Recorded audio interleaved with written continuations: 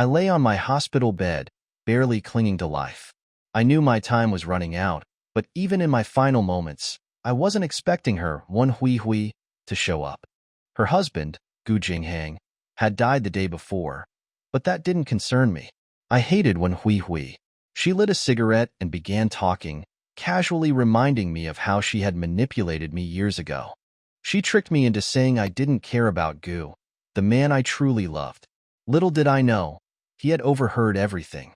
When Hui confessed how she sabotaged my love for Gu by drugging him and making him believe he slept with her. She used that lie to trap him into marriage, but it was all a sham. Gu never loved her, and they never even shared a real marriage. But Wan Hui was proud of her deception. She built a life of wealth and respect on that lie. As I lay there, helpless and furious, the truth crushed me. Wan Hui had taken everything I cared about. Overcome with rage, I spit out blood and, in my final breath, realized that despite everything, she had won. But in her eyes, I could still see that her victory was hollow. I woke up suddenly, holding my chest and gasping for breath. The old electric fan was noisy, and the heat was unbearable. Looking around, Wan Hui was gone, and I didn't know if she'd left after upsetting me. Then, something strange caught my eye, the calendar on the wall. July 23, 1988. I was shocked. How was I here? This was the day when Hui set her trap and stole Gu Jinghang from me, leading to everything going downhill in my life. I started remembering how when Hui, my best friend, had asked about my feelings for Gu Jinghang, the man I secretly liked. But because of my pride and her constant pushing, I'd said he was just a poor guy from the village.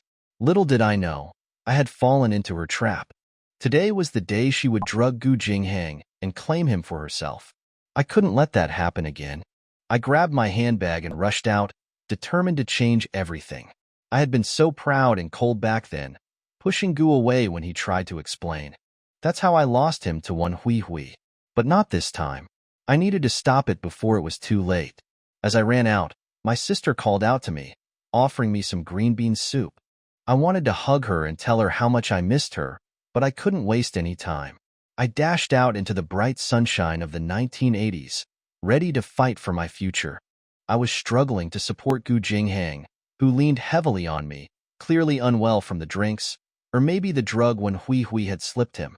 When Hui stood there, clearly uncomfortable with me showing up just in time to interrupt her plan, I smiled at her and said, "I miss Jinghang. Can I come see him?" She tried to get me to leave, insisting it was late and that Gu should rest, but I wasn't going anywhere. I hugged him tightly and said, "He doesn't look well. I need to take care of him." When Hui tried to help, but Gu Jinghang pushed her away and told her, "Ran is asking you to leave." That simple statement made my heart swell with emotion. No matter what had happened, he still chose me. When Hui was nervous. She had hoped her plan would work, but now she had no choice but to leave. After she left, I closed the door behind her and turned to Gu Jinghang. His eyes were hazy, but despite the drug, I could see clarity and warmth in them. He was struggling to control himself, but I could feel his body burning with desire. His usual restraint was gone, and he kissed me deeply, his breath hot against my skin. I could feel his passion, but it was overwhelming. He carried me to the bed, and though I was scared, I let him kiss me because I wanted him to feel better. Suddenly, he stopped. He looked confused and apologetic, realizing that he was scaring me. He pulled away and rushed out of the room, leaving me stunned. He could still control himself, even under the drug's influence. I quickly adjusted my clothes and ran after him, amazed by how much he cared for me, even in such a difficult situation. I stood next to Gu Jinghang, feeling content just being by his side.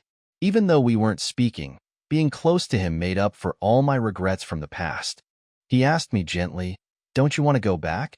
His voice was rough, but I just asked if I could stay with him for the night. Despite everything, he still treated me with care, thinking maybe I had a fight with my family. He didn't hold my past harsh words against me, and that made me tear up. He wiped himself off after cooling down with well water, then bent down in front of me, offering to give me a piggyback ride to his dorm. His back was broad and strong, and when I hesitated to get on, he smiled softly, telling me to hop on. As he carried me, the sounds of frogs and crickets filled the air. It felt like a dream, but when I bit his shoulder lightly, his real warmth and the way he flinched reminded me it wasn't. I giggled, feeling safe and close to him. Gu Jingheng must have thought I was acting strange, but he didn't ask questions. He always took care of me, and tonight, he seemed to enjoy my softer side. I knew he thought I was proud and haughty, but deep down, I just wanted to be with him. The moon shone on us as we entered his small room. I lay on his bed, wide awake. So much was running through my mind. In my past life, I had stayed unmarried, convinced Gu Jingheng had betrayed me. I wasted years trying to prove my loyalty, thinking he hadn't been faithful. But now, lying here, I wanted to make things right with him. I felt so foolish as I lay there, realizing how I had pushed away the people who cared about me and let my enemies, like when Hui win. I'd been so stubborn, refusing to listen to Gu Jingheng when he tried to explain himself, building walls around myself. As I lay in bed, I watched him sleeping on the hard, cold cement floor, and I felt a rush of emotions. Gu Jingheng was so kind, doing so much for me, even though I didn't deserve it. He's such a fool, I thought. What does he see in me? Suddenly, I heard him murmuring my name in his sleep. Ran. His voice was soft, but it stirred something deep inside me. Even in his dreams, he was calling for me. How could someone love me so much? Then I noticed something was wrong. His forehead was burning hot. He had a high fever. I jumped out of bed, turned on the lights, and shook him awake. Jingheng, you're burning up. You need to get on the bed. But he tried to brush it off, insisting that he was fine and should stay on the floor. That made me angry. I shouted at him, "You never listen to me." He looked so confused and worried, not wanting to upset me, but I was more concerned about his health. I helped him onto the bed and asked if he had any medicine. He didn't, and it was clear he didn't know how to take care of himself. I sighed, worried, and asked if anyone in the dorm had medicine, but he said everyone around was either single or wouldn't have any. I realized I needed to step up and take care of him. He'd always done so much for me, and now it was my turn to help him. Song Ran spun around and was about to leave when she felt a tug on her hand. Ran, I'm fine, really. I'll feel better after I get some sleep. Song Ran furrowed her brows at him. Gu Jingheng, I want you to take good care of yourself. Do you understand? He passed away in his 50s, which was considered early. He must not have been taking good care of himself. Gu Jingheng was stunned once again. Is Song Ran sick too? He never expected such kind and gentle treatment coming from her like this. While Gu Jingheng was still trying to put two and two together, Song Ran was already walking out of the door. The bright brilliance from the moon cast a soft glow on everything outside. The vast quiet yard was filled with the sounds of Song Ran dragging her feet in Gu Jingheng's oversized slippers as she rushed to the other four-story dormitory next to his. Inside the adjacent dormitory, it was pitch dark around her. She noticed that the corridor was installed with motion sensor lights. Song Ran stomped her feet to get a light to turn on. There were 4 units in one story, and Song Ran was thinking of where to start. She crept quietly to one that was nearest to her and placed her ears on the door. Silence. They were probably asleep, so it was best not to disturb them. She went to the one opposite of it and did the same thing again. She was delighted when she heard a sound. Just when she was about to knock on the door, she realized that the noise sounded out of place. When she realized what she was hearing, her cheeks flushed. The people in the room seemed to be enjoying their married life. She saved herself the embarrassment by quickly removing her hand from the door and walking further in without making a sound. She stopped at the 3rd unit and perked up her ears to eavesdrop again. Song Ran was elated as soon as she heard blaring noises coming from the occupant's TV set. Great. This family is watching television. She quickly knocked on the door. In no time, a man in a white undershirt and oversized pants opened the door. He looked at Song Ran curiously. Miss, who are you? Then a woman called out from behind him. Isn't she that pretty girlfriend of Team Leader Gu? What are you doing here at this hour? Song Ran anxiously replied, Team Leader Gu is sick. He's running a high fever. Do you have any medicine in your house? As soon as she heard that, the The woman told Song Ran to wait outside as she returned to the room and brought out some tablets. This is for fever. Take 2 each time, and make sure he drinks lots of water. Song Ran took the pills and thanked them as she walked off. The woman pulled her back and said, I bet he doesn't have any warm water in his room, right? Song Ran nodded in a dazed manner. I think so. It was widely known that men did not like to drink hot water all year round. What was the possibility they would have any hot water laying around in the summer? The woman returned to her room again. In no time, she drew the curtain and carried a thermal flask with a peony flower on the cap. With that, she walked to Song Ran. Get him to drink some hot water and sweat it out. He's fit. I'm sure he will be back in shape in no time. Song Ran took the flask and thanked her kindly before leaving. The man grumbled softly. Didn't that little girlfriend of team leader Gu often go about ignoring him? We all said she was like a proud peacock, and we were egging him to upgrade to a more gentle girl. The woman gave him a soft punch. Never persuade a couple to break up. Don't you dare say such things again. You hear? Okay, got it. Song Ran brought the tablets and hot water back to Gu Jinghong's room in a rush. Back in the room, she poured a glass of water and placed it on a square stool beside the bed. Then she reached out and shook Gu Jinghang, who was still asleep. Gu Jinghang was feeling tired. Just as he was about to close his eyes, he was awakened with a start. Enraged, he said in a surly voice, what do you want? When he opened his eyes and saw that it was Song Ran, he was so shocked that he started sweating buckets. He was in a daze. How could he forget that it would be Song Ran? Ran. His voice was trembling. He had never used such nasty language in front of her before. Did that scare her or make her feel uncomfortable? Song Ran's face was expressionless. Ignoring his sudden outburst, she took 2 capsules and put them onto his palm and said, Drink the medicine. Gu Jinghang quickly swallowed the pills. Song Ran gave him the water, and he took a huge gulp of it. The water had been recently poured out from the thermal flask, and it was still burning hot. Yet he did not dare spit the water out, so he forcefully gulped it down. His face instantly turned rosy red like a huge prawn that had just been cooked. Song Ran asked worriedly, Did it scald you? She did not have experience in taking care of people, so she did not think of cooling the water first before giving it to him. Gu Jinghang could not keep a straight face after getting scalded, yet he hid his discomfort by remaining silent. He said, It's all right. I have thick skin. I'm fine. In fact, Team Leader Gu had already burnt the inner lining in his mouth, but no matter how much pain he was in, he would accept anything because it was Ran's concern for him that pushed away all his doubts and grievances. One Song Ran reprimanded him, Gu Jinghang, are you a fool? Who told you to drink such a big mouthful? You are a grown man. Do I have to nag at you? Gu Jinghang giggled and said, Maybe I have gotten a little silly from the fever. Don't be angry, okay? Please don't be angry. Song Ran took the cup that he was holding and put it near her mouth. She blew at it lightly and waited for it to cool before letting Gu Jinghang gulp down everything in one breath. Song Ran made him drink 2 glasses of water, then asked him to lie down. She covered a thin blanket over him and said, You will be fine after sweating it out. It was completely silent, and Gu Jinghang felt that his heart was beating very loudly. He looked at the person beside his bed and said softly, Where are you going to sleep? Song Ran waved her hand and said, I'm not tired. You can sleep first. I'll think of something when I get tired later on. Song Ran was indeed different.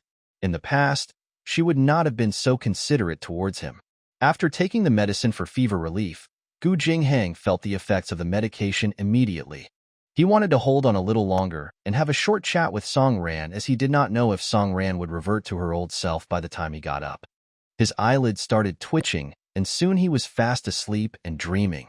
Song Ran touched his forehead and realized that it was full of sweat. She wiped off the sweat for him carefully and stared at him for a long time. She ran her fingers through his dashing silhouette, and she was reluctant to let go. Such a man was just within her grasp. Everything had returned to the start. Maybe she had unknowingly accumulated merit by doing good deeds in her past life.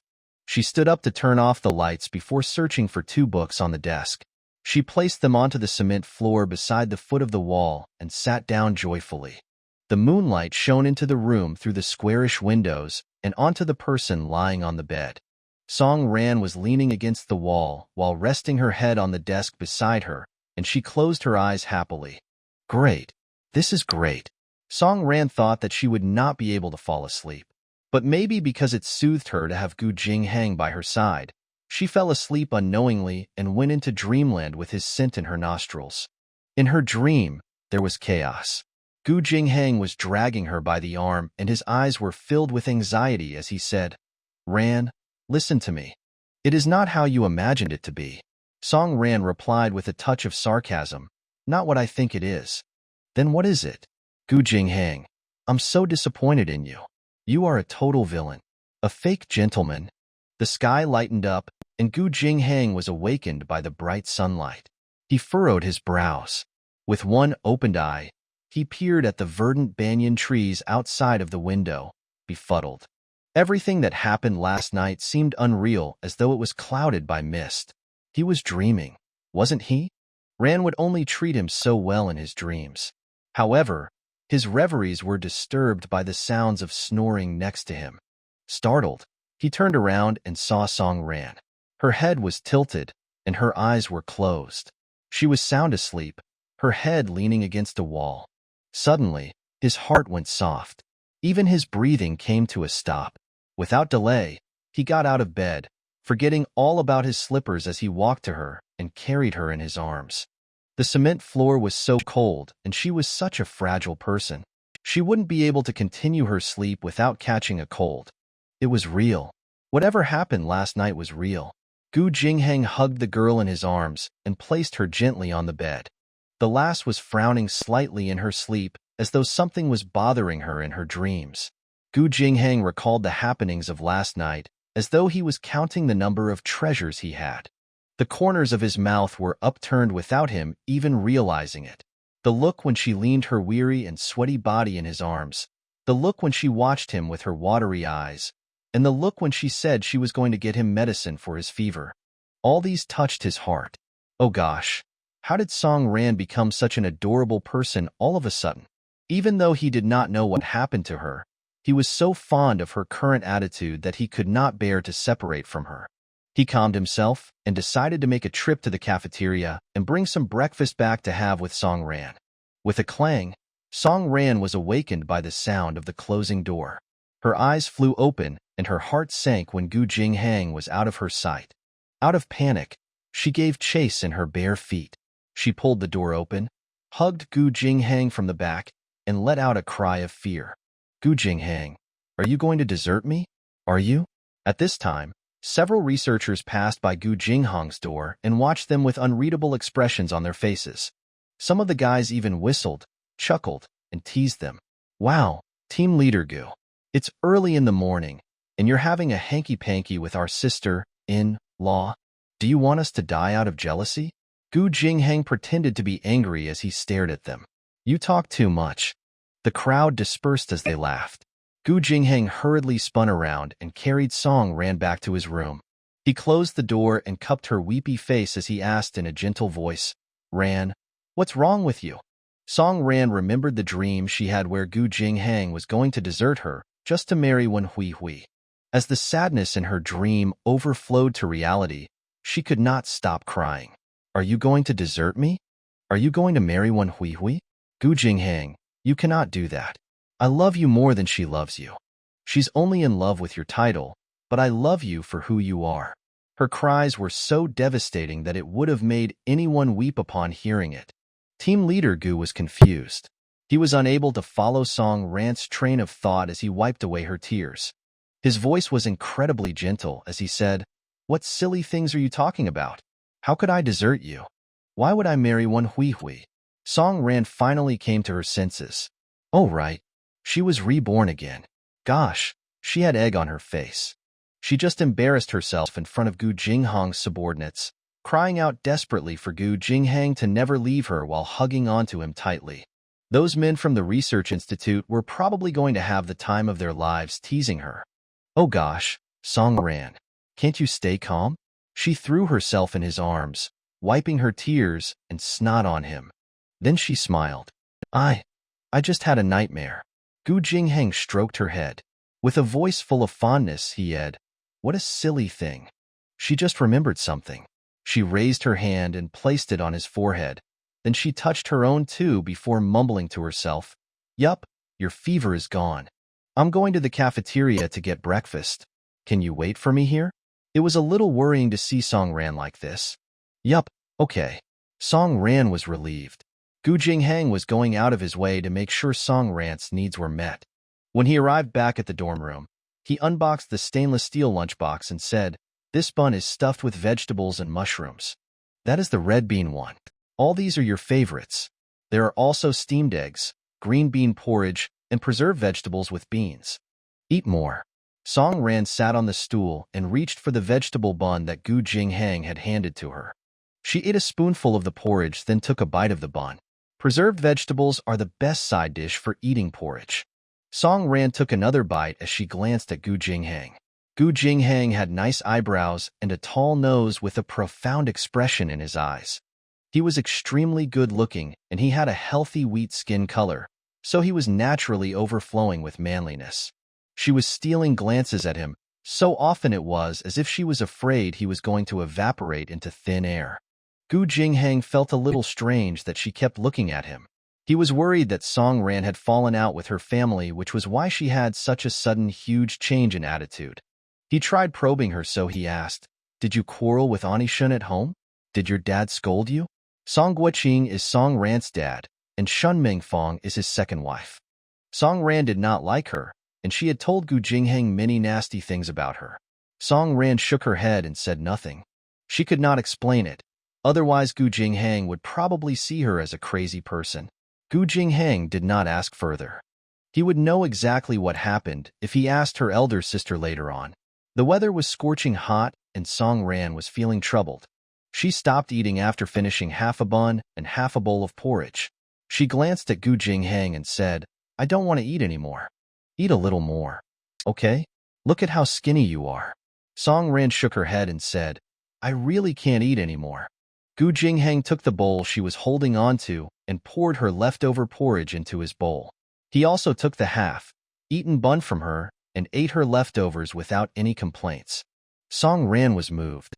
Just as she was about to touch his face, someone knocked on the door. Gu Jingheng slurped the porridge and went to open the door hurriedly. Once he opened the door, he saw Wen Hui standing outside. Wen Hui was wearing a blue and white checkered dress. She had plaited her hair into 2 braids and had even put on some makeup. She wore a worried expression on her face as she stood before Gu Jingheng. Gu Jingheng did not like her. Yesterday, this woman had said many things to him. The gist of it was that Song Ran despised him from the bottom of her heart, and that it was not worth it to be so nice and truthful to Song Ran. He was devastated. After hearing what Wen Hui had to say, he was overwhelmed with sadness, and he had drunk quite a bit of wine. Looking at it now, it appeared that she did not have a pure motive. Gu Jingheng had a tall physique, so that when he stood at the door, Wen Hui could not see that there were other people in the room. When she saw that it was Gu Jingheng who opened the door, she felt a bit more relieved. Song Ran should have gone back home already. After all, the Song family was quite particular about reputation. Her dad Song Guoqing had a traditional mindset too. If he knew that his daughter had spent a night with a single man, he would definitely punish her severely. "What are you doing here?" Saving his smiles for Song Ran only, Gu Jingheng's face was serious as he addressed Wen Hui. Wen Hui ruffled through her hair awkwardly and said, I saw that you were quite unwell yesterday, so I wanted to check on you to see if you're feeling better." Gu Jingheng placed his hand on the door and spoke without any emotion in his voice, "I'm fine. You may leave now." But Wen Hui kept trying to force her way in. "I haven't had my breakfast yet. Can I just take some breakfast first before I go?"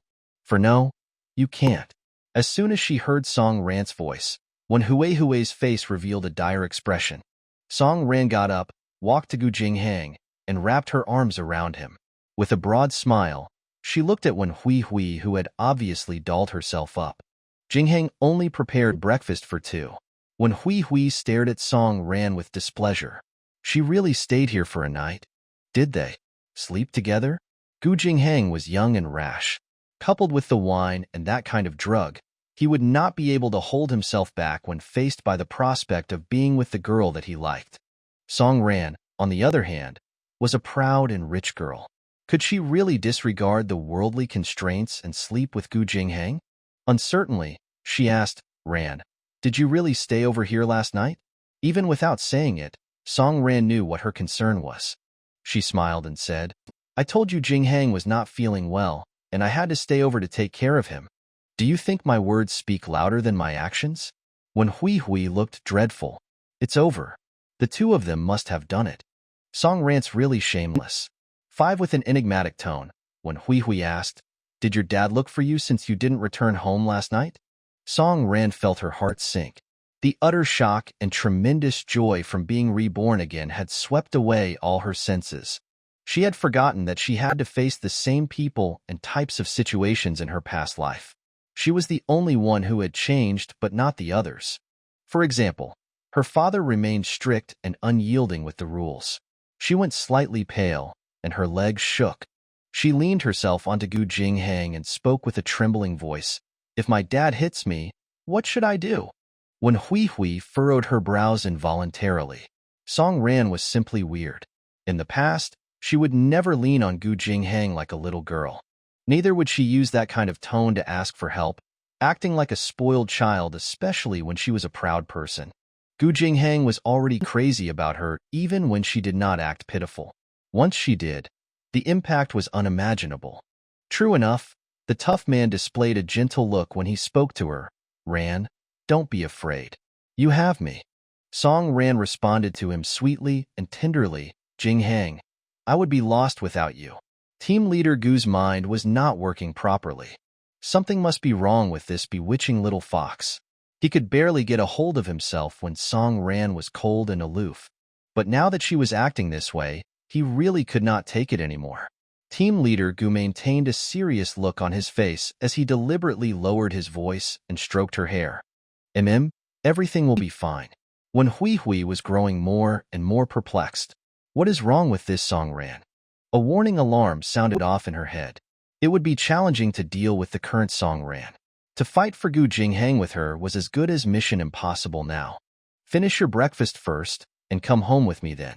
Song Ran pulled him to the dining table. Today's not a weekend. Jinghang has his training. When Hui Hui was concerned with Gu Jinghang's future, and therefore, she did not want to see him taking leave for no exceptional reason, even for Song Ran. She hoped Gu Jinghang would place his full concentration on his career so that he could quickly get promoted. Song Ran cast her a cold glance. Hui Hui, you seem to be concerned with my Jinghang. Yes, he's my Jinghang. He is Song Ran's Gu Jinghang. When Hui Hui had an awkward expression on her face when she said, I care about team leader Gu all for your sake. All right, Ran. After all, team leader Gu would be your anchor for the rest of your life. Wouldn't you want him to be well? Humph. She really can speak a ton of rubbish the moment she opens her mouth. This woman was full of pretense. If Song Ran hadn't been reborn again, she would not have been her match, and she certainly would have been pushed around. Song Ran looked at her with a fake smile on her face and said, Of course, I wish for him to be well. It's just that Jinghang has 24 days of home leave a year, so he might as well use it, right? I'm the most important person to him. Is it too much to ask him to take a day off for me? When Hui Hui felt a little guilty as the corner of her mouth trembled. Song Ran had always been eloquent. How could she beat her in that department? She forced a smile and said, Of course, it's not too much. Since I'm here, let's go to your house later on so I can lend you a helping hand. Okay? Song Ran raised her eyebrows while smiling and said, Sure. There were a few reasons why she was keeping things civil between her and Wen Hui Hui. First, Song Ran did not have concrete evidence. Second, outsiders have always viewed them as best friends with a relationship stronger than money. If she suddenly turned this into a messy situation, people would only think that Song Ran was the one being unreasonable. They would also notice the huge change in Song Ran's attitude, and this will raise their suspicions. Otherwise, the problem would backfire. There was still a long way to go, and she did not have to rush into things. She had plenty of time to slowly unveil the mask when Hui Hui had been hiding behind all this time. Gu Jinghang hurried to finish the bowl of porridge, which was still a little hot. Song Ran was sitting opposite him and holding onto a piece of tissue. As she looked at him with tenderness and love, she said, "Don't rush. Eat slowly." When Hui Hui, who was standing at the side, did not know what to do and she felt extremely unwanted.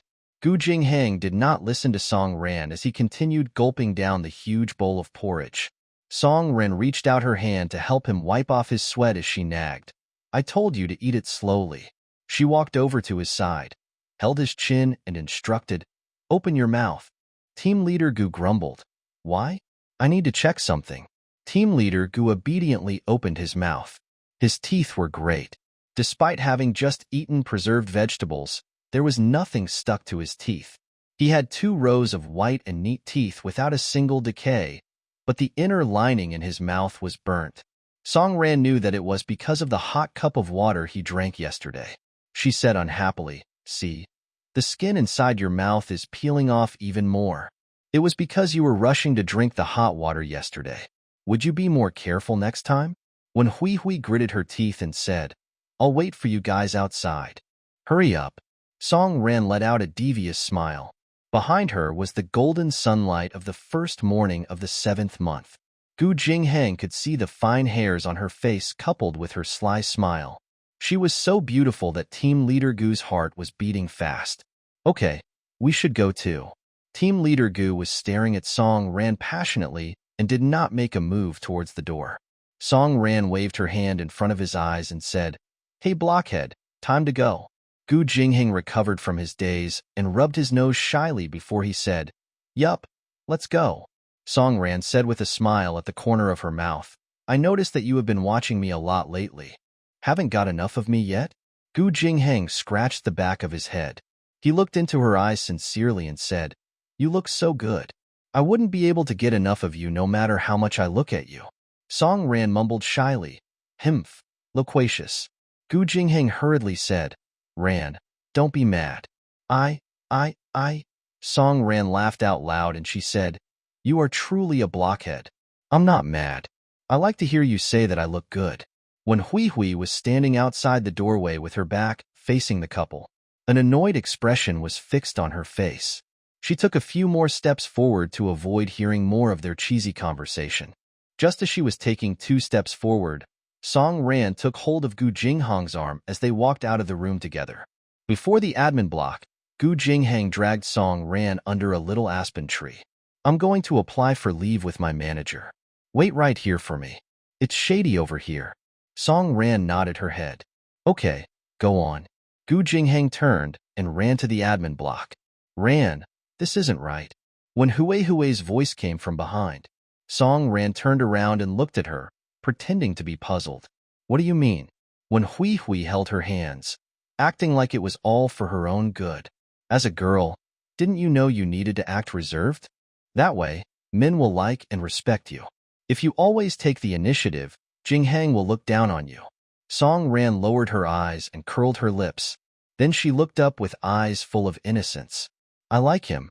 Why should I act reserved? If I do, other girls who like him might steal him away from me. By that time, wouldn't it have been too late?" The facial muscles of Wen Hui twitched as she looked uneasy. "Why are you worried about this?" "It's for nothing." Song Ran's face suddenly closed up.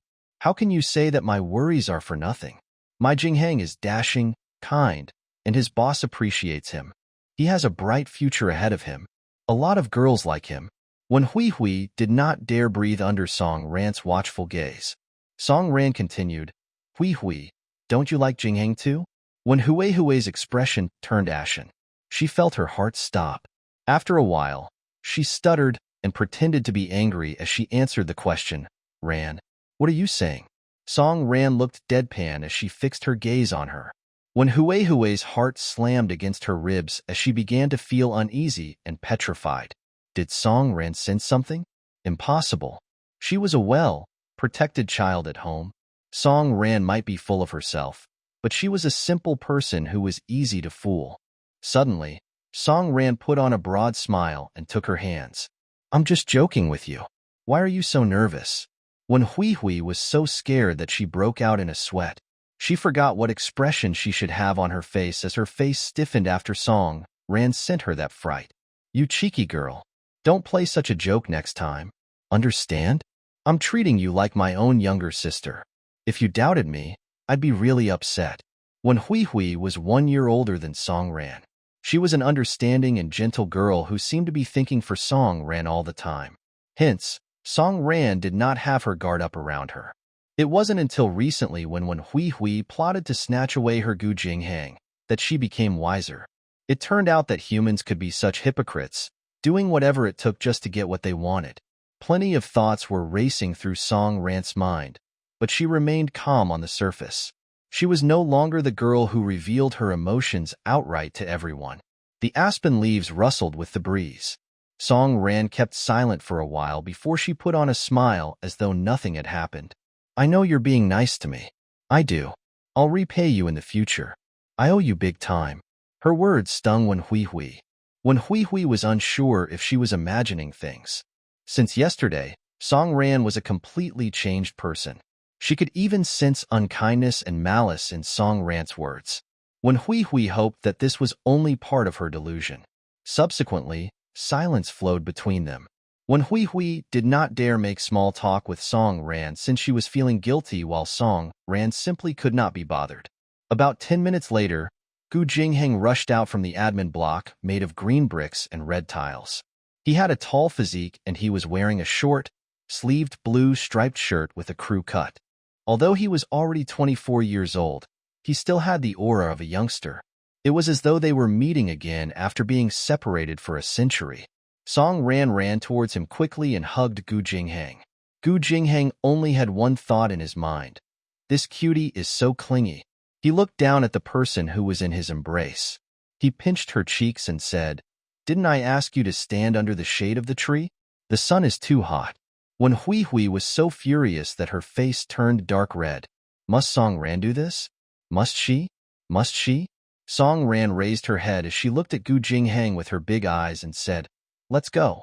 Team leader Gu was looking at her blankly again, and when Hui was sarcastically muttering underneath her breath, "Gu Jingheng, you are such a useless man.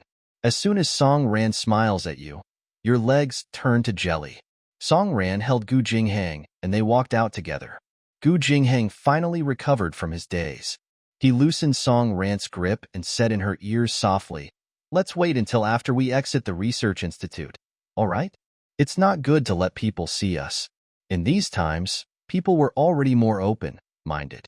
Couples holding hands on the streets would at most attract a few glances. However, they were in the research institute after all, and they should remain proper and formal. Song Ran immediately let go of his hand and said softly, "Okay, I'll listen to you." That melted the heart of the firm and serious team leader Gu. Oh, how he wishes to continue to pamper and love his Song Ran like this. When Hui followed behind with heavy footsteps, she wondered why she had decided to tag along with them and make herself feel so miserable. After the three of them walked out of the research institute compound, Gu Jingheng took the initiative to hold Song Ran's hand. Song Ran looked down and smiled while her long eyelashes flickered alluringly. Gu Jingheng forced himself to keep his composure and said, "Ran, how do we get there?" Song Ran pointed towards the platform of the bus station and said, "By bus, of course. What else?" After Gu Jingheng heard what she said, he immediately grabbed her hand and ran towards the bus station, as he was afraid that she would go back on her words. If they flagged a cab for another 2 more times, Gu Jingheng would be broke soon. Since the wealthy girl was being understanding towards him, team leader Gu was deeply moved, and he was on the brink of tears. The couple walked in the front, while Hui lagged behind. As she was walking, she said, "Ran, it is too crowded on the bus. Let's call a cab." At that time, the three of them had already arrived at the bus station. Song Ran glared at Hui and said nonchalantly, "Call a cab? Are you going to pay for it?" Previously, whenever they went out, they would always call a cab, and it was always Song Ran who paid for the cab fees. Who knew it would be Hui who became so pampered? Hui wiped off the sweat on her forehead and said with a guilty conscience, "I'm trying to be more considerate towards you. You have never taken public transport, so you wouldn't know. The weather is humid and hot right now. There are many people too. Sometimes, you wouldn't even get a seat on the bus." Song Ran held on to Gu Jingheng's hand tightly and said happily, We can stand if there are no seats left. All of us here are young and strong, and we won't get tired from standing for a short length of time. Am I right, Jingheng? Yup, Ran is right about that. Of course, whatever Ran says would be correct. Team leader Gu was Song Ran's most loyal supporter. When Hui Hui was so mad that she almost spat out blood. In the near distance, a blue and white bus drove towards the station. She had no choice but to go on the public bus with them. The bus stopped slowly. The driver and the ticket officer were welcoming and courteous while inviting passengers on board. There were plenty of seats left. Gu Jingheng and Song Ran sat on the seats beside the middle door, and when Hui Hui sat in the row behind them. After they sat down, the bus conductor began selling the tickets. When he came up to Gu Jingheng fished out some money from his pockets. Before he could even say 3 tickets, Song Ran did it for him. 2 tickets to Tianzifang. As soon as her voice trailed off, she turned around and smiled at when Hui Hui. Hui Hui, get your own ticket. My Jingheng's wage is low. I have to save his money for him. When Hui's fingers trembled as she peered at Gu Jingheng. Just as she expected, Gu Jingheng followed whatever Song Ran said, acting out of blind devotion. He looked up at the bus conductor. 2 tickets to Tianzifang. When Hui Hui gritted her teeth and stared at Song Ran. But I'm going to your house now, putting in good words for you.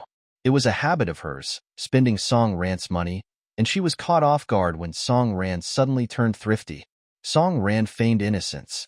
I didn't ask for your help. When Hui Hui felt her facial muscles twitch as she grumbled to herself, darn, Song Ran. You must be out of your mind. Even though she was complaining to herself, she had to resign to her fate, taking out a square handkerchief. With reluctance, she extracted a 50-cent coin from the cloth and handed it unwillingly to the bus conductor. After that, she fixed her death stare on the back of Song Ran's head. Perhaps it was because ill will had previously been directed at her that now had Song Ran raising her guard up with those around her. Humph! When Hui Hui snorted secretly to herself. Given their years of friendship, she could simply coax her by injecting a few words here and there in the next couple of days. Tiansong Line was a bus route that covered urban and rural areas. Since Gu Jingheng's research institute was located in the outskirts, taking the bus to the city area would take at least 2 hours. Song Ran grabbed Gu Jingheng's hands as she leaned against the window. Gu Jingheng used his palm to shield her head. With a gentle voice, he asked, Is the sun too hot for you? Do you want to change seats with me? Song Ran peered at him. I'm all right. The bus is moving, and there's wind. So it's not that hot. In that case, don't lean your head on the window. The road is bumpy. Doesn't it hurt? Song Ran looked at him cunningly. If I don't lean on the window, where else can I lean onto? Team leader Gu looked around before he fixed his eyes on Song Ran. With an ill-at-ease yet determined look on his face, he said, You can lean on my shoulder. Song Ran immediately rested her head on him, while Gu Jingheng looked around him with a guilty conscience. Song Ran looked up at him. What's the matter? Is our team leader Gu afraid of others pointing fingers at him? Gu Jingheng sat up straight and said with a bit more conviction in his voice, Let them do it. Song Ran chuckled as she lowered her head. Yeah, let them do it. When Hui Hui, who was right behind, could not bear looking at them. She poked Song Ran on her shoulder with her finger, and Song Ran twisted her neck around to look at her. Sternly, when Hui Hui said, Ran, watch your behavior. One Song Ran scoffed secretly to herself. You look prim and proper on the outside, but you tried to seduce your best friend's boyfriend with drugs. When Hui Hui, how hypocritical are you? Song Ran beamed as she looked at her. In what aspect? We're in a proper relationship. What kind of era are you in? Hui Hui, stop acting like an old-fashioned person. When Hui Hui internally criticized Song Ran to herself. What era? Is this era that open-minded? Didn't other couples hold their hands and kiss secretly in the park? How can Song Ran rest her head on Gu Jingheng in broad daylight? Since when did Song Ran become so open-minded?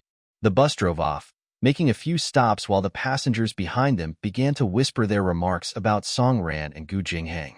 In that era, the people were relatively innocent and straightforward, who basically dated secretly. Only thugs and lowlifes would not mind physical intimacy in the public arena, as they paid little attention to anyone but themselves. When Hui Hui nudged Song Ran's shoulders again and said softly, "The people behind are talking about you too." Song Ran did not even bother turning her head around as she said, "I'm not committing any crimes like theft or murder. Let them say whatever they want. I don't really care." When Hui Hui was faced with another cold rejection, she gritted her teeth and mumbled, "You are too stubborn." After a few stops, the seats on the bus were filled and it became crowded. In this day and age, there was no air conditioning or curtains to block out the sun. As the temperature gradually increased, beads of perspiration started forming on Song Ran's forehead. As the bus slowly stopped again, an old granny boarded from the middle door and stood next to Gu Jingheng. When Gu Jingheng noticed her, he immediately stood up and said, "Granny, you can take my seat." The old granny continually thanked Gu Jingheng. Song Ran looked at him and gave him a big smile. People often say that when people with special needs board the bus, they would look out for the most friendly person on board and stand next to them in hopes the person they chose would give up their seats for them. Indeed, Gu Jingheng looked very kind. Previously, whenever he took public transport, he probably often took the initiative to give up his seat too. Other people would pretend to be asleep when they see the elderly board the bus, rather than be so considerate. He was different and was indeed a fool. Song Ran spoke softly to the white-haired granny, "Granny, you can sit here." The granny smiled kindly and said, "Is he your boyfriend?" "Little girl, he is a good guy. You are so lucky." Song Ran's cheeks turned red and she replied shyly, "Yup, he is my boyfriend. He is indeed a nice guy." While chatting, they switched their seats. Song Ran raised her head to look at Gu Jingheng and waved at him. Gu Jingheng leaned over slightly and Song Ran whispered, "The journey is quite long. Are you tired?" Gu Jingheng shook his head and waved his hand. Why would he be tired? When he was younger, he had to travel to town without a bicycle, so he would walk 10 miles on foot. Standing for such a short time meant nothing to him. Song Ran lowered her head and smiled again. He was indeed an honest guy. Gu Jingheng had gotten used to Song Ran's change in attitude. He smiled as he stared at the top of Song Ran's head. Life is filled with great happiness and extreme sadness. Just yesterday afternoon, he believed that it was all over between him and Song Ran. He thought that Song Ran would break up with him because she looked down on him. Yet now, he was so moved by Song Ran's gentle gestures that he felt like his insides were filled with honey, emitting a sweet scent. The people from the past are right. There is a saying that the heart of a woman is like a needle in the deep ocean. Because of the sudden change in Song Ran's attitude towards Gu Jingheng, this goes to show how a woman's heart is wide and expansive, immeasurably difficult to gauge and comprehend. Team leader Gu was at a total loss because he was not sure what he did that made Song Ran change her attitude towards him so suddenly, but he was extremely thankful for their relationship, which felt like he had lost and regained everything all at the same time. He made a silent promise to himself to be nicer to Song Ran. A tad bit nicer, just so she would not think of leaving him.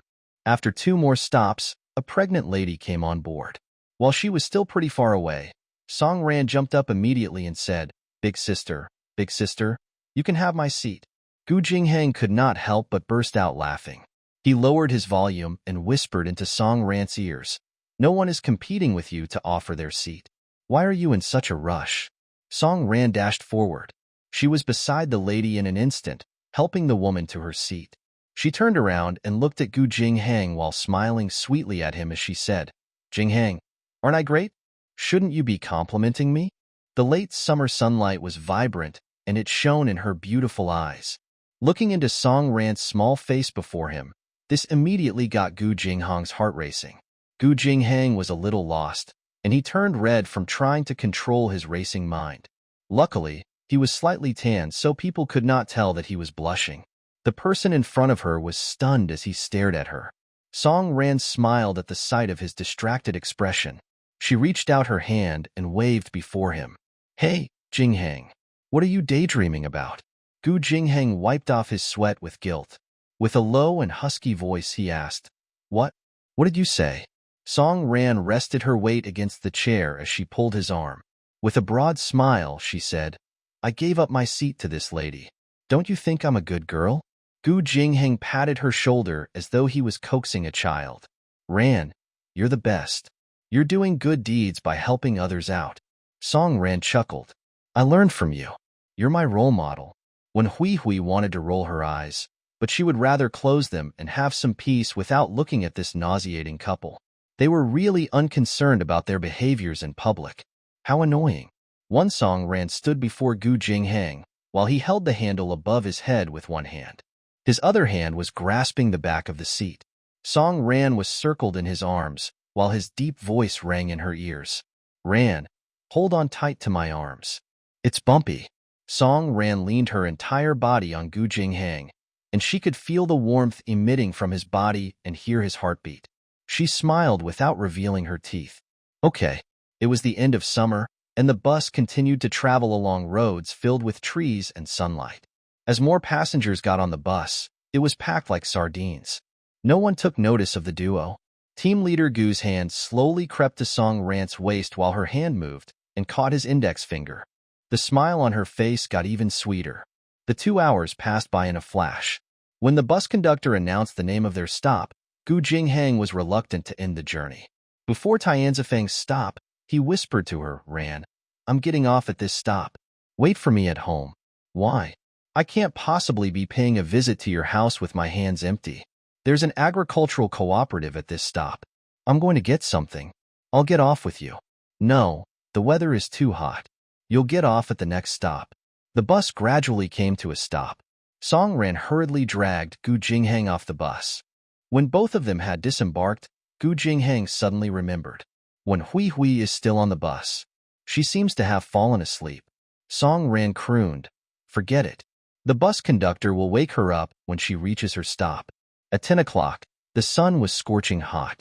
Gu Jinghang placed his hand over her head. Why did you get off the bus with me? It's a 5-mile walk to your house from here. Can you walk? Song Ran nodded. I can do it. Gu Jinghang then held her hand and took her to a large grocery store where they sold almost everything. It was bustling and crowded. Song Ran was feeling a little guilty. In the past, when she was dating Gu Jinghang, they took cabs and dined in those Western restaurants with red rooftops. Those places served nice looking and expensive food and were not stomach-filling. Gu Jinghang's wages were little. One meal would cost 2 months of his salary, but he had no complaints about the splurge. Moreover, she would go home and tell her elder sister about their dates. She cringed at her meanness at the time, going on to describe the awkward look on Gu Jinghang's face as he dined on his Western food. You didn't see his lips trembling when he saw the price on the menu. His hands too. So funny. He never had Western food before, so he didn't even know how to hold a knife and a fork. Outdated fellow. And then, his hand hesitated when he was taking out his money to foot the bill. When he gave that note, that look in his eyes looked like a piece of his flesh had been cut out of him. Does he need to be like this? Song Ran was a rich girl who never knew the difficulties of livelihood. How would she know that one Western meal could have cost Gu Jinghang 2 months of his salary? Now thinking about it, she really felt like slapping herself. Song Ran, you're such a bad girl. Endnotes. The actual name of this place in China is called Supply and Marketing Cooperative. It is a store run by the Chinese government to serve the rural areas with allocated resources in the planned economy era. Gu Jinghang stopped by a shop that sold cigarettes and alcohol and said, Your dad drinks. I'm going to bring 2 bottles of wine over to your house. Song Ran stopped him and said, There's no need to buy anything. I was young and foolish to have wasted so much of your money. Gu Jinghang looked at her with sincerity in his eyes and said, That's not called wasting money. You were just spending money based on your quality of life. You shouldn't be thrifty just because you are with me. Ran, as long as it is within my financial ability, I will definitely do my best to provide you a good life. One Song Ran could not speak and tears were pooling in her eyes. She suddenly knelt onto the ground and started sobbing loudly. Gu Jinghang was shocked. He immediately knelt beside her, and while holding her face, he asked, Ran, what's wrong? Song Ran was still crying as she said, Which part of me makes you want to treat me so nicely? I don't deserve you. Boo-hoo. I'm really not worthy of you. Gu Jinghang was heartbroken as he wiped her tears and said, Silly girl, what nonsense are you talking about? Song Ran was crying for quite a while and the passers-by were giving her glances. There was even a kind auntie who came forward to pat Gu Jinghang's shoulders. She said, Is it because your sister wants something and you refuse to buy it for her? Just get it for her. I see that she has been crying for a long time. Song Ran burst out laughing. The Ani actually thought that she was a little kid crying for some candies. She quickly held Gu Jinghong's hand, and they entered the shop. The Ani stood behind them and said while shaking her head, "This brother is no good. His sister has been bugging him for so long, and yet he refuses to buy anything for her." TSK, TSK. Inside the shop, Gu Jinghang scanned the racks back and forth. He pointed towards an item that had exquisite packaging, and he asked the salesperson, "The Luzhou old wine. How much is it?" $10 for a bottle. Gu Jinghang licked his lips while nodding his head, and he said, "Okay, I'll get 2 of that." "How much does a bottle of Zweiking wine cost?" asked Song Ran. "Oh, that. $2 for a bottle. I want the Zweiking wine. 2 of them, please." The salesperson glanced at her and said, "Little girl, the Luzhou old wine tastes more silky and mild. You get what you pay for." Gu Jinghang also said softly, "We are getting this for your dad. It can't be too average." Song Ran smiled brightly at the salesperson as she repeated herself, "We want 2 bottles of Zweiking wine." "Thank you." The salesperson said in an eccentric tone, "Little girl, you can't differentiate between the premium goods." Song Ran laughed and asked, "Isn't this good as well? If not, why are you even selling it?" The salesperson felt rebutted, and he could not argue further. He could sense that this young lady was not to be messed with, so he quickly handed them the 2 bottles of Zweiking wine. Song Ran held Gu Jinghang's hand, and they left quickly. Gu Jinghang looked at the Zweiking bottles that he was holding and said with uncertainty, "Will your dad like this liquor?" Song Ran waved her hand and said, "My dad isn't someone who is so self-interested. It will be fine as long as you send your regards. It's the thought that counts." Song Guiqing was actually a self-centered person. He did not think highly of this potential son-in-law which the brother-in-law had introduced. He was a poor guy from a village, and he even works in a research institute. Even if he could move up the ranks and become the director, he wouldn't earn much. It's merely the title that sounds nice. The couple walked towards Tianzifang from the agricultural cooperative. On their way there, Gu Jinghang, overwhelmed Song Ran with a barrage of questions. "Is it too hot? Are you tired? Can you walk any further? If you cannot walk, I can carry you." Song Ran's soles were aching, yet her heart was filled with sweetness as she replied, "Nope, nope, I'm not tired at all." Gu Jinghang raised his hands and plucked 2 big aspen leaves from the branches. Using it to cover Song Ran's head, he said, "Tell me when you get tired." "Yup, I will." After walking for half an hour, the 2 of them finally saw blocks of small brick buildings with red tiles.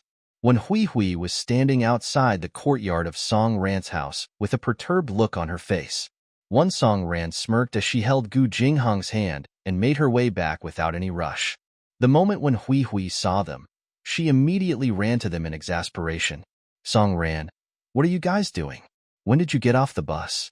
Why didn't you call me? Don't you know how anxious I was when I disembarked and didn't see you?"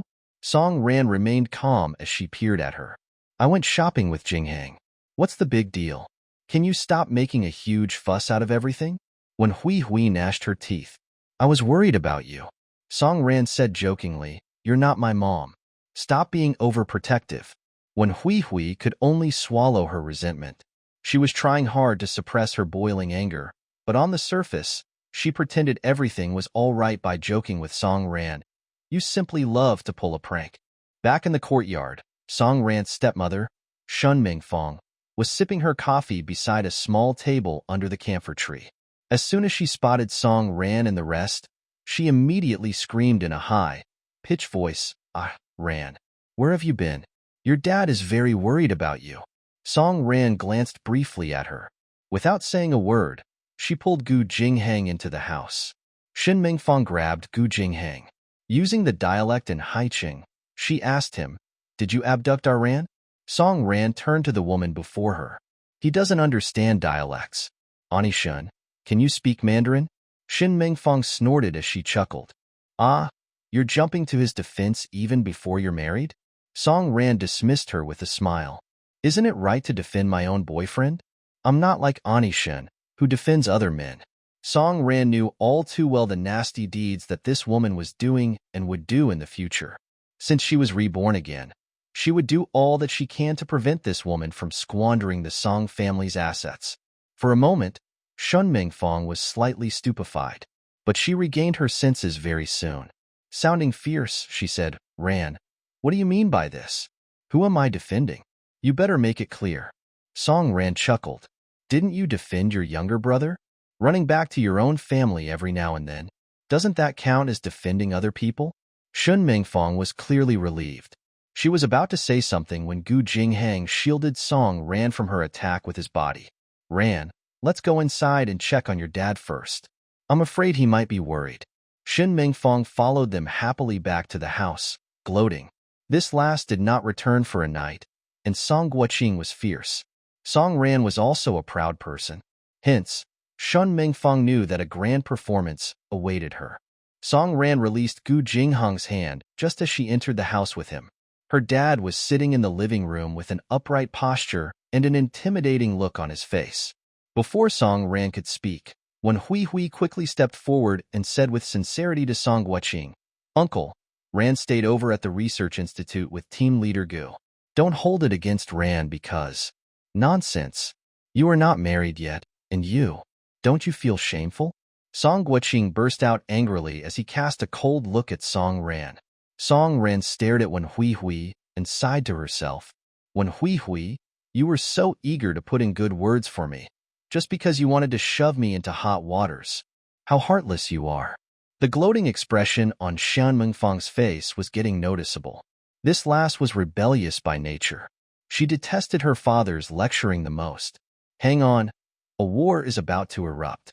Get on with the quarrel," so that she could get going with her pillow talk. When Hui was also gloating as she waited for the father and the daughter to battle it out. Song Ran adjusted her emotions as she went to sit beside her dad. She wrapped her hands around his arm and said coquettishly, "Dad, I know I'm wrong." Huh, what was going on? Shin Mingfong and Wen Hui had the same expression on their faces. They stared at Song Ran in disbelief, shocked that Song Ran gave in so easily. Song Ran continued, "Dad, don't worry. I stayed late at the research institute with Hui yesterday.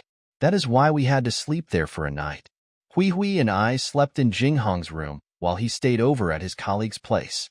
"Hui, am I right?" When Hui was at a loss when she heard her name being mentioned and her mind was a mess. This was totally not what had happened. Song Ran had disregarded her upbringing and hung out with Gu Jinghang for a night. How could she use Wen Hui as an excuse? Song Ran's drastic change had caught her unprepared.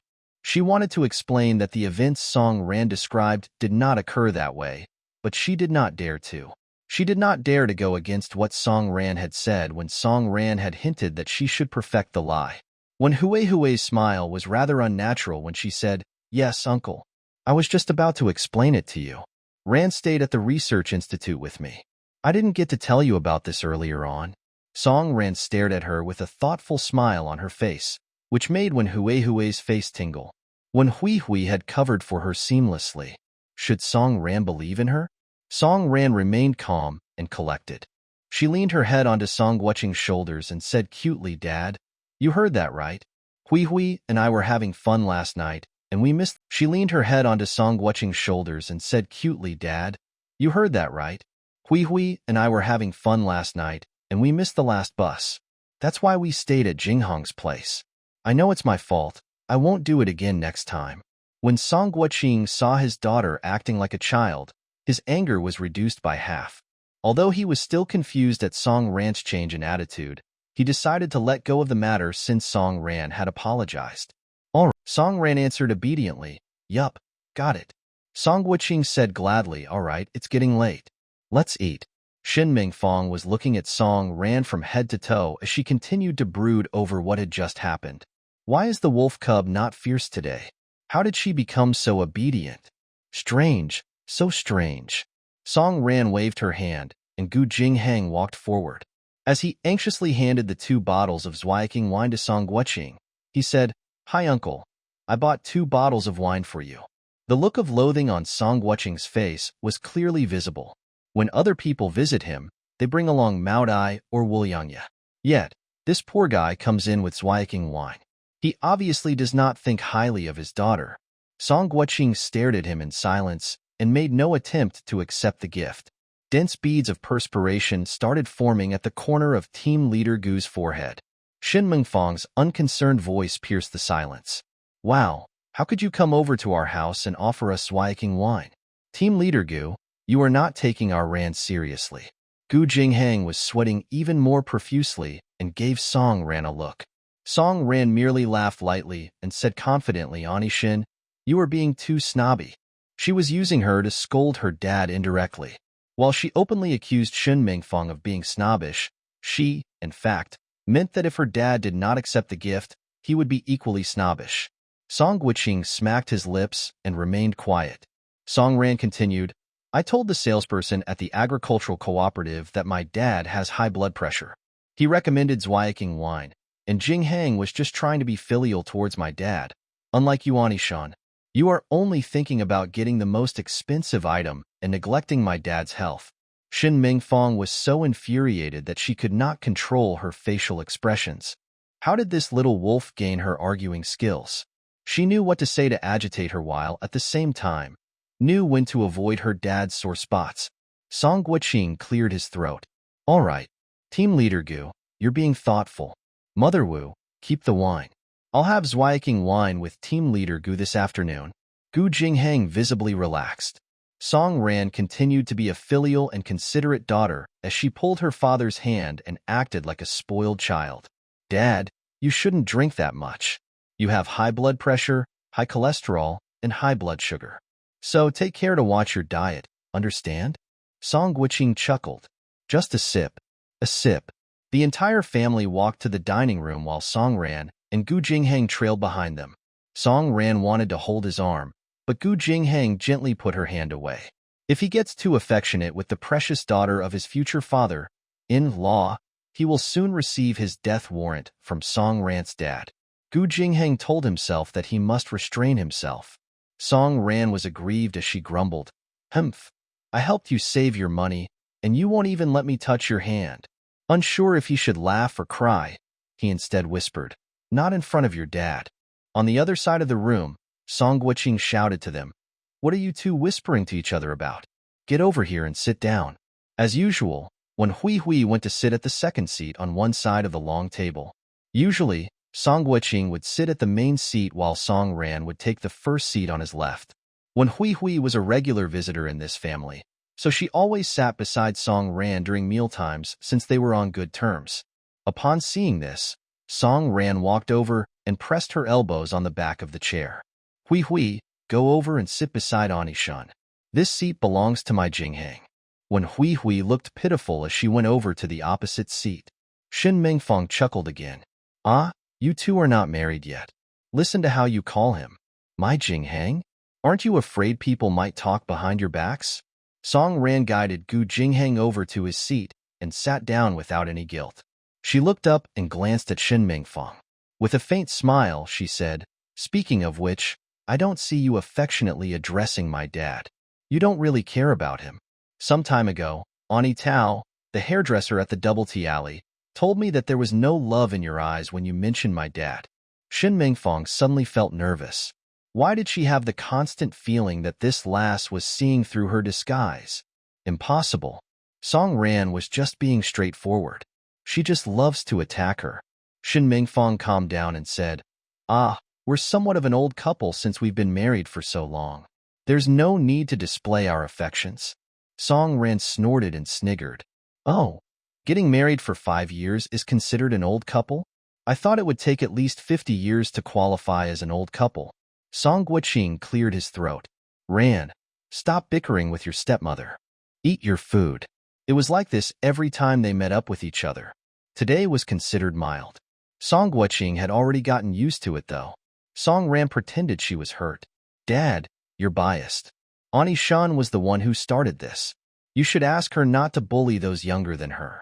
Shin Mengfang's hands shivered with rage. She preferred Song Ran to raise her voice and argue back with her. That would be more straightforward and easier to swallow. But just then, Shin Mengfang ran out of wits dealing with the current Song Ran, who was enigmatic and weird.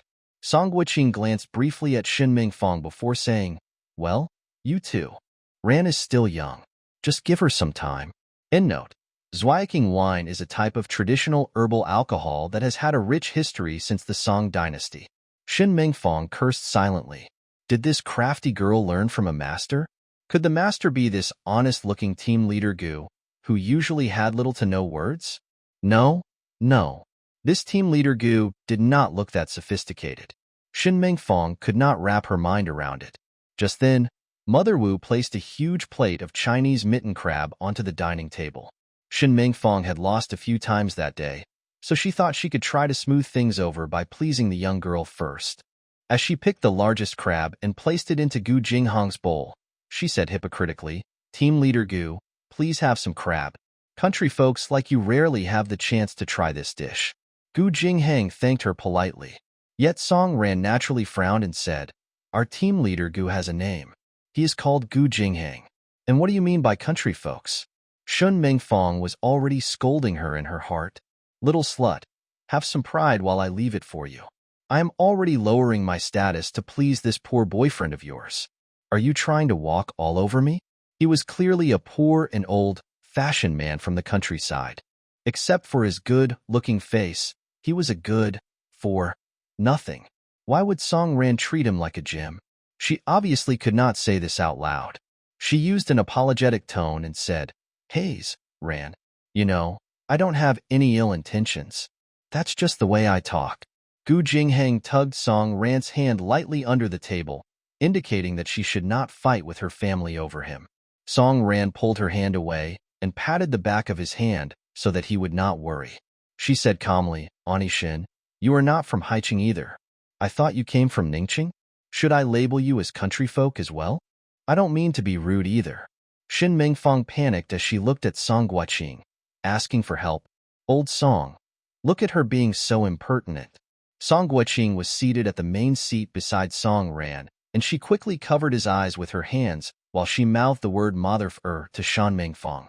Previously, Shen Mingfang had always won the argument since she was in a superior position.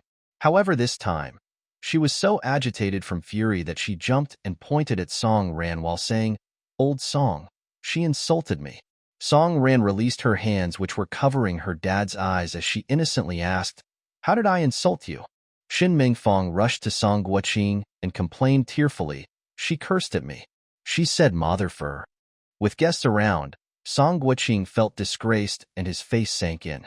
He glared at Shun Mingfang sternly and said, "You are talking rubbish. Ran is maybe a little stubborn, but she would never curse." Song Ran stared at Shun Mingfang and smiled slyly. Her dad was right that she had a good upbringing. Although she used to quarrel with Shun Mingfang, she would always argue with facts and logic. She had never cursed or spoken rudely before. Her dad would never believe what Shin Mingfang said. "The one whose surname is Shun, you lose." Shin Mingfang suddenly felt like she had fallen into a perfectly laid-out trap. She hurriedly grabbed Wen Hui's hand and said, Hui, say it." You were seated opposite her. You would have seen it the most clearly. Did Ran curse earlier on? Song Ran smiled while looking at Wen Hui and she said, "Yup, Hui would have seen it the most clearly. Go ahead and tell my dad." When Hui cursed silently to herself, did she have a choice? Song Ran was staring daggers at her. Could she speak the truth? Absolutely not. I have been friends with Ran for many years, and I have never heard her curse. She isn't that kind of person. Just now she merely stuck out her tongue at Anishan. Shin Mingfang could not contain her anger anymore.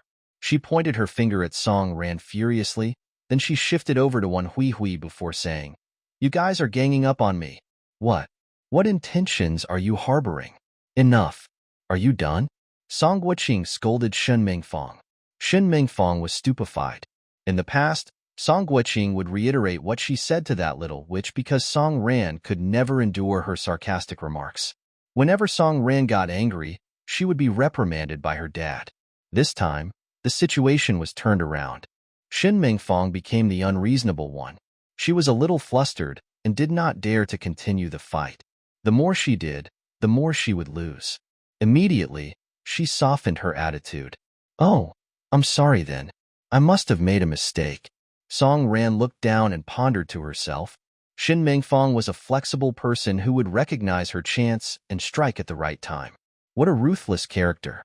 But then again, how could she deceive the world when she took over all the Song family's assets if she was not ruthless?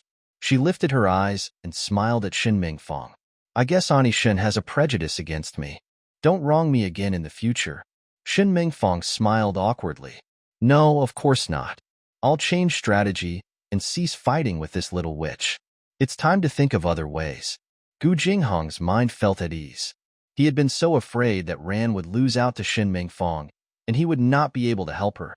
But judging from the situation, she had done an excellent job. Her arguments were well-reasoned and organized so much, so that Shin Mengfong had nothing to say from the opposite end. Song Ran was a changed person. She was less harsh and reckless and knew when to soften her attitude. She knew when to act naive and play innocent to win her dad's affections. Team leader Gu felt consoled. While having their food, everyone had different thoughts at the dining table. In any case, Song Ran was animated, and she could not stop offering dishes for Gu Jinghang to try. Eat more. This is the mudfish from Jiangxing and the purple yam from Huicheng. This is healthy stuff. And this is the swimming crabs from Lake Tai. It's very delicious. You must have more. Gu Jinghang smiled at her. Don't just give it to me. You should eat some too. The two women opposite the table could not stop rolling their eyes. Still, they did not dare ridicule or tease them for fear of getting into trouble again. After the meal, Gu Jinghang had a few drinks, and he looked slightly tipsy. Upon seeing this, Song Rang felt a pang in her chest. They continued to chat until 2:30 p.m. before Song Ran told her dad, Jinghang has to mark his attendance at 5 this evening. I need to send him off now. When Hui volunteered, Ran, the weather is hot outside. You can stay here while I walk team leader Gu out. Song Ran knew when Hui could not wait to sneak out with Gu Jinghang. She must never give her the chance to do so. Song Ran raised her eyebrows and put on a smile. No matter what, I'm sending my Jinghang off. Let's go, Jinghang. I'll send you to the bus station. The two of them exchanged a smile and headed outside, when Hui followed behind them with a sullen face. The three of them strolled out of the residence area, passed by a small alley, and off to the opposite road. The bus stop was right before a small provision shop. When Hui continued to follow behind them when Song Ran spun around and looked at her. She pretended to be surprised. Hui, aren't you taking the bus from the opposite side? Why are you following us? Why? What? Why? Since yesterday, she could not find a spare moment to spend with Gu Jinghang alone. Song Ran was guarding him too carefully. When Hui still had a lot to say to Gu Jinghang had already forgotten how indifferent Song Ran used to be towards him. When Hui had to jog his memory and stop him from getting lead on by Song Ran would often lose her temper. Although she exhibited a meek and pleasant front, no one was sure that she would not return to being an icy-cold princess like before. Has Gu Jinghang not suffered enough? When Hui smiled while pretending to be calm and said, Ran, you have seen us off up until here. This is far enough. You should go back home quickly. She had to grab any opportunity she could to speak to Gu Jinghang. Although her efforts may not pay off, it was better than staying silent. As long as she saw a glimmer of hope, she would hold on to it. She would not give up fighting for a good man like Gu Jinghang. In the late afternoon, they were the only ones at the bus station. Song Ran held on to Gu Jinghang's arm as if no one was watching, and she said justly, I want to watch him board the bus. When Hui turned pale and she teased intentionally, Io, are you so unwilling to separate from him? Song Ran turned her head slightly to look at her as she said wittingly, Yup, I just can't bear to leave my Jinghang. You should leave. Your bus will be arriving soon. When Hui probably suffered internal injuries from attempting to contain her burning anger. She figured that she most likely would not be able to get the chance to have a private conversation with Gu Jinghang that day. So she had no choice but to bid farewell to Song Ran and reluctantly walk to the bus station on the other side of the road. From when Hui's view, the two lovebirds standing opposite her were so compatible, so darn compatible. The guy, tall and good-looking. The girl, cute and submissive. As the guy looked at her with loving eyes, the girl could not stop smiling. Although she did not want to admit it, Gu Jinghang and Song Ran were an ideal couple who were made for each other. When Hui's bus arrived soon after, she gave them one final glance before she boarded the bus. Song Ran pretended to wave goodbye to Hui who had found a seat on the bus. Right after, she turned to Gu Jinghang and said, "In the future, you cannot meet with Hui alone in private." Gu Jinghang felt a sense of guilt wash over him instantly. He was so upset yesterday that he hadn't thought to reject Hui when she appeared at his dorm room with wine and had let her into his room. He really should not have done that, and he was filled with regret. Team leader Gu had a good attitude, and he promised to change. "Sorry, Ran. I know it was my fault. I shouldn't have interacted with Hui privately without you around. I will never do that again." Song Ran looked around her surroundings and realized that there was no one else at the station, except an uncle selling soda, who was dozing off. She quickly caressed Gu Jinghang's face and said, "Jinghang, remember this. I like you. I like you very, very much." The rays of the sun at 3 in the afternoon shone past the leaves and branches of the parasol tree and onto her face. The scent of orange soda from the provision shop lingered in the air. Team leader Gu had a heart made of steel, but it was melted by the words of the person standing before him, and his heart was beating fast, emitting a sweet scent too. Gu Jinghang controlled his urge to pin her to a tree and start kissing her fiercely, and instead said with a hoarse voice, I like you too." Song Ran was instantly as red as an apple. Team leader Gu forced himself to remain composed as he asked in a rough voice, "Ran, when are we meeting again?" Song Ran looked up towards him and said, "Will next Sunday be okay? Let me think about where I want to go. I'll give you a call when I have decided. Okay?" Beep, beep. The bus drove slowly towards them from afar. As he was about to leave, Gu Jinghang could not bear to let her go. Song Ran had been so sweet and protective of him that he really wanted to fit her into his pocket and bring her along with him. "Okay. Do you know the number to reach the receptionist's office in the research institute?" Song Ran nodded and said, "I know it." Gu Jinghang was still worried, and he asked again, "Are you sure that you know it?" He had his reasons to be worried. After all, Song Ran had never once given him a call. Song Ran solemnly nodded. "Yes, I know. We exchanged numbers when we first met. I still remember it." When the bus stopped before them, Gu Jinghang boarded the bus reluctantly. He sat on a seat by the window and stuck his head out. Feeling uneasy, he shouted, "You must give me a call." The bus slowly moved while Song Ran followed it as she waved to him. "Don't worry, I will call you." Gu Jinghang still felt unsure as he repeated his phone number again loudly. "Ran, have you memorized it? Have you?" "Yes, don't worry." The bus slowly drove off while Song Ran stood on the spot for some time. She felt overwhelmed as she hugged the parasol trees beside her and knocked her head against the trunk gently. While she did this, she was laughing and screaming. "Ah, Song Ran, you really came to life. Wonderful. Oh God, thank you." The uncle from the provision shop was awakened by her voice. He looked at her as though she was some kind of lunatic. Song Ran banged her head on the tree a few more times before she left, smiling away. The uncle sighed and pondered to himself, "What a fine and pretty girl. But is she mentally unsound?" Song Ran took a stroll back. Every landscape and house was precious in her eyes. She took her time to appreciate the beauty of each moment. She realized that her mindset and her reflex actions were that of an 18-year-old, even though she had been born again. For example, her heart throbbed just like a young girl in love when she saw Gu Jinghang. She thought she would be devastated and have an aged mindset after she was reborn. But this was totally not the case. Instead, she was full of vitality. When she returned home, the house was quiet. Her dad was probably taking an afternoon nap. She kept her thoughts to herself as she crept to the second floor and stood outside of her dad's room. Song Ran could hear Shun Mengfang's voice from the inside. "Get up. How can you sleep at this time?" It seemed like her dad had fallen asleep after having the wine. Song Guiqing then replied to her in an unclear voice, "Why are you shouting?" Shun Mengfang asked, "How can you sleep? Do you really intend to marry Ran to that poor team leader?" Song Ran gnashed her teeth as she knew that Shun Mengfang would definitely try to sow discord behind her back. Song Guiqing sounded displeased. "Do you think I like that team leader Gu?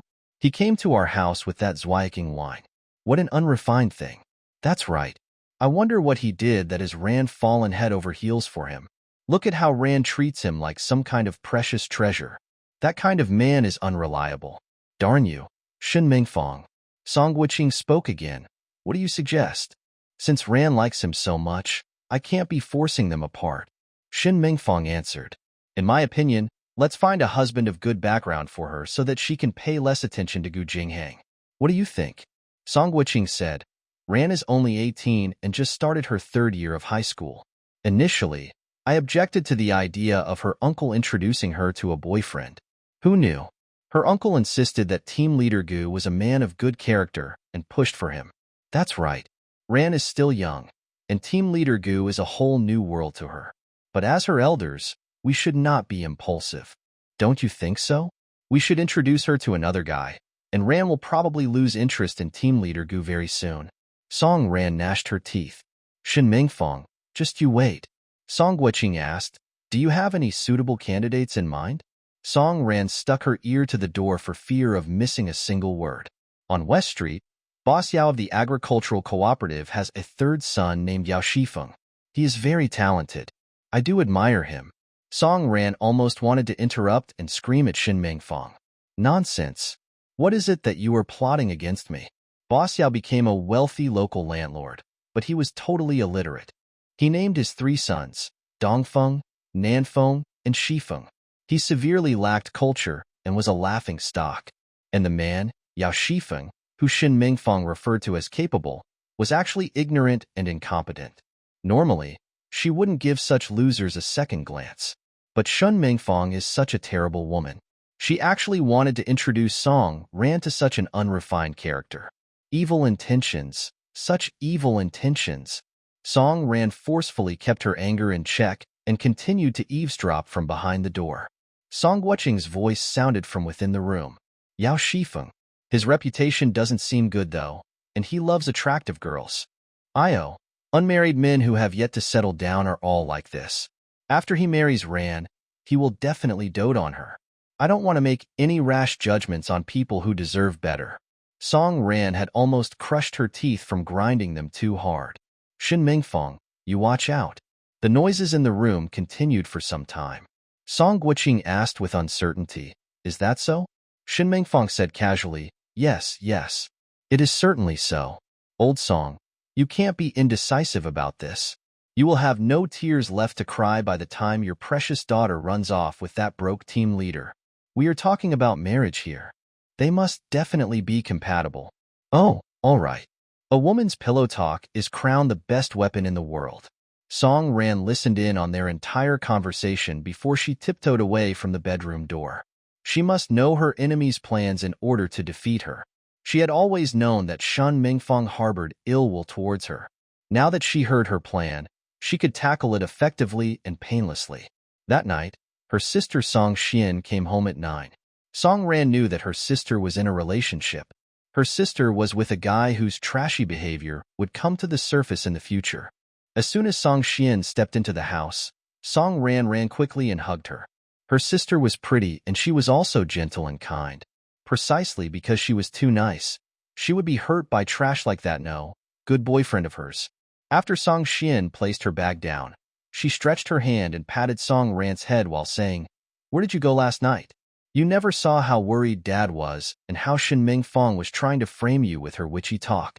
Song Ran was like a puppy who would follow wherever her sister went. In her previous life, her sister had passed on for more than a decade. Her heart hurt while thinking about how much she missed this person before her. And that was why she was acting so clingy. Io, why are you always following behind me? You are blocking my way and it's annoying, you know? Yup, this is my lovely sister, who scolds me. Isn't this great? After they washed up, the sisters put on their pajamas, which were of the same floral design, before they lay on the huge bed. Song Xian nudged her and said, it's getting late. You should go back to your room and sleep. Song Ran hugged her sister tightly and said, nope, I want to sleep with you. Song Xian shook her head and pinched her cheeks before she said, when did you become so clingy? Song Ran smiled without saying anything. The night wind blew in and the curtains billowed open from the breeze. Her sister's gentle voice sounded beside her ears. She felt like it was a lifetime ago since she had heard it. After some time, Song Xian flicked her forehead and said, "Daydreaming again? I'm asking you a question?" Song Ran recovered from her daze and asked, "What? You haven't told me where you were having fun last night? Did you go to one Hui's house?"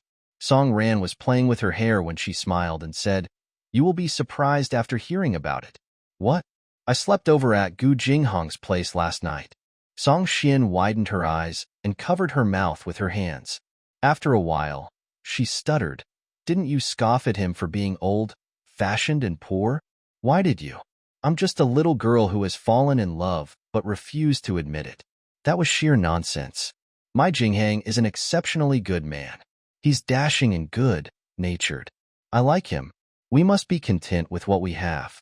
Song Ran shook her leg energetically, as she was not stingy with her compliments for team leader Gu. Song Xian dropped her jaws as she was in utter disbelief. "What did team leader Gu feed you that you're now so obsessed with him?" Song Ran furrowed her brows and pouted. "Why are you acting the same way as Shin Mingfang?" Song Xian was animated. Did she say the same thing? Song Ran's anger flared up again toward the question. She sat up and pounded her bed. "Not only did she say that, she also wants to separate us by introducing me to Yao Shifeng, the third son of the boss who runs an agricultural cooperative."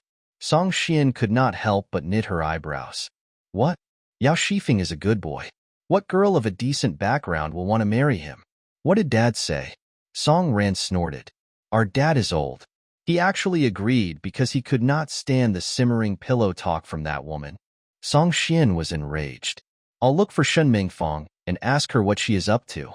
Song Ran pulled her back. "Don't go, sister. Tell me more about that good boy Yao Shifeng and how he flirts around." Upon mention of Yao Shifeng, Song Xian got furious. Last week, Yao Shifeng was beaten up by his dad because he got a young salesgirl who works in the agricultural cooperative pregnant. Song Ran slapped her own thigh. What a badass. How did they settle this? How else? They are rich, so they took some money and shut the girl up, asking her to abort the child. The girl was given quite a sum of money to keep silent. He has flirted with many girls in the agricultural cooperative, but that was the most serious case since the girl got pregnant. How can Shin Mingfang be so shameless and suggest such a candidate? Song Ran pondered and asked again. Why wouldn't the girls step forward and testify against him? Of course they wouldn't. They still need to get married in the future. If they did, the public will be notified and their reputations will be tarnished. Haiching might be big, but word spreads fast. Song Ran nodded as she pondered. So does Yao Shifeng only flirt with girls who are of decent background? Did he ever mess around with that type of girl? Which type? Well, you know it. Like those girls from Wanding Lane? Wanding Lane was a street within the well-known red light district of Haicheng, the best location for the rich good boys to seek their pleasures. Song Xian glared at her. You, little girl, know quite a lot of stuff, don't you? The next day, Song Ran wore a long-sleeved shirt and pants as she stood at the end of Wanding Lane. From afar, an enchanting woman was strolling over in her bright red flowery dress and curly hair. When she was near Song Ran reached out and stopped her. How much money did Yao Shifeng pay for your silence? He once skidded to a stop. She immediately threw Song Ran a charming smile. Who are you? What do you want? I'll pay you double for whatever he pays you. He Wan's eyes gleamed. 2 days later, Shun Mingfang woke up early to clean the house. Song Ran was walking down from the stairs as she watched the people busying themselves around the house. She asked in a contemptuous tone, Is someone coming to our house today? Shin Mingfang looked up at her. Oh, he. Yeah, there will be 2 guests coming over for lunch in the afternoon. Ran, you have to stay at home. Got it? Sun Ran pretended ignorance by saying, They are not my guests. Why can't I go out? Shin Mingfang panicked for a moment and said, Girl, your sister is going to work. Can't you stay at home to entertain the guests? Song Ran touched her hair and replied with a smile.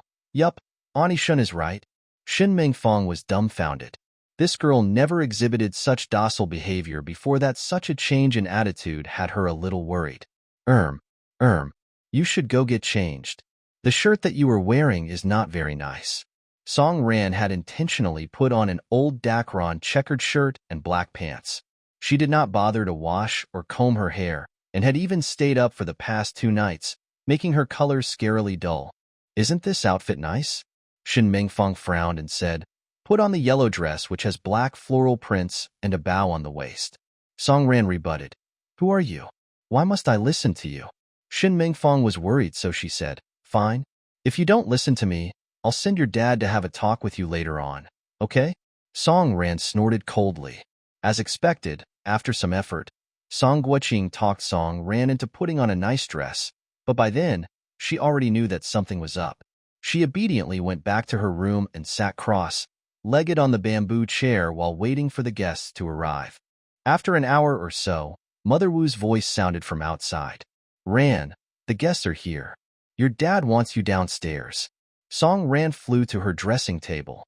She picked up the powder and applied it onto her lips before looking at her reflection in the mirror. Yup, dark eye circles, pale lips, looking sick beyond cure, coupled with the old and crumpled clothes. Do I look like a pampered princess of a wealthy family? Song Ran opened her door with satisfaction. While Mother Wu watched her with a horrified expression on her face, Song Ran went down the stairs with ease. Song Ran was elated to see the expressions on Song Guoqing and Shen Mingfeng's faces. Shin Mingfeng walked towards her in a flash and grabbed her hand while asking softly, "Why didn't you change your clothes?" Song Ran replied innocently, "Oh, I took a nap and forgot about it." Shin Mingfeng continually nudged and pushed her in the direction of the stairs. "You are such a disobedient child." Song Ran loosened her grip and walked to the living room with a big smile on her face while saying, "Who is this uncle? And who is this brother? I haven't seen them before." Shin Mingfeng gritted her teeth. Did this little brat detect something and is now trying to put up an act? Yao Shifeng was a hedonistic son of rich parents. When he saw her, his eyes lit up. Although Song Ran had on old-fashioned makeup, it could not cover her beauty. Yao Shifeng wore a white shirt with black trousers and had also put on leather shoes with black laces. His hair was neatly combed and his skin tone was as fair as a woman's. To Song Ran, he was just a foppish guy. Along with his glorious achievements, she literally had an urge to spit on him. Yao Shifeng walked towards her. His phoenix eyes were unfocused as he said, "You must be little sister Ran. You indeed look beautiful." Shin Mingfeng heaved a sigh of relief. This girl has a good foundation. Even if she does not dress up, her beauty shines through. It is fine as long as Yao Shifeng likes her. Hee. Song Ran glared at him from the corner of her eyes and feigned ignorance by saying, "Who are you? Why are you calling me sister? I don't remember having an elder brother." Song Guoqing laughed in an attempt to dissolve the tension, and he said, "Ran is still young, and I have always spoiled her. She is just being a little playful. Children's words carry no harm." Yao Zifneg's dad, Yao Dalong, laughed and said, "No worries. Shifeng isn't mature either. They are still young. It's only normal." Song Ran almost wanted to spit out her disgust. How could Ani Shen be so shameless and introduce her to this good boy? Yao Shifeng's hand struck the air in embarrassment. Shin Mingfeng took his hand and said, "Wash your hands and get ready for lunch." Yao Dalong put down the gifts that he was holding. He tugged on his son's hands and followed Mother Wu to the kitchen in a cheerful mood. Shin Mingfeng poked Song Guoqing with her elbow as she whispered, "Did you see it? They brought Maodai and Zhonghua. I wonder why some people come over with Zweiking wine instead when they visit." Song Ran popped her head over. "Ani Shun, I'm still here, and I'm not deaf."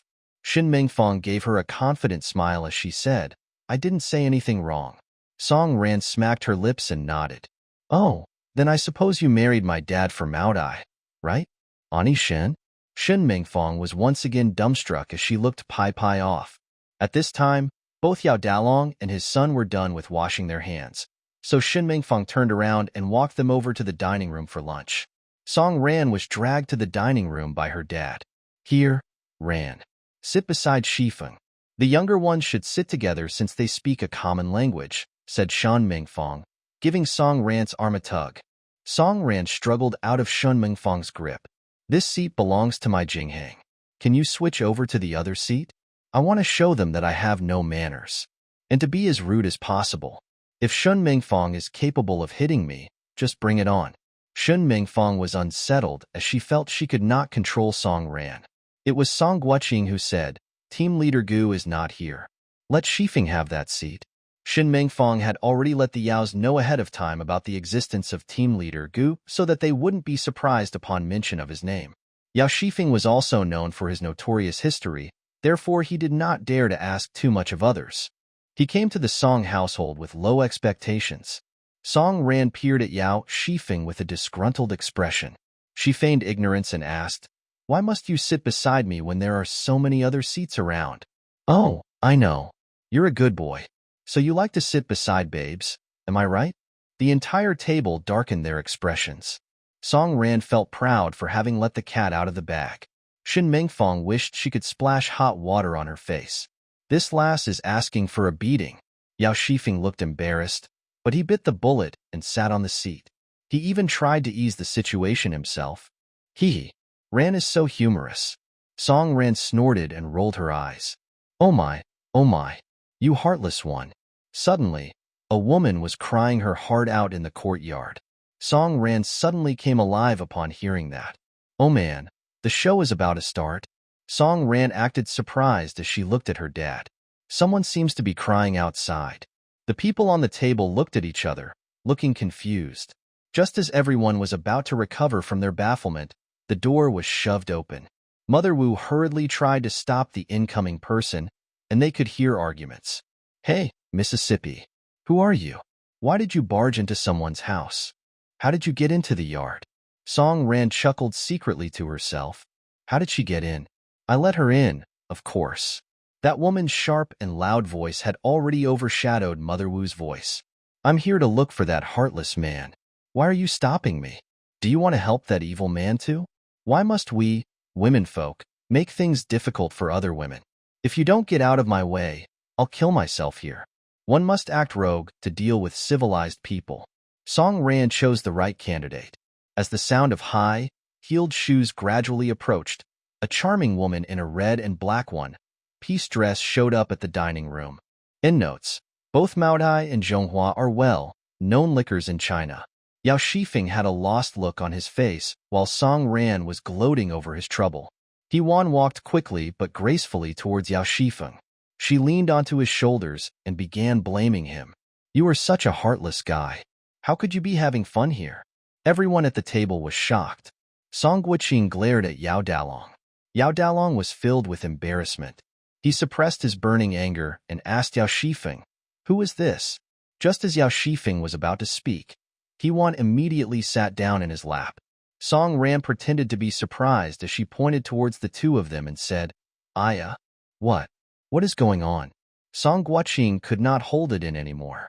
He stared at the woman with furious eyes and asked, May I ask who you are? We are not related. Why are you creating such a scene in my house? What do you want? Yao Shifeng was perspiring profusely. While looking at this woman before him, he did not dare to move. He-Wan smiled flirtatiously and said, How am I unrelated? I'm carrying Shifeng's child. Can't I come by and look for him? Bam! Yao Dalong exploded. He was burning with anger, and his face turned red. He pointed at Yao Shifeng with gritted teeth and asked, Who is she? Explain yourself. Is she speaking the truth? Yao Shifeng glanced at the woman again. Of course, he recognized her, but whether or not she was with his child, he could not be sure. Sensing his hesitation, Yao Dalong pushed aside his chair and dashed towards Yao Shifeng and slapped him across the face. Shin Mingfang was so afraid that she went over to hold back Yao Dalong. Yao Dalong was totally embarrassed by his hopeless son. In the midst of anger, he shoved his arm and accidentally pushed Shan Mingfang onto the ground. Song Guoqing immediately went to help Shan Mingfang up as she was whining on the floor. At the same time, Yao Dalong was still scolding his unworthy son for being a captive as Yao Shifeng wordlessly accepted the abuse. It was truly chaotic. Meanwhile, Song Ran was watching the melee as everyone fought amongst themselves. The matchmaking session was actively planned by Shen Mingfang. She could not watch the situation get from bad to worse, so she tried to mediate the quarrel. However, Yao Dalong only stared at Yao Shifeng sternly and said, Enough. Follow me back home. I'll deal with you at home. Song Ran was still acting innocent as she said, Uncle Yao, you are leaving without eating?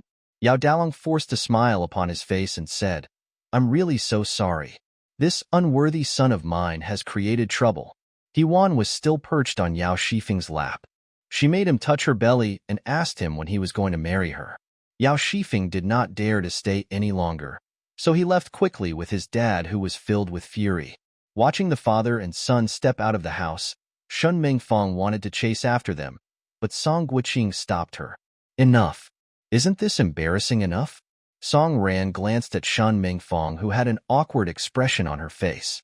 She asked intentionally, Shun, don't tell me you were going to introduce a good boy like Yao Shifeng to me?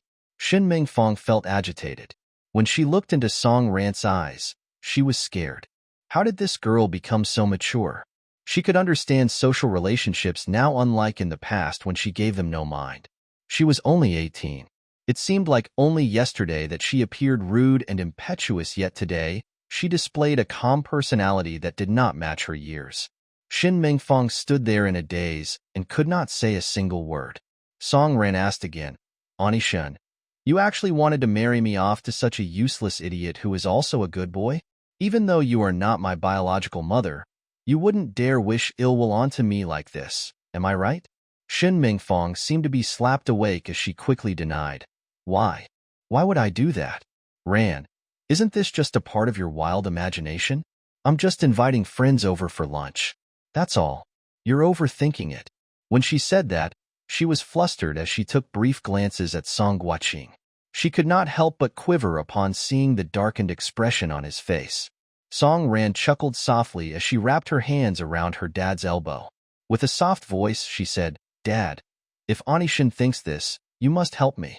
You can't let my stepmother bully me. Song Guiqing was somewhat disconcerted as he stroked Song Ran's hair and softened his tone when addressing her. Don't worry. I'm your father. I will do all that I can so that your life isn't a living heck. I hate to see you suffer. Song Ran snorted to herself. You won't be pushing me onto anyone, but you only listen to Shun Mingfang. You can't seem to stand the pillow talk coming from that pretty little wife of yours. Song Guiqing threw Shun Mingfang a side glance as he ordered her in a cold voice. Follow me upstairs. Shin Mingfang acted like she was in a grave situation as she gingerly followed Song Guiqing upstairs. Being pretentious, Song Ran shouted from downstairs, Dad, Anishin, aren't you guys having lunch? There's a spread on the table. Go on first. We'll have it later. Chiding someone was a pressing task, so he instead opted to agree with her. How could Song Guiqing be in the mood for lunch? With a loud bang, the bedroom door closed. Song Guiqing gritted his teeth as he glowered at Shun Mingfang. This is the man you wanted to introduce to Ran? How dare you introduce her to such a notorious character? What are your intentions? Huh? Shin Mingfang staggered back. What intentions do I have? I did this for Ran's own good. I asked around. They all said Yao Shifeng is slightly rebellious and loves to flirt with girls. How would I know he would get someone pregnant? If I had known he was that kind of man, I would never have vouched for him. After she admitted her mistake, Song Guiqing softened his tone. You aren't pushing Ran to a troubled man on purpose? Shin Mingfang got anxious. If I harbor any such thoughts, let lightning strike me to death. Most of Song Guiqing's anger had subsided, but his face remained stern as he said, If you want to find a husband for Ran, next time please properly do your research. If such a situation were to arise again, I will not spare you. Shin Mingfang quickly agreed. Yes, I got it. I'll definitely shortlist the right candidates. Song Ran, who was eavesdropping outside the door, almost went pale. Her dad was such a muddlehead. How could he pin his hope on Shin Mingfang again? Too, it looked like she could not depend on her dad anymore. She could only rely on herself in the future. That night, Song Ran described the incident to Song Xian. Song Xian was elated. I bet Shan Mingfang sustained internal injuries from holding in her anger. Song Ran beamed with joy as she said, on one hand, she was breathing fire. On the other hand, she had to lower herself and promise our dad that this situation would not happen again. Tell me, why does she do this? Can't she just be content with what she has and behave herself in our family? Song Xian shook her head. Some people are born to create trouble. She loves chaos so that she could sit and reap the benefits from both sides. Ring. The sound of the phone in the living room sounded especially harsh in the quiet of the night. Song Ran curled her lips. Who would be calling at such a late hour? Then she heard Mother Wu calling for her from downstairs. Ran, the phone. Song Ran was a little surprised as she walked out, dragging her slippers with her feet. She muttered, "Who could be calling me at this time?" Mother Wu said, "Sounds like Team Leader Gu." Song Ran's heart sank. She immediately flew down the flight of stairs. She had been so involved with how to deal with the good boy that she had totally forgotten to call her Team Leader Gu. A huge mistake. She dashed towards Mother Wu and grabbed the phone. Before she could regulate her breathing, she said while panting heavily, "Jingheng. Jingheng." After 3 days of waiting for her call, but to no avail, Gu Jingheng had been tossing and turning restlessly in bed. He was afraid that she had forgotten his number, but he was also afraid that she would suddenly turn back to her old cold self.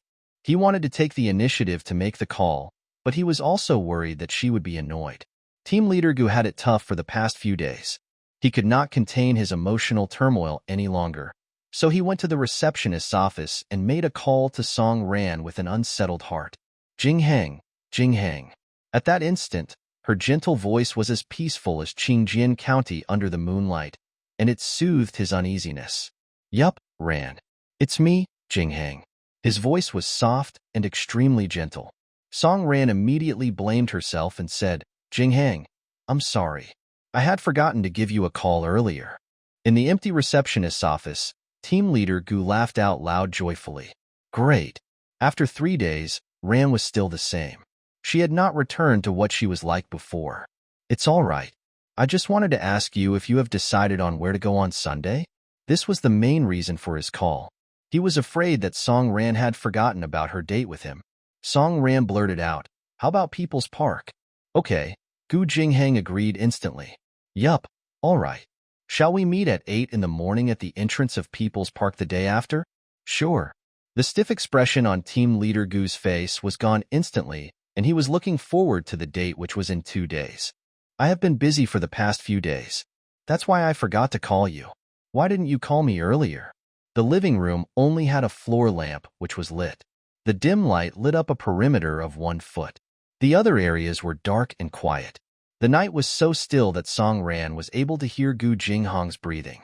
Because I was busy too." Gu Jingheng casually came up with an excuse. Song Ran did not believe him as she said, "Were you afraid that I would not call you nor answer your call? You were worried that I would be cold towards you again, right? Did you think your call would annoy me? You haven't been sleeping well for the past few nights, am I right?" Team Leader Gu's heart sank. The little fox was indeed a little fox.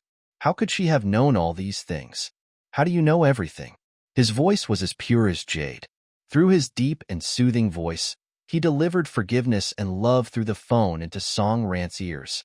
In the quiet night, his heart blossomed. Song Ran smiled proudly. "I am Fairy Song. You have to be careful in the future." Gu Jingheng laughed softly.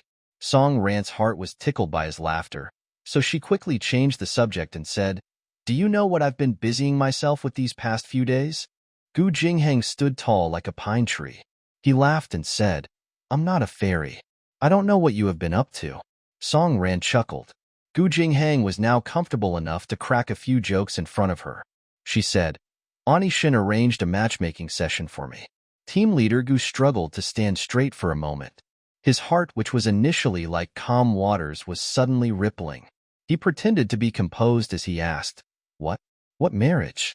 Just as Song Ran was about to answer him, she caught a glimpse of the corner of a dress hanging from the staircase on the 2nd floor. The material was from the silk dress pajamas belonging to Shan Mengfeng. That woman could forget about trying to eavesdrop. There was no way about it. Song Ran hurriedly said to Gu Jingheng, "Let's talk again when we meet." "Okay? I need to go. Bye." Gu Jingheng listened to the dial tone long after Song Ran had hung up as he pressed his hand against the wall.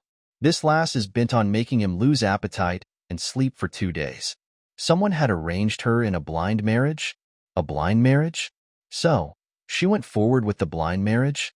And she was quite happy with it? Gu Jingheng was not someone who felt lost easily, yet his mind was a mess. Suddenly, he regretted making the call.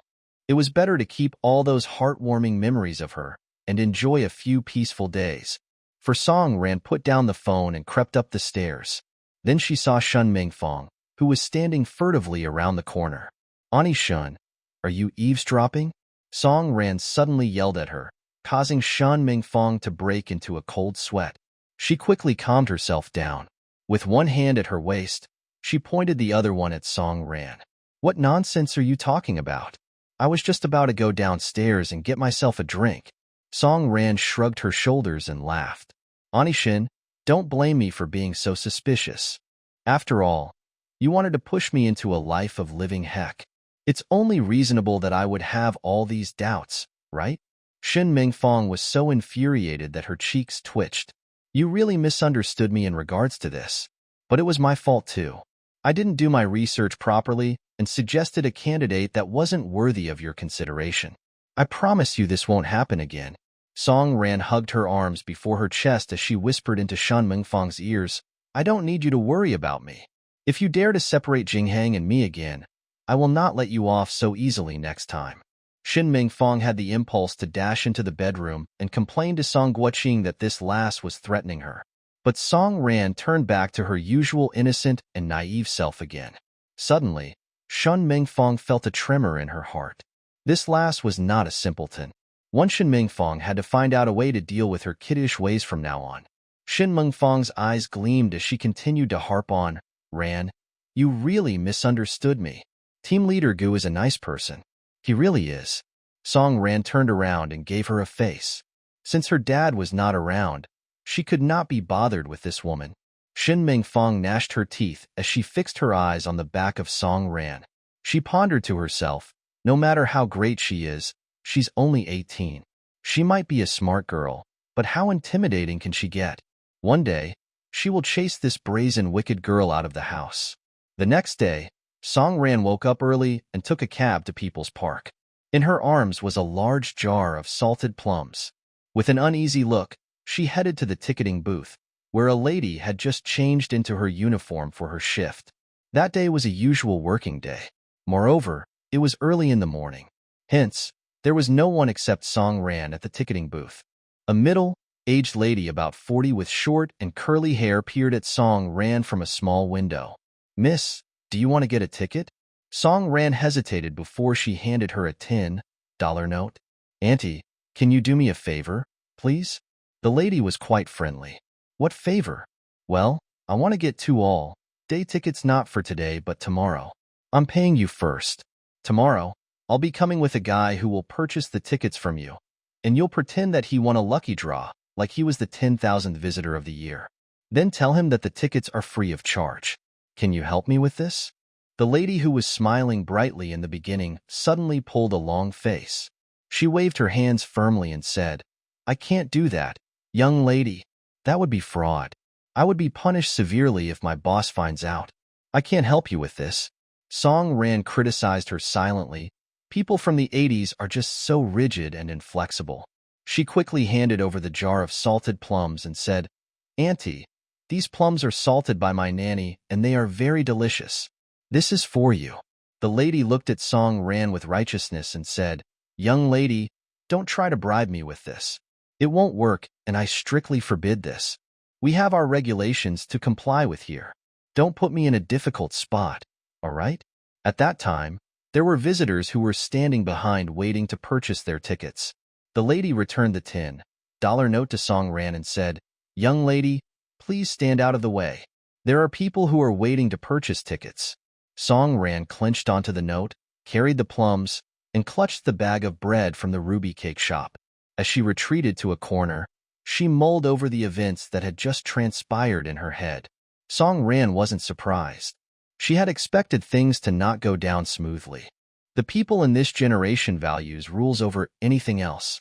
Opposite the ticketing counter, a willow tree stood by the roadside. Song Ran leaned on the tree trunk and stared at the lady through the small window. However, the lady did not bother with her at all. Song Ran continued to stand there until afternoon. When she saw that the ticketing counter was empty, she insisted on trying her luck again. She tried lowering her stance so that she could look at the lady with her pitiful eyes. She said, "Auntie, could you try to accommodate my request? I am not refusing to pay. Is it so hard to cooperate and put on a show? The lady waved her hand to reject her again, and Song Ran's heart sank. Young lady, don't make things difficult for me. There were people queuing behind her waiting to purchase tickets again. Song Ran mumbled to herself, what a rough day. She could only carry the plums and bread and go back to stand under the willow tree. After standing there for the entire morning, she was tired and hungry. Fortunately, she had bread with her. She took out a small piece of bun and tossed it into her mouth. The bread was dry and tough, and she did not have water with her. She was so suffocated that her face turned red. She continually patted her chest while coughing as she supported herself using the tree. What had she done to deserve this? The ticketing officer behind the small window burst out laughing. Another middle-aged lady wearing a red armband walked into the ticketing counter. She was the security officer in charge of maintaining safety in the park. The lady shouted as she entered, "Supervisor Lee, what are you laughing at?" The ticketing officer pointed at Song Ran and recounted the story. The security officer laughed and said, Supervisor, just agree to her request."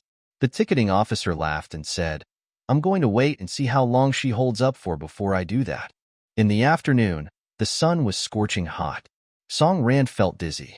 She could not feel her legs anymore, so she disregarded her image and sat down on the tree roots. The dog days of summer was the hottest period of the year without any breeze. She felt suffocated from the heat, and she felt that her throat was burning up. She waited until the counter was empty before going forward to engage in another discussion again. However, the ticketing officer was cold towards her without giving her any room for negotiation. She hugged the jar of salted plums and sat below the tree helplessly and sighed resignedly. A ticket costs $3, so 2 tickets would cost $6. Team leader Gu only earns $30 a month.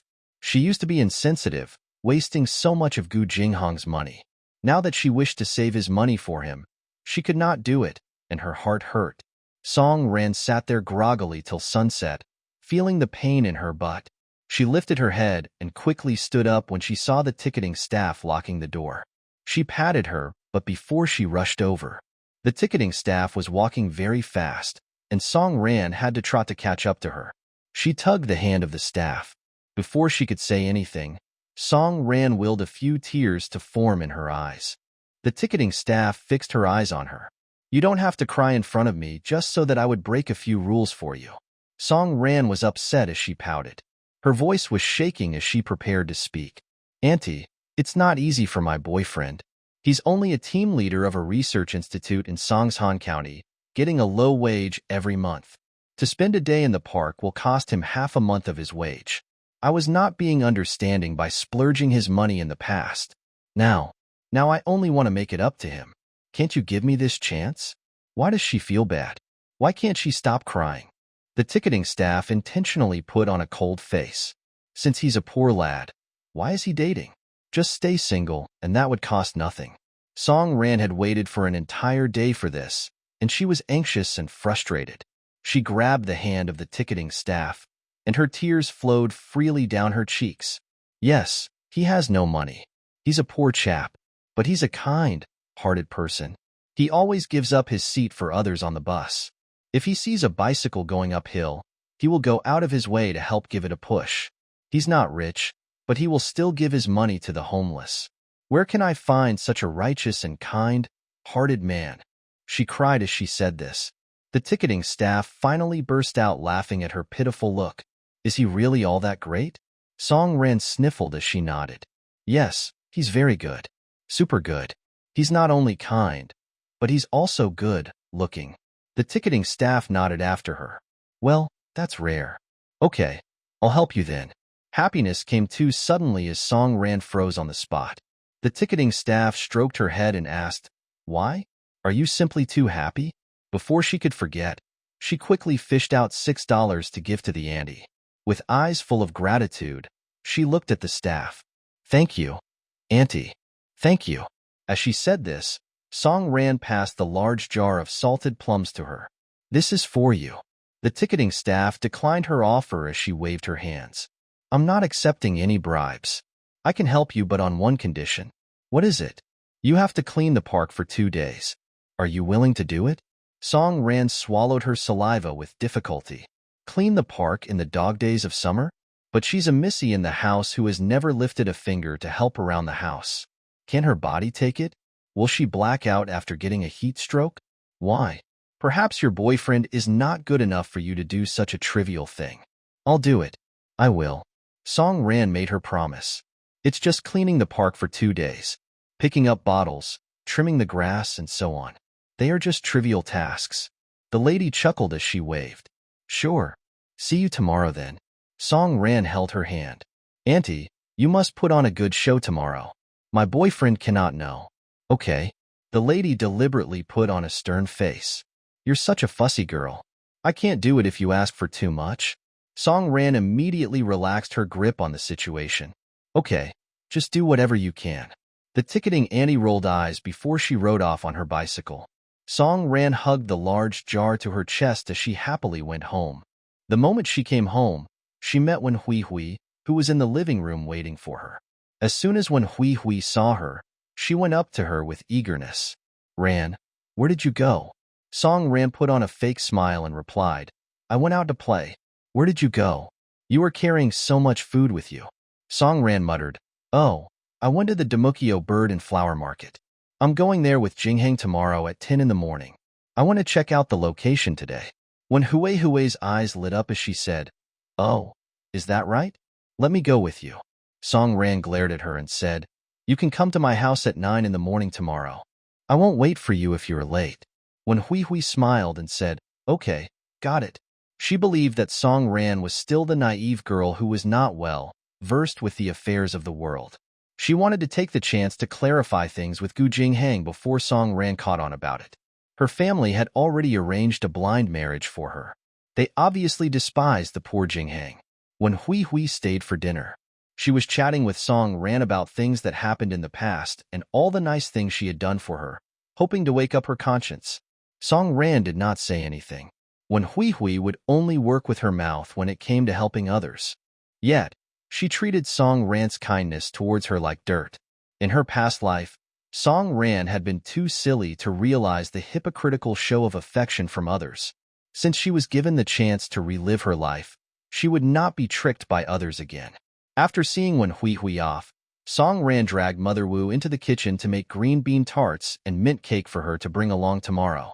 She also instructed Mother Wu to wake up earlier the following morning to cook a big pot of green bean soup for her too. Mother Wu laughed and said, Our Ran is indeed very interested in team leader Gu. Song Ran chuckled and said, Try not to make the pastries too sticky. The weather is too hot. I do not have the appetite for sticky desserts. All right. The next day, Song Ran woke up really early. She intentionally put on a white dress with red floral prints and matched it with white leather shoes. She let down her long hair behind her back and put on a pink headband. This outfit was fashionable, and going out in such a style was the latest trend. Mother Wu had already packed the food for Song Ran. The green bean tarts and mint cake were kept in a hand carry bag while a big jar of barley tea had been cooled and packed using a pocket net. She swallowed her breakfast quickly and started rushing out while carrying the bags. Song Xian came down from the second floor. When she saw Song Ran, she looked unhappy and said, Song Ran, must you do all this? Song Ran swayed and smiled at her sister before she said, Definitely. Song Xian rolled her eyes and said, Is it heavy? Do you need any help carrying it? Aya, there's no need for that. Sister. If when Hui comes later, just tell her that I went off already. Don't let her know the details, all right? Song Xian was confused as she said, I really don't know what you're up to recently. Why? Didn't you bring Wen Hui along everywhere you went previously? I thought you brought her along for your dates with team leader Gu too. Why aren't you letting her tag along now? Precisely because she had been letting Wen Hui tag along. Wen Hui had developed wrongful feelings for Gu Jingheng. How can an outsider be allowed to sleep beside her bed? If Wen Hui was sensitive, she would have the awareness to give up on Gu Jingheng on her own. If Wen Hui did not adapt to the current circumstances and continued playing dirty tricks, Song Ran would not hesitate to return the favor. How can a date have 3 people? Song Ran smiled as she bid goodbye to her sister. She carried all the bags and was on her way out of the house. After passing through the bungalow district, there was a narrow road. The roads in Haicheng were mostly narrow double-lane streets. They were curved and bent, and none of the roads were straight. Song Ran reached out a hand to flag a taxi. She boarded the car and fastened her seatbelt. She checked her watch. Right, it's 7:30. Just in time. When Hui, have fun with yourself. I'm out.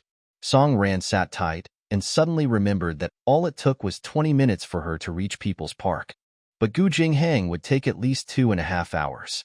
She had fixed an 8 o'clock appointment with him, which was still too early. On the way, she was on pins and needles. To reach People's Park by 8, Gu Jinghang would have to set off by 5:30 and wake up at 5. Oh no, the bus was not even operating at 5:30. Gosh, why didn't he call and remind her? While her thoughts were running wild, she did not notice that the cab was crawling up to the gates of the People's Park. From afar, she saw a man standing with an upright posture under the parasol trees. Song Ran paid her cab fare, took her bags, and sprinted over. Gu Jinghang spotted her from afar. She was beautiful and attractive. The moment he saw her carrying many small lunch bags, he went to her and took them off her shoulder. What are these? Food. Our lunch. Gu Jinghang felt a little lost. You silly girl, are you afraid that I'll let you go hungry? After Song ran past the things to him, the weight she was carrying was relieved. The food in the park is neither cheap nor delicious. Let's have this at noon, shall we? As Gu Jinghang swallowed his saliva, his heart seemed to be floating around his chest. His eyes were impenetrable with a complicated look in it. He knew that this girl brought these things all the way here just to save him money. Song Ran was wrong. In fact, Gu Jinghang did nothing to deserve her concern or even for her to treat him so well. The words stuck in his throat, and eventually, he swallowed it. Song Ran cared for him, and he knew it. She did not want to tell him that she was saving his money for him for fear of hurting his pride as a man. In that case, he should appreciate her thoughtfulness and be nicer to her in the future. He freed out one hand and stroked her head. Don't carry them anymore. It's quite heavy. Song Ran looked up and smiled. Her eyes narrowed into a crescent while her millet-like teeth were straight and neat. Her smile was sweet. All right, I'll listen to you. Team leader Gu finally could not restrain his overwhelming emotions as he pulled her into his arms. In a deep and restrained voice, he said, You silly girl. Early in the morning, many tourists were walking around at the park entrance as it was Sunday. Most of them were young couples who were staring at them. Song Ran's arms were around him. Softly, she said, Aren't you afraid of others pointing fingers at us? Gu Jinghang was a very traditional and conservative man. He could endure all the tortures after he was drugged and drunk. Under that kind of circumstance, he managed to keep his rationale, refusing to touch her. Hence, one could tell Song Ran was touched by him hugging her openly. Gu Jinghang had all kinds of thoughts. His worries were superfluous. After so many days, Ran had wholeheartedly thought of him and even went out of her way to save his money for him. He did not deserve it. He was not worthy of her. Song Ran could not stand the ambiguous looks from the passers-by, so she pulled away from him. Jinghang, let's go and get our tickets. Gu Jinghang finally came to his senses. Okay, let's get our tickets. He held her hand and headed to the ticketing booth, where a long line was forming. Jinghang, how did you get here so early? How? After she told him that her family arranged a blind marriage for her the day before yesterday, how could he sleep? It was a blind marriage. Hence, he got up at 4 plus this morning and walked to town. He took the city bus and could not stop his mind from imagining all sorts of things along the way. Creators' Thoughts Larbra Studio from February 15, 2020. Coins spent on books that aren't selected will be refunded within 30 days. However, fast passes will not be refunded. The selected book will have a mark on the corner of the book cover in 30 days to indicate continuation. Thank you for your understanding. Didn't you say to meet at 8 in the morning? I forgot that it was far for you. Why didn't you remind me about it? Gu Jinghang held onto her hand tightly and said, It's fine. I'm used to waking up early. Song Ran was dragged into the queue while she nagged softly. You got up around 4 to 5 in the morning, right? Were there still stars in the dark sky? You are so silly. Gu Jinghang gently caressed her finger using his thumb as he let out a subtle smile at the corner of his mouth. Was he silly? Not at all. When it was their turn, Song Ran popped her head out from behind Gu Jinghang and looked at the ticketing lady. The lady gave her a knowing look, and Song Ran was elated as she waited for the lady to put on a show. Supervisor Li looked at Gu Jinghang carefully and pretended to be tabulating some figures on the side. After some time, she removed her glasses and her eyes lit up as she said, "Wow, young man, you are in luck. Auntie, you have great acting skills." Song Ran almost wanted to give her a thumbs up. Gu Jinghang was extremely confused as he looked at her and asked, "Why?" Supervisor Li coughed lightly and maintained a neutral expression on her face before saying, "Young man, you are the 100,000th visitor to our park this year. Your luck is incredible." Song Ran immediately responded and said, "Wow, really?" Supervisor Li stamped the 2 tickets with a red stamp before handing it out through the window as she said, "Here you go. These are free of charge." Everything passed by very quickly, and team leader Gu did not have time to process everything that was going on. Gu Jinghang looked at the ticketing officer and turned to glance at Song Ran. While he was holding on to the tickets, still feeling lost, he was dragged aside by Song Ran. Everyone else in the queue was looking at them with envy. Song Ran carried on with her act as she looked down at the tickets in his hands and said excitedly, "This is such a great gift which fell from heaven. Jinghang, you have such amazing luck." Gu Jinghang held on tightly to the 2 tickets in his hands and asked with uncertainty, "There is such an event in the park?" "Obviously. If not, did you think the ticketing lady would give you 2 free tickets because you are so good looking?" Gu Jinghang glanced at her while thoughts raced in his mind. He eventually handed the tickets to her and said, "Let's go in." Song Ran heaved a sigh of relief while holding on to the tickets tightly and followed closely behind Gu Jinghang as they walked towards the entrance to get their tickets checked. "Hey, I saved about $7 to $8 for my Jinghang today." Song Ran noted this down in the book in her heart as she wished to redeem herself. She used to be unthoughtful towards him, so she wanted to return him the favor one day. She carefully calculated in her head, in the 3 months which they had been hanging out, she had already made him spend more than $200 on her. "Ah, Song Ran, you were just like Zhou the exploiter. You were terribly ruthless and inhuman." Meanwhile, when Hui Hui had arrived at Song Ran's house half an hour earlier. However, as soon as she entered, she was told that Ran had already left. When Hui Hui looked at Song Xian in disbelief and said, "Huh? Why did she leave without me? She told me to come at 9 in the morning, and it's only 8:30 right now." Song Xian waved her hand and said, "I'm not too sure." When Hui Hui did not say anything else before she rushed out of the house. She walked down the road with gritted teeth and quickly flagged down a cab. She immediately told the driver, "Sir, please take me to the Demukio Bird and Flower Market." The Bird and Flower Market was such a huge space. When Hui Hui was worried that she would not be able to find the couple in time. At the People's Park, the park was flooded with visitors, mostly couples, but some parents brought their children there as well. Gu Jinghang carried the bags of food with one hand and held onto Song Ran's hand with his other as he said softly, "There are many people here. I'm afraid you could get lost easily." Gu Jinghang was worried that Song Ran would get lost. That was why he was holding her hand. Song Ran smiled and murmured, "What a hypocrite." Creators Thoughts Larbra Studio from February 15, 2020. Coins spent on books that aren't selected will be refunded within 30 days. However, fast passes will not be refunded. The selected book will have a mark on the corner of the book cover in 30 days to indicate continuation. Thank you for your understanding. But you came out so early. The bus isn't even operating yet, right? How did you get here? I walked a few miles to the town and took the bus from there. Those few miles of non-stop walking while juggling his bags of nerves had become one of the most memorable experiences in Gu Jinghang's life. Luckily, all his worries disappeared as soon as he saw her, just like seeing the sun when the clouds had dispersed. Song Ran looked down at his rolled-up pants and his sneakers which were stained with mud.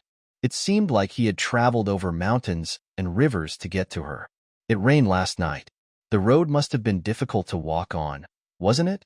As she said this, Song Ran held his hand tighter. "It's okay. It's okay. It's okay." He never complains about his sufferings and never shows off the things he has done for her. He just stands beside her, sincerely and quietly. With only a monthly wage of $30, he would treat her to a Western meal that cost $60 to $70. To meet her punctually at 8 o'clock, he would walk 7 to 8 miles on a muddy road.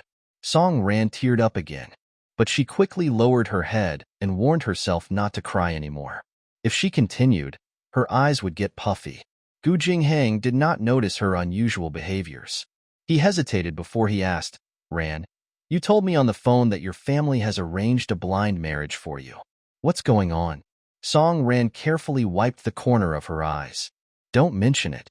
Talking about it makes my blood boil. What's the matter? That evil Shin Mingfong is going out of her way to try and push me into a living heck. She manipulated my dad to find a rich guy for me. Then she found a stupid good boy and introduced him to me. That Yao Shifeng wasn't even fit to carry your shoes." Humph. Gu Jinghang felt a mix of happiness and sadness all rolled into one when he heard what she said. He was happy that Song Ran had her mind set on him. On the other hand, if her dad doesn't approve of him, Song Ran would be powerless to go up against her dad. What does he have to do in order to win the recognition of his future father-in-law? Song Ran criticized Yao Shifeng from head to toe. Gu Jinghang just sat there quietly, listening to her non-stop chatter as she vented her anger. The two of them strolled along the lake. Song Ran dragged him into a line for boat rides. Their ticket allowed them access to all the activities within the park. With all the different facilities, it was more than enough to last them the entire day. The two of them managed to get a boat in no time. Gu Jinghang placed the lunch bags on the side before he helped Song Ran safely into the boat. He then sat in the driver's seat and began to pedal the boat with his feet. Soon, the boat was sailing along the lake. As he pedaled, the boat came to a dark corner on the lake. Suddenly, Song Ran's eyes gleamed as though she had discovered a whole new world. She grabbed Gu Jinghang's arm and lowered her voice. "Look behind that willow tree. A couple is kissing." Her pink lips were moving as team leader Gu forgot to breathe, and his heart forgot to beat. "Feels like kissing them." Song Ran was totally unaware of the man's intentions. She was still exclaiming, "Wow, look. They're really kissing, and it's been quite some time. Gosh, they're really bold." Team leader Gu stopped his feet, and the boat came to a halt, drifting on the gentle water. With the couple under the willow tree acting as the catalyst, Gu Jinghang desired and wanted her lips even more. He made up his mind and closed his eyes. With his hands on Song Ran's waist, he lowered his head slightly. Song Ran's hair was swaying along with the gentle breeze. He could smell the faint lotus shampoo on her hair. Like an active volcano ready to erupt, he was closing in on her lips. "Help!" Plop. A woman's scream pierced through the vast area. Song Ran turned around at once using her natural reflexes. Team leader Gu's cheeky plan fell through. He felt terrible but, nevertheless, also quickly turned his head in the direction in which Song Ran was looking at. On the shore not too far away, a young woman was seen sobbing loudly. My son has fallen in. I can't swim." In the river, a little boy was seen struggling to stay afloat. However, he was drifting further and further away from the shore. Before Song Ran could react, she heard another plop. The boat swayed, and Gu Jinghang jumped into the river. Song Ran felt her heart drop. She shouted worriedly from the boat, "Hey, Gu Jinghang. You, what are you doing?" She did not want him to be in any danger. Other people's lives did not matter to her. Not at all. Gu Jinghang could not be harmed in any way. She did not want him to be a hero out of recklessness. If anything were to happen to him, what would she do? While swimming, Gu Jinghang instructed, "Ran, stay on the boat. It's safer, and don't move around." Song Ran was panic-stricken, and she had tears in her eyes as she said, "Why didn't you discuss it with me before jumping into the water?" Gu Jinghang could not be bothered about other things as he just wanted to get to the boy as quickly as possible. He stretched his hand and grabbed the boy by his neck. As the boy involuntarily swallowed more water, he grew flustered, so he started struggling even more. He dragged Gu Jinghang down, and they both sank lower into the depths of the water with their heads fully submerged. Song Ran quickly went to the driver's seat. She flew at the speed she was pedaling, and she could feel her heart in her mouth. Gu Jinghang was aware that when someone was drowning, they could present a grave situation. Even a child as young as 10 years old would be able to drag an adult like him deeper into the water. Gu Jinghang held the child's neck with one hand and grabbed his struggling hands with the other. The river was about 2 meters deep. Gu Jinghang was dragged by the boy to the base of the river, who was still desperately kicking his legs. He did not bring the boy afloat from the water, but instead, he walked on the soft soil and took one step at a time towards the shore. He heard Song Ran's blurry voice from not too far away. Jinghang, Gu Jinghang, please don't scare me. Come up quickly. Please come up quickly. Gu Jinghang was also very anxious as he silently prayed. Ran, please stay on the boat. Don't worry, don't worry. The little boy was so terrified that he used all his strength to escape from Gu Jinghang's grip. Gu Jinghang was tired. Maybe he should have hit him unconscious before saving him. He used much of his effort to try and suppress the struggling boy. Fortunately, because the boy had been holding his breath for so long, his strength was diminishing. Gu Jinghang held his breath while taking step after step out of the water towards the shore. Song Ran had finally pedaled the swan boat over. The surface of the river had no movements at all. She was flustered and her heart almost seemed to stop beating. Jinghang, Jinghang, please don't frighten me. Come back up. Her voice broke into a sob. Gu Jinghang, who heard her from inside the river, started to panic. The child in his hands had already fainted from the lack of oxygen. He could vaguely see the moving surface of the river and the muddy shore. Whoosh! Finally, Gu Jinghang came out of the water with the child in tow. Song Ran heaved a sigh of relief. She was impatient as she tried to jump on shore from the boat. When Gu Jinghang saw that, his heart skipped a beat as he stopped her. Ran, it's 2 meters away. You can't reach the shore. Wait for a moment. Wait for me. Song Ran grabbed onto the sides of the boat as she anxiously watched Gu Jinghang pulling the boy back to shore. He put the boy on the ground and pressed his chest a few times. The boy threw up some water and coughed violently. The boy's mother held Gu Jinghang's hand and shed tears of gratitude. Thank you. Thank you. I'm so grateful for you. Without a word, Gu Jinghang turned around and went back to the water again. He pulled the swan boat to the shore and got Song Ran out of the boat. Song Ran was furious. She pounded his chest and bellowed, "Who are you to be a hero? Huh?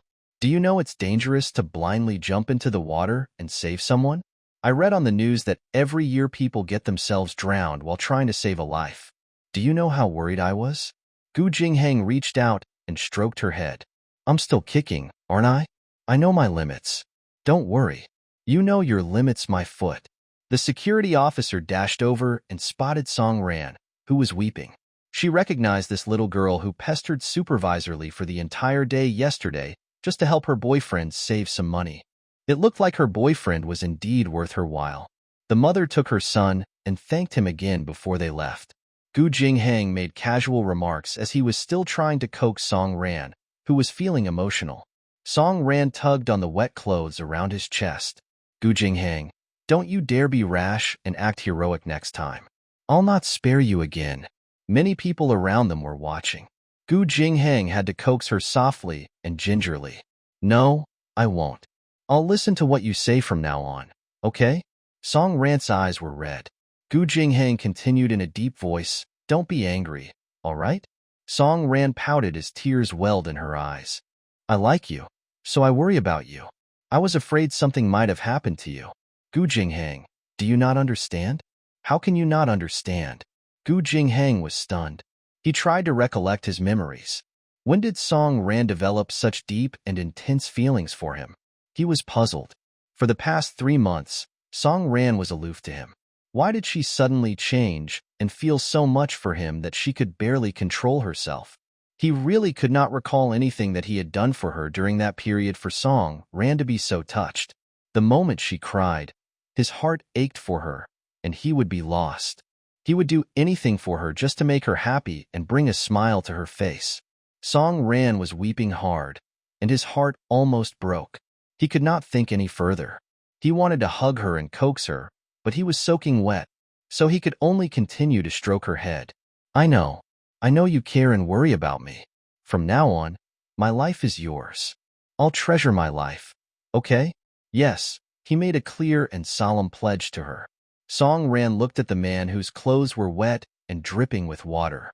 She wiped away her tears. With heartache, she grumbled, "You need to change your clothes." Gu Jingheng did not mind as he waved his hand. "I'm fine. The sun is hot today. I'll be dry in no time." Song Ran grumbled again, but Gu Jingheng could not make out her words. He only knew that the way she frowned and pouted her lips was adorable and lovely. It felt really good to have someone worried about him. Song Ran pointed to the boat parked on the side. "I don't want to go back on the boat." "Okay, forget it then." Song Ran wanted to pull Gu Jingheng away, but she suddenly remembered that all her food was still on that boat.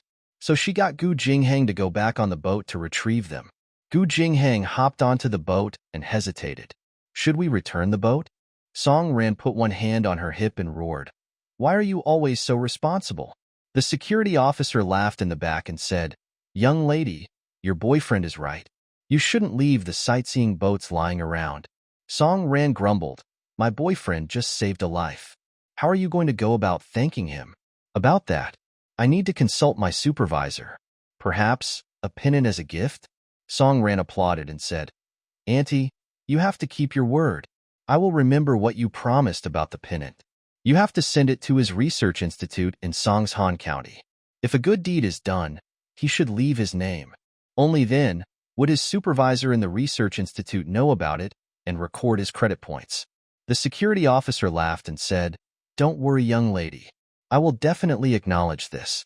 Turning around, Gu Jingheng was already in the boat. He reached out his hand. Song Ran grabbed onto it, and he used the strength in his hand to pull her into an embrace. The small boat swayed as they traveled. There were pockets of shade from the tree, and the rays of sunlight were occasionally hidden. On the boat ride, they saw half a tree trunk submerged in the water while the other half was exposed in the air. The tree was like Song Ran's love and admiration for Gu Jingheng, not revealing, yet firm and strongly rooted. Although she blamed him, her heart was filled with admiration. To her, Gu Jingheng was the unrivaled hero who would step on rainbow clouds to marry her. He was the greatest hero in her heart. Gu Jingheng held on to her until she had sat down safely. Song Ran tugged on his short-sleeved shirt, and Gu Jingheng turned to look back at the shore. When he saw that everyone had left, he let out a sigh of relief. Song Ran said in a nasty tone, "Why are you acting like a thief? What did you think I was going to do?" Gu Jingheng laughed softly and said, "There's no one here anymore.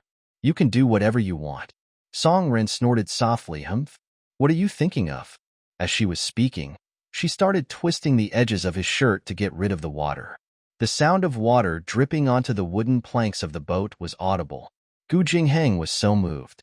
He wanted to say something, but he only opened his lips without saying a single word. "Ran, can we sit in the boat for a while? There is a huge breeze on the river. My shirt would dry faster this way." Song Ran was seated with her chin on one hand. She looked at him attentively and said, "Okay, we can sit here until your shirt dries." The small boat drifted along the waves. The couple was enjoying the breeze along with the food and drinks that Song Ran had brought along. On the shore, there was even a grandpa playing the eru. What a beautiful natural scene. Let us swing the oars as the boat pushes the waves. The sea reflects the beautiful white pagoda surrounded by green trees and red walls. Team leader Gu clapped and said, "Ran, you are such a great singer." Song Ran turned her head to look at him and she said, "If I were to become a superstar and sing in television shows, what would you think about that?" Gu Jingheng was a little stunned. Instinctively, he did not want that. The current Ran belonged to him and him alone. If she really became a superstar, how many people would adore her? How many people would want to meet her? And among these people, how many of them would be outstanding? Team leader Gu was not so confident that his Ran would still choose him over so many other capable people. He was in a daze. Song Ran waved her hands in front of his face and said, "My Jingheng, what are you daydreaming about?" Gu Jingheng recovered from his daze and said while smiling, "No, nothing. I was asking you a question. Should I be a superstar?" Gu Jingheng stared at her and said, "Would you like to be one?" Song Ran ruffled her hair and said, "Of course. I like to sing and act. I feel that I'm suited for it." In her previous life, she had subtly mentioned to Wen Hui that she wanted to become an actress. But that woman had put a halt to her dreams. When Hui Hui kept instilling in her the idea that all actors and celebrities were low-class performers and that it was a dirty occupation, Song Ran was proud, and she gave up the idea of becoming a star after hearing what Wen Hui Hui had to say. Yet, when Hui Hui was accepted into the Haiching Theater Academy, she found success in love and career and became the true winner in life. While Song Ran, who, ironically, believed all her lies, had her life ruined. That wicked Wen Hui Hui harbored evil thoughts and ruined Song Ran's life with her very own hands. She enjoyed everything that belonged to Song Ran without feeling any guilt. In this life, Song Ran would take her rightful revenge and retrieve her rightful compensation. She would not let those with ill intentions off so easily. Gu Jingheng smiled. If you like, I'll support you. Her happiness was more important than anything. Song Ran grabbed his hand. Let's work hard together. I'll work hard to become a famous celebrity, while you work hard to become the director of the institute. We'll have a bright future ahead of us. Okay, we'll work hard together. Nothing in the world is more satisfying than keeping our feet on the ground with our loved ones, working step by step and diligently towards our goals. The couple only got off the boat after Gu Jingheng's clothes had dried. Then they climbed up to a hilltop and enjoyed the snacks and barley tea Song Ran had packed. They enjoyed the gentle breeze from the forest and sat under the pine trees till sunset. The theory of relativity of time and space was fully embodied in that moment. Song Ran felt that time flew by in a blink of an eye. At dusk, Gu Jingheng sent her home.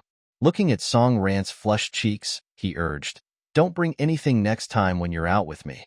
It's too heavy. I've got a salary, and I can treat you to some delicious food." Song Ran asked reservedly, "Don't you need to save some money for marriage?"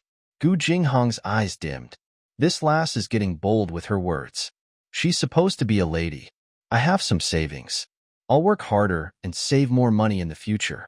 Rest assured. Team leader Gu might not have a high salary, but when he was single, his expenses were not high. Almost close to zero expenses to be exact. Whatever salary he got, he saved them all. After working for so many years, he had accumulated quite a bit of money. Song Ran lowered her head and giggled. That's good. Although she did not value money, no matter what, getting married required it. Ran, I have to go. See you next time. Gu Jingheng left reluctantly. He turned his head around repeatedly, waving at her without stopping. Go back into the house. Song Ran leaned on the fence and waved to him. I'll watch you go. Go on. After Song Ran watched his departing figure disappear, she turned and went into the house. As soon as she entered the house, she was met with Wen Hui's grumpy face. Song Ran walked to her with a smile. With a surprised look on her face, she asked, Hui, what are you doing here? What is she doing here? What is she doing here? Ran, UF King no. She spent her money and took a taxi to the Demukio Bird and Flower Market. After walking one round, she did not spot the two of them. Under the summer sun, she had to ask the passers-by if they had seen a couple, a girl with a guy who was slightly taller than her. Nobody, absolutely nobody saw them. She did not give up and went round after round. She asked many people. No matter how dry her mouth was or how dizzy she got, she kept looking but saw no sign of them. After spending half a day in the bird and flower market, she then realized that Song Ran was not even there. She had tricked her. She actually tricked her. Why did you lie to me? You didn't go to the Demukio Bird and Flower Market, am I right? As she spoke, rage flared in her eyes. Yet, Song Ran laughed about it lightheartedly and said, Oh, right. I had a change of heart this morning, so we went to People's Park instead. I forgot to tell you about it. She had an indifferent attitude, and she was definitely not taking Wen Hui seriously. She acted like it was no big deal to have fooled her and made her waste her day at the bird and flower market, and this made Wen Hui even more furious. Wen Hui gritted her teeth while staring at Song Ran, and she said, Ran, why are you always so cautious around me as if I'm a thief? All her actions left Wen Hui extremely lost. Wen Hui was determined to find out the truth and not let Song Ran be so vigilant. Song Ran glanced at her lazily and said, Expressionless, cautious around you? Hui, what have you done that I would have my guard up around you? The dusk deepened. It was like Song Ran's expressions. deep and quiet without any fluctuating emotions. When Hui Hui was unable to see clearly the emotions in her eyes, neither was she able to guess her inner thoughts. The 18-year-old Song Ran was no longer the girl she could control. Something must have gone wrong. When Hui Hui had always been the one who played the key decisive character in their relationship. Now, she was actually afraid of Song Ran. She let out an extremely awkward smile and said, "Ran, you have been overthinking lately. What have I done?" Song Ran looked at her and said, "All right, I'm tired from the day out with Jing Hang. I want to rest. You should go home." "An order to leave again?" "Shi Fan gave me an order to leave again." When Hui Hui stood rooted to the ground as she tried hard to bring her emotions to the surface and put on a pitiful front before saying, "Ran, I don't know what went wrong between us. Maybe someone with a motive said something behind my back, but I'm sure you're fully aware of how I've always treated you. I hope you think this through carefully and stop being blinded by others." Song Ran lifted the corner of her mouth. She is indeed so dignified in her pretense. She remained silent and only gave Hui Hui a knowing look before she turned and went upstairs immediately. Hui Hui clenched her teeth angrily, but she had no other choice but to leave. The next day, Song Ran got up early again. She had to go to the park for cleaning duties. She wore a white short-sleeved shirt and put on a blue and white checkered overall. She also tied her hair back in a high ponytail which made her look fresh and cool. At the Second Research Institute of Songshan County in the section chief's office, Chief Liang looked at the man standing before his desk. He waved his hand and approved his leave request. Gu Jinghang rushed to the city and arrived at the People's Park. Without any connection or ties, he became team leader at a young age, using his own capabilities. How could Gu Jinghang be so easily fooled? Coming up with an event to issue free tickets? Song Ran could only fool young kids with that. Gu Jinghang stood outside the window of the ticketing counter, and he realized that the ticketing officer was not the lady from the previous day. He hesitated for a moment before he asked, "Hi there. I would like to ask if you know where the ticketing lady who was on shift yesterday is?"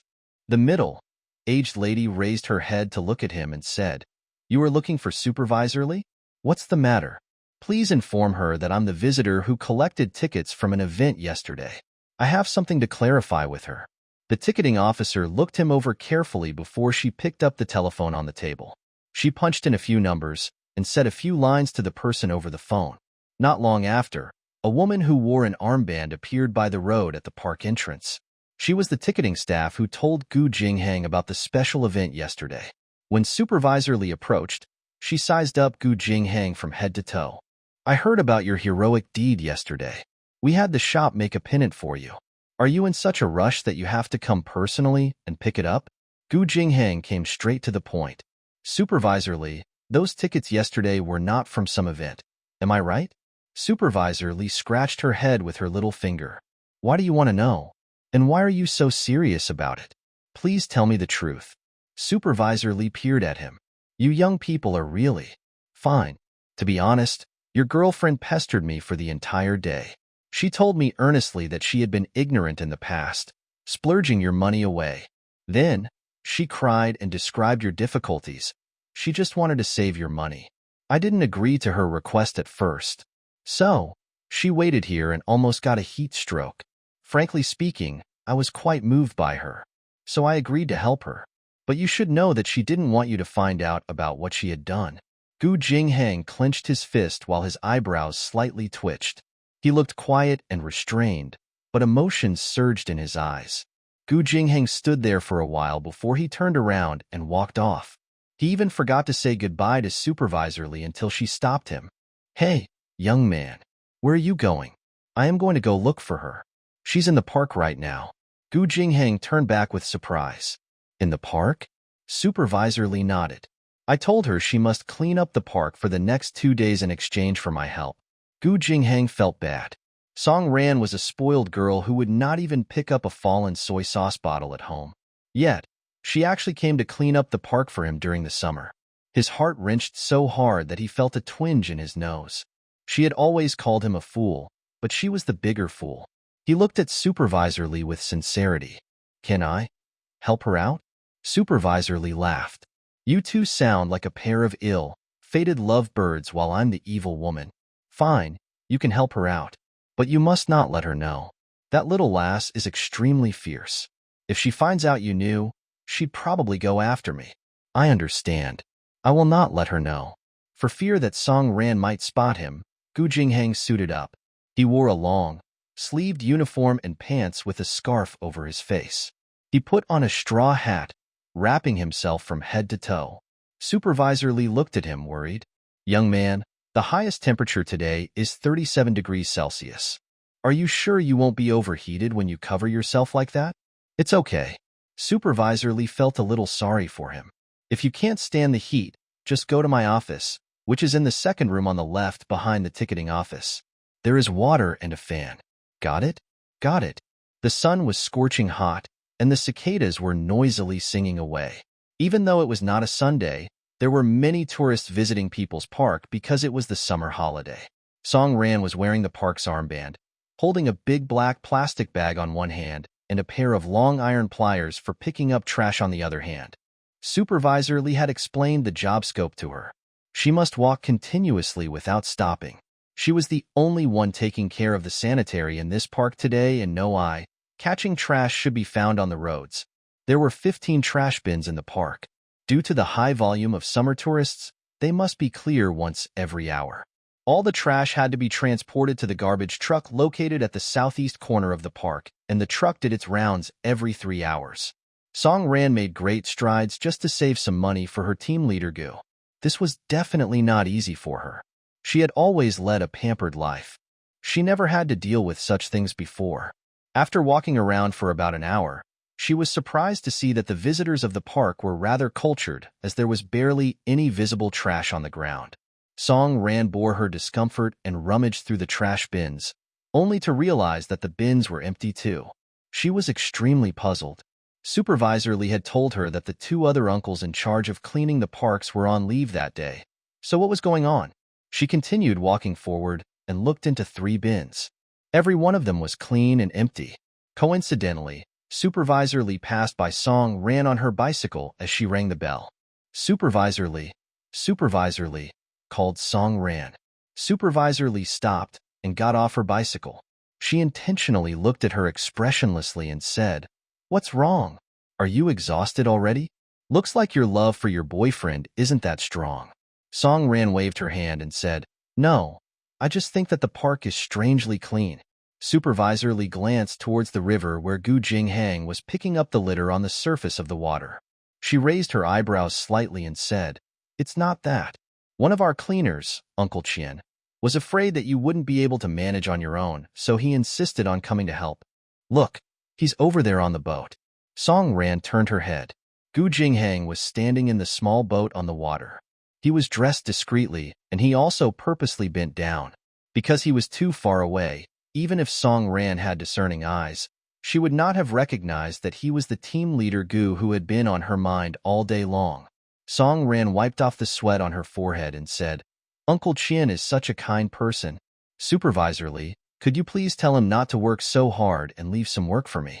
If not, it would seem like I was talking big without taking any action. It makes me look pretentious. It's not good." Supervisor Lee glanced at her with a knowing look and said, "All right, I'll tell Uncle Qian about that." Song Ran carried on walking further joyfully while carrying the huge plastic bag.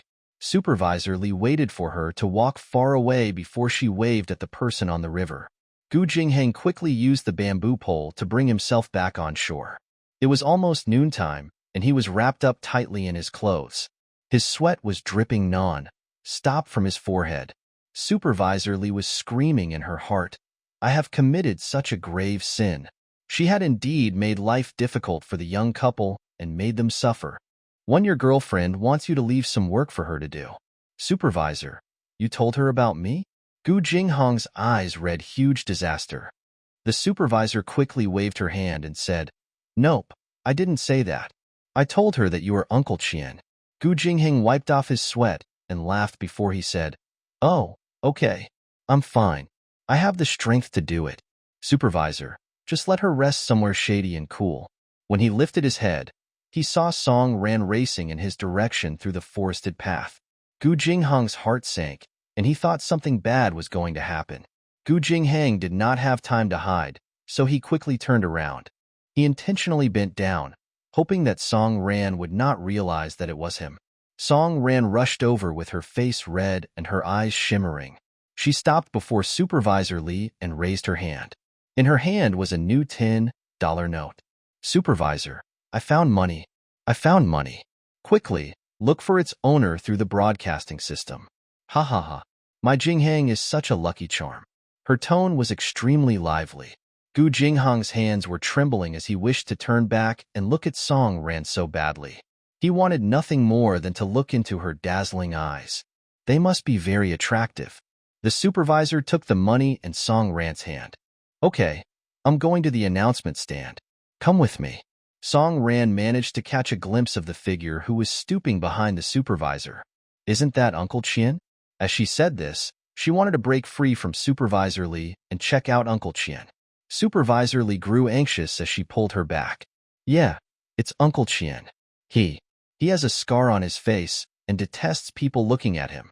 Song Ran shouted again, Uncle, you're getting old. Just rest when you can and leave today and tomorrow's cleaning to me. Gu Jinghang's hand, which was holding onto a hook, could not stop trembling. Supervisor Lee pulled her away. Enough. Uncle Qian is hard of hearing. I'll tell him again later. Just go with me. Song Ran was still yelling. Supervisor, you must tell Uncle Qian, all right? The supervisor made a few casual remarks before she dragged her away. Gu Jinghang finally dared to stand up straight again. He looked back and saw the girl skipping in the woods. From the back of her head, he could feel her heartfelt joy. But Gu Jinghang felt a weight in his chest. What must he do to be worthy of Song Ran? Should he give her the best things in life and be assured that her father will leave his daughter to him? Unprecedentedly, he desired to succeed, to become a big shot who could protect Song Ran. Without much thinking, Gu Jinghang went back to cleaning the park. He needed to take advantage of her break time and check all the trash bins again. He still had to clear all the seaweeds in the South Lake.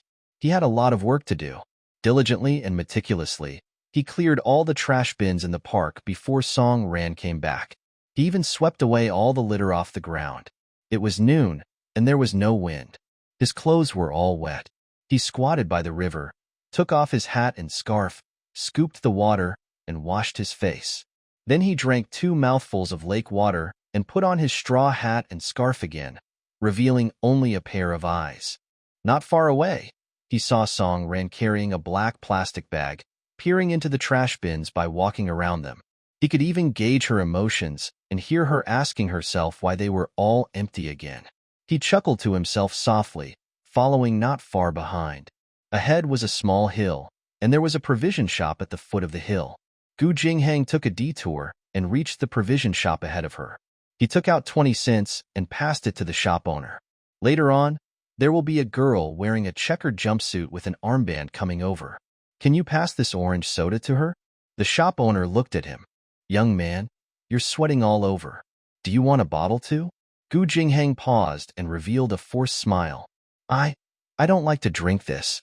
In the afternoon, the sky was clear while the blazing sun continued to shine above their heads. Gu Jinghang sat on a tree trunk just up the hill as he finally dared to take off his straw hat and the scarf on his face. His scarf reeked a sweaty smell, and his head was probably smelling bad after covering it for so long. He held the straw hat and fanned himself without stopping. As he fanned himself, he took a look at the foot of the hill. Song Ran was sitting on a wooden chair, holding the orange soda in one hand. On the other hand, she was holding a small folding fan. He was unsure where she had obtained the fan from. He was 5 to 6 meters above her, hiding in the woods, but he could clearly see her smile. He could even hear her humming an unknown melody. Who could believe that such a scorching hot day could be filled with moments of moving beauty? Gu Jinghang smiled as he looked down, feeling extremely content. How nice, how fulfilling. He sat beneath the big tree as he watched Song Ran finish the bottle of soda. The occasional breeze felt like a burning fireball, and it made his skin hot and itchy. Soon after, he saw that Supervisor Lee had told Song Ran to leave. She probably told Song Ran to go to the cafeteria in the park to have her meal. After making sure that Song Ran had left, Supervisor Lee turned and waved at Gu Jingheng, who was halfway up the mountain, and she said, "Young man, go and have your lunch in my office." In Supervisor Lee's office, Gu Jingheng was gobbling down the food which Supervisor Lee had packed for him from the cafeteria. The electric fan was not of much use, and Gu Jingheng was dripping with sweat. Supervisor Lee said with faint disgust in her voice, "The weather is going to get warmer in the afternoon, and your shirt is already drenched. Why not just leave it and change into a vest to carry on with the work?" Gu Jingheng continued eating quickly. After he was done, he wiped his mouth and smiled brightly as he replied, "As a grown man, blood and sweat means nothing. Back in those days when we were in training, we had to roll around in the mud under the hot sun.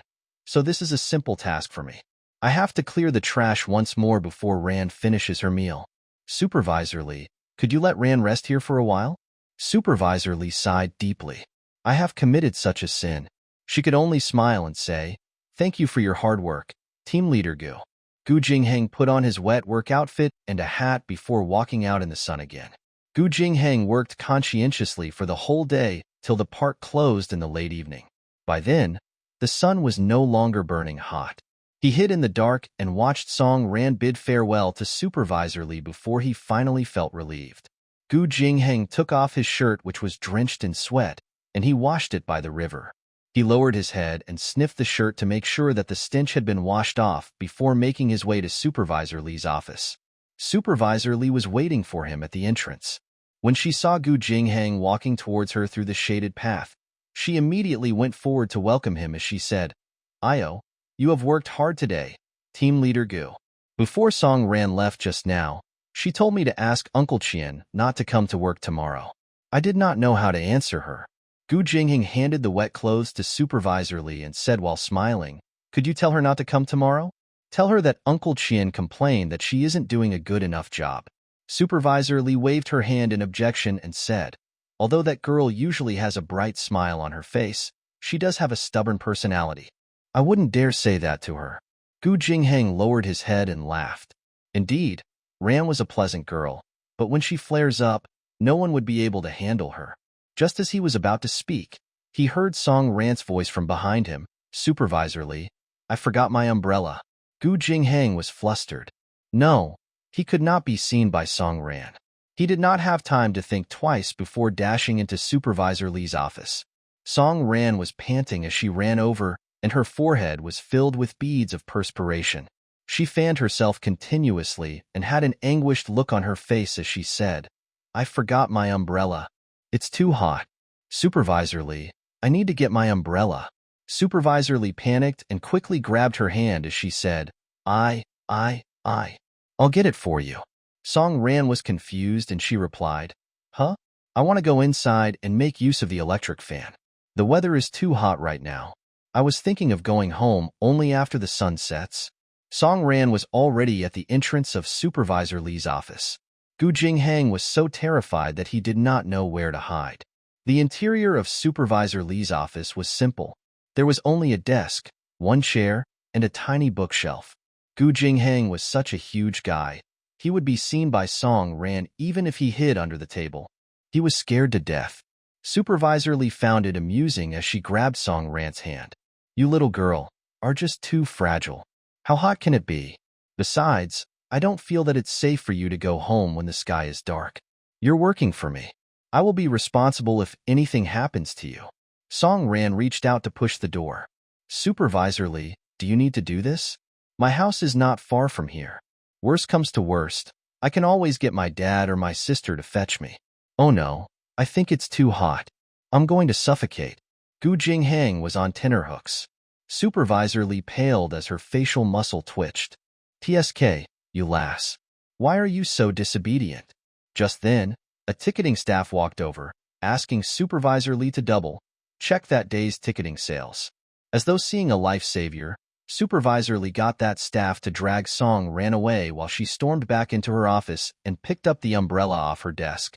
She turned back and peered at Gu Jingheng, who did not dare to move an inch while hiding behind the door. Supervisor Lee nodded at him, indicating he should stay in his position. Song Ran, who was outside the door, looked at the ticketing staff and the door in the darkness. "Look at your stingy Supervisor Lee. She must be afraid that I'll waste the electricity in your park. Oh my. Supervisor Lee quickly walked out of the office with the umbrella. She passed it to Song Ran and pushed her out. Go home now. Young people shouldn't be staying out at such a late hour. Understand? Supervisor Lee pushed Song Ran out to the park entrance and into a cab. Song Ran's eyes went dim. Is Supervisor Lee hiding something in that room? There must be something fishy going on. As soon as Supervisor Lee sent Song Ran off in the car, she finally heaved a sigh of relief. She went back and released Gu Jinghang. He did not dare to stay any longer, so he quickly exited the park and boarded the bus.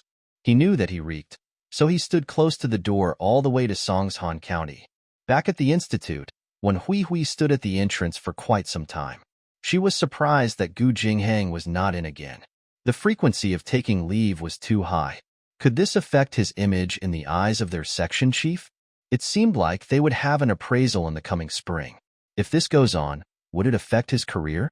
Even though they have 24 days of leave, wouldn't it make a stark contrast if he never takes leaves at all? When Hui Hui waited anxiously for Gu Jinghang's arrival, she must see him and tell him about Song Ran's situation and how her family views him as a poor fellow from the countryside. As the sky turned dark, Gu Jinghang hopped off the bus and headed to the entrance, feeling great today. But as soon as he spotted Wen Hui Hui, who was waiting at the entrance, he couldn't help but furrow his brows. Gu Jinghang wanted to ignore her and walk straight in. But to his surprise, Wen Hui Hui grabbed his wrist and called his name. Jinghang. Gu Jinghang shook off her grasp with obvious disgust in his eyes. First, you can call me Gu Jinghang, or Team Leader Gu. Second, please don't touch me. Only Ran can touch his hands. What was she thinking? How could she make a move on him when he was her bestie's boyfriend? When Hui Hui looked a little embarrassed, she said with some unwillingness, Fine, Team Leader Gu. Do you know Ran cheated on you? It was to one Hui's understanding that Song Ran would never tell Gu Jinghang that her family had arranged a blind marriage for her. So when Hui Hui intended to make full use of this matter to drive a wedge between them, Gu Jinghang looked at her expressionlessly and said, Are you done? If you are done, I'm going in. We have to take our attendance at 7. When Hui Hui was full of frustration as she said, Why are you so silly? Ran's family has introduced another man to her. He is the son of the boss who is managing 2 agricultural cooperatives and multiple fashion retail stores. His family background is very compatible with that of Ran's, much more compatible than yours. Yet, Gu Jinghang did not kick up a big fuss like how Wen Hui Hui had expected him to. He was calm and composed. Was it because he did not like expressing his feelings? Or was it because he had so much trust in Song Ran that he believed that their relationship was stronger than material needs and that they would overcome every challenge they met? This was not a good sign. He was not anxious, and this made Wen Hui Hui worried. Gu Jinghang did not respond. He merely glared at Wen Hui Hui and asked in an interrogative tone, Who told you to come and tell me all these things? Did Ran make you come? Vivid thoughts started flashing through Wen Hui's mind. Should she say something, or keep silent? How could she word it so that there would be a higher possibility of the couple breaking up? She decided to cut off any means of retreat and just gritted her teeth before blurting out, Of course, Ran made me tell you these things. She thinks highly of Yao Shifeng. Furthermore, she is only an 18-year-old student. She wishes to listen to the plans of her family. Gu Jinghang finally understood what was going on. He gave her a cold look and said in a voice duller than the evening mist, I got it. He turned and walked into the institute right away, ignoring Wen Hui's attempts to stop him. Wen Hui was even more lost. He got it. What does he know? Does he know that Song Ran looks down on him? Does he realize that he is not good enough for Song Ran? Is he going to give up on this relationship? Was it really like how she understood it to be? But why was she feeling so worried? Why did she think that Gu Jinghang's reaction was out of her control? Why does it seem like everything was not going according to her plan? She could not handle Song Ran. She could not control Gu Jinghang either. She was going crazy. How would she have known that Song Ran had already told Gu Jinghang about Yao Shifeng and even talked about how much she despised that good-for-nothing guy? Wen Hui was a cold and heartless person who had little to do with the goodness of this world. She had no understanding that such things were pure and devoid of trickery or plots. She left the second research institute with an uneasy heart. She had to come up with another plan. If Song Ran knew about this, Wen Hui Hui must have a way to cover it up and talk her into something else. Yup, Song Ran was no longer the naive girl she was before. It was nightfall. Song Ran was lying on the sofa while enjoying the wind from the electric fan. As she was munching on the watermelon that Mother Wu had prepared, the telephone rang.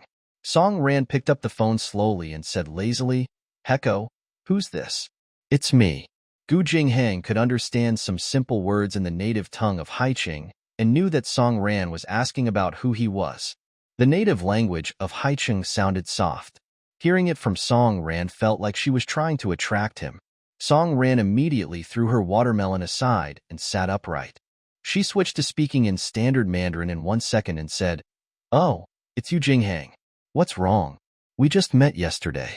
You miss me already?" Her nasal voice sounded cute. Gu Jinghang could not help but smile and said, "Ahem. I have something to tell you." He was not used to having to speak to young girls with a sweet tongue. Instead, he used a submissive tone. "What's wrong? You should be careful when you are around Wen Hui Hui in the future." Song Ran felt a ping in her chest while her eyes drifted around. She thought to herself, what did Gu Jinghang mean by saying that? After a while, she probed, "Huh? But she's my best friend. Why should I be wary of her?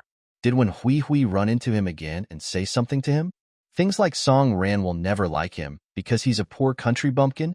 This matter was apparently over, and Gu Jinghang did not mind her saying that. In addition to this, the latest event to occur was Shan Mingfang introducing the good boy, Yao Shifeng, to her. But she had not mentioned this to Wen Hui Hui, so how did she find out? It was hard for Gu Jinghang to bring the matter up to Song Ran. He was not used to gossiping behind someone's back, especially when Wen Hui Hui was the best friend of a girl he liked. That was not his character. But he was worried that Ran would be backstabbed by Wen Hui Hui, so he could only put it in an ambiguous way. "Ran, do you trust me?" Song Ran was taking in rapid breaths. His question sounded formal, so she had to answer him with seriousness. "Yes, I trust you, Jinghang. Apart from my elder sister, you're the next person whom I trust the most in this world. Then I'll just tell you this. Just bear it in mind. Wen Hui Hui, she keeps things to herself. You just don't tell her everything. Do you understand?" Song Ran found it hard to speak. Gu Jinghang was thinking for her wholeheartedly, for fear she would suffer. She nodded. "Okay, Jinghang, I'll listen to you." Gu Jinghang's mind felt at ease. Luckily, Ran did not ask him to explain or make things more difficult for him. Just when Song Ran was about to hang up the phone, "Wait, Ran. Huh, what is it?" Gu Jinghang sounded hesitant. "Ran, I just want to know, why did you suddenly treat me so well?" This was like a time bomb for him. Gu Jinghang decided that if he could not figure out the real reason, it would always be worrying him in the back of his mind that Song Ran would turn from a warm-hearted and gentle girl to the previous unkind girl again. He was extremely distressed. Song Ran felt her heart ache. She must have been such a wicked girl before that this had made Gu Jinghang insecure. As his lover, wasn't it a given to treat him well? He probably treasured her little acts of kindness like some kind of precious item and repeatedly thought about them. She sighed. Gu Jinghang on the other line was getting nervous. If he knew this would happen, he would never have asked the question. If Song Ran returned to her usual self, it would be too late to regret. Song Ran rested her chin on her knees, listening to his short and rapid breaths, feeling his anxiety and consternation. Finally, her voice flowed like a river. "If I said, I met a highly skilled monk who enlightened me, will you believe it?" The monk she was referring to concerned her life experiences, which had given her guidance and made her understand that the most precious thing in the world to her was Gu Jinghang's true love. She had grown to understand that the precious love she missed would become a lifetime of regret. Gu Jinghang's anxiety finally loosened up a bit. He asked with a little uncertainty, "Ran, can you stay this way forever? I like you this way." Her heart ached for him. His question sounded cautious, and his tone was trembling. But he had always been like this. He went out of his way to please her, regarded her as his priority, and always took care to put her feelings and needs first. In the past, he was always doing so. But she, How many times did he suffer in silence? How did he manage to spend 2 months' worth of his pay to treat her to a Western meal and spend the remaining money to call a cab and send her home? How did he bear to spend everything and be left with not even a single cent, so that he had to set back on foot to the second research institute in the middle of the night? After that, he even said that the mountain flowers were in full bloom and that their scent was fragrant in the cool breeze. That night, he was happy. Why does such a fool exist? After spending all his money, Song Ran was still finding fault in him and even looked down on him. How could there be someone so inconsiderate like you in this world, Song Ran? Song Ran was choked with emotion and her eyes started tearing up. She muttered in a barely audible voice, "Okay, I'll always be like this. Jinghang, if you like me to be this way, I will always treat you like this in the future." Gu Jinghang was completely relieved and he said, "All right then, goodbye." "Yup, goodbye." After putting down the phone, Song Ran buried her face between her legs and started sobbing uncontrollably. Just then, Song Xian came back home. When she saw Song Ran like this, she mocked, "What's wrong? Why are you crying?" Song Ran was sniffling heavily as she replied, "I'm so touched by my team leader Gu."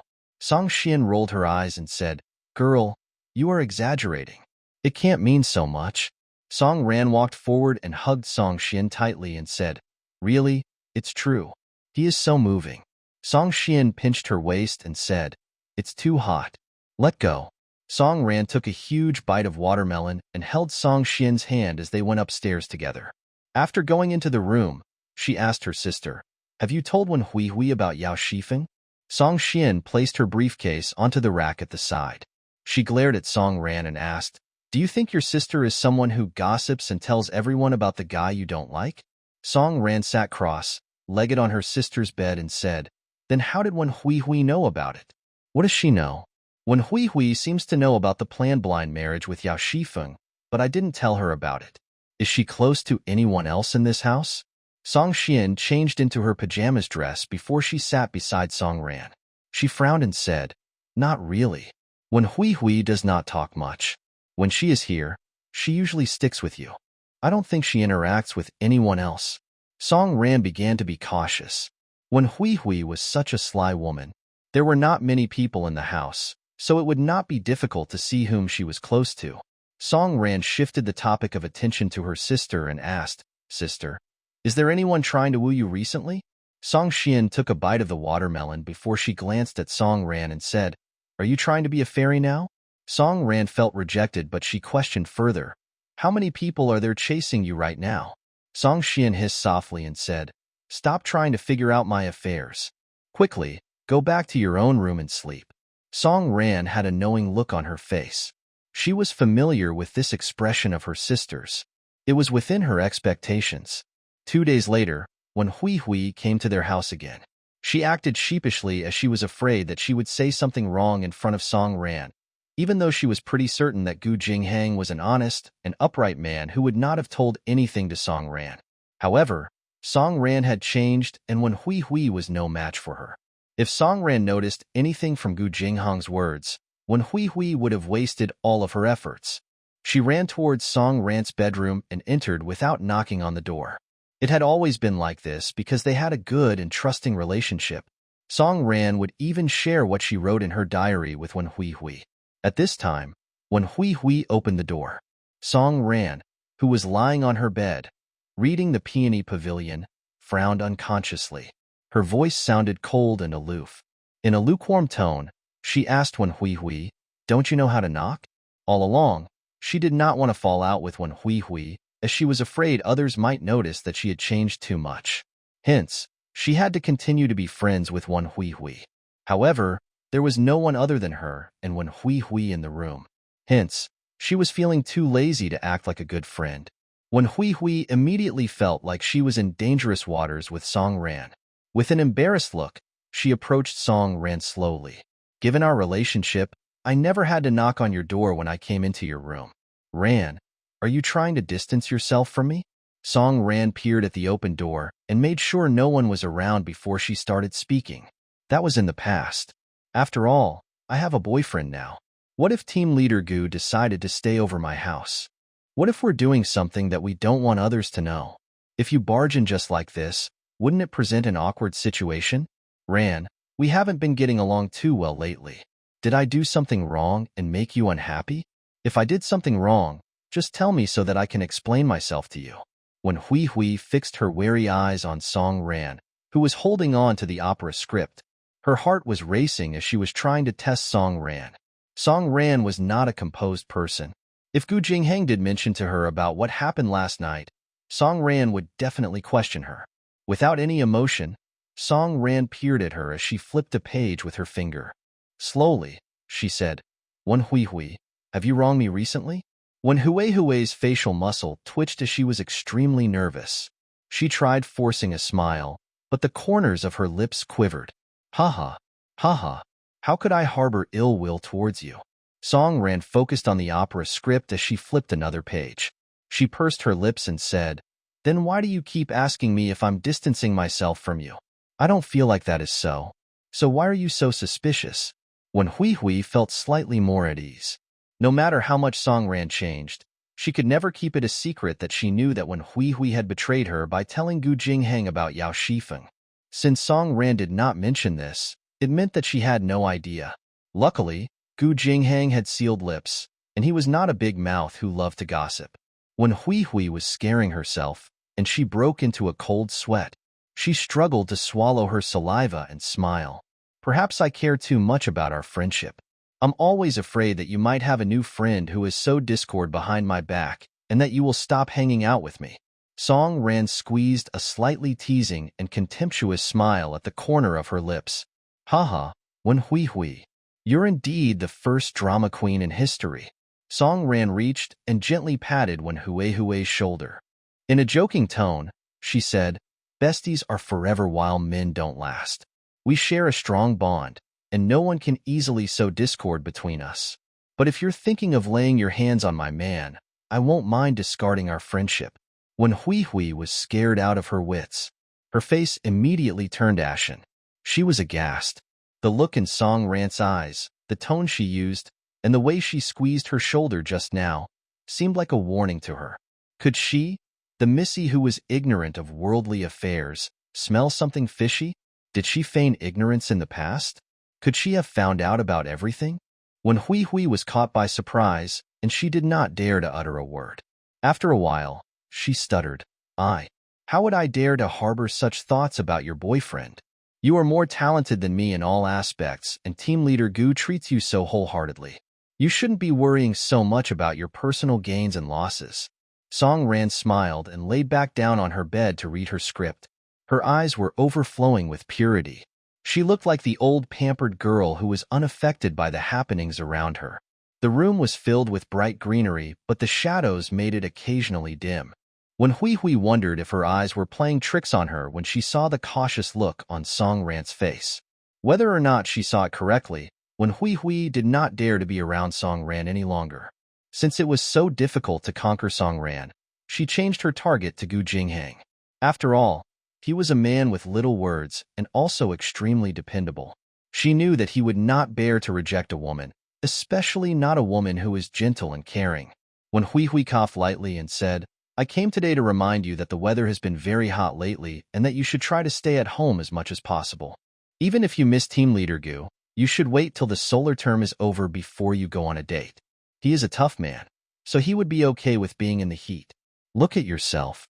The skin on your shoulders is peeling off from sunburn. You just don't know how to take care of yourself." Song Ran stopped her reading and looked at Wen Hui Hui with a pure and naive expression on her face as she said, "Yup, thanks for your concern." Wen Hui Hui was even more certain that she must have been mistaken about the cautious look on Song Ran's face. She lifted the corner of her mouth as she smiled and said, "If there's nothing else, I'll get going." Song Ran raised her hand and said, "Goodbye." As soon as Wen Hui Hui walked out of her room, Song ran through the script aside and observed the direction in which Wen Hui Hui was heading towards while shaking her head. If the 18-year-old Song Ran had not been reborn again, how could she be a match to the sly and cunning Wen Hui Hui? She heard footsteps on the stairs. Then she tiptoed and left her room as well. Song Ran walked on the wooden, tiled floor barefooted and hid at the corner of the corridor. She could see the first level by looking out of the window. However, after quite some time, she did not see Wen Hui leave the bungalow. Did this mean that she was still in the house?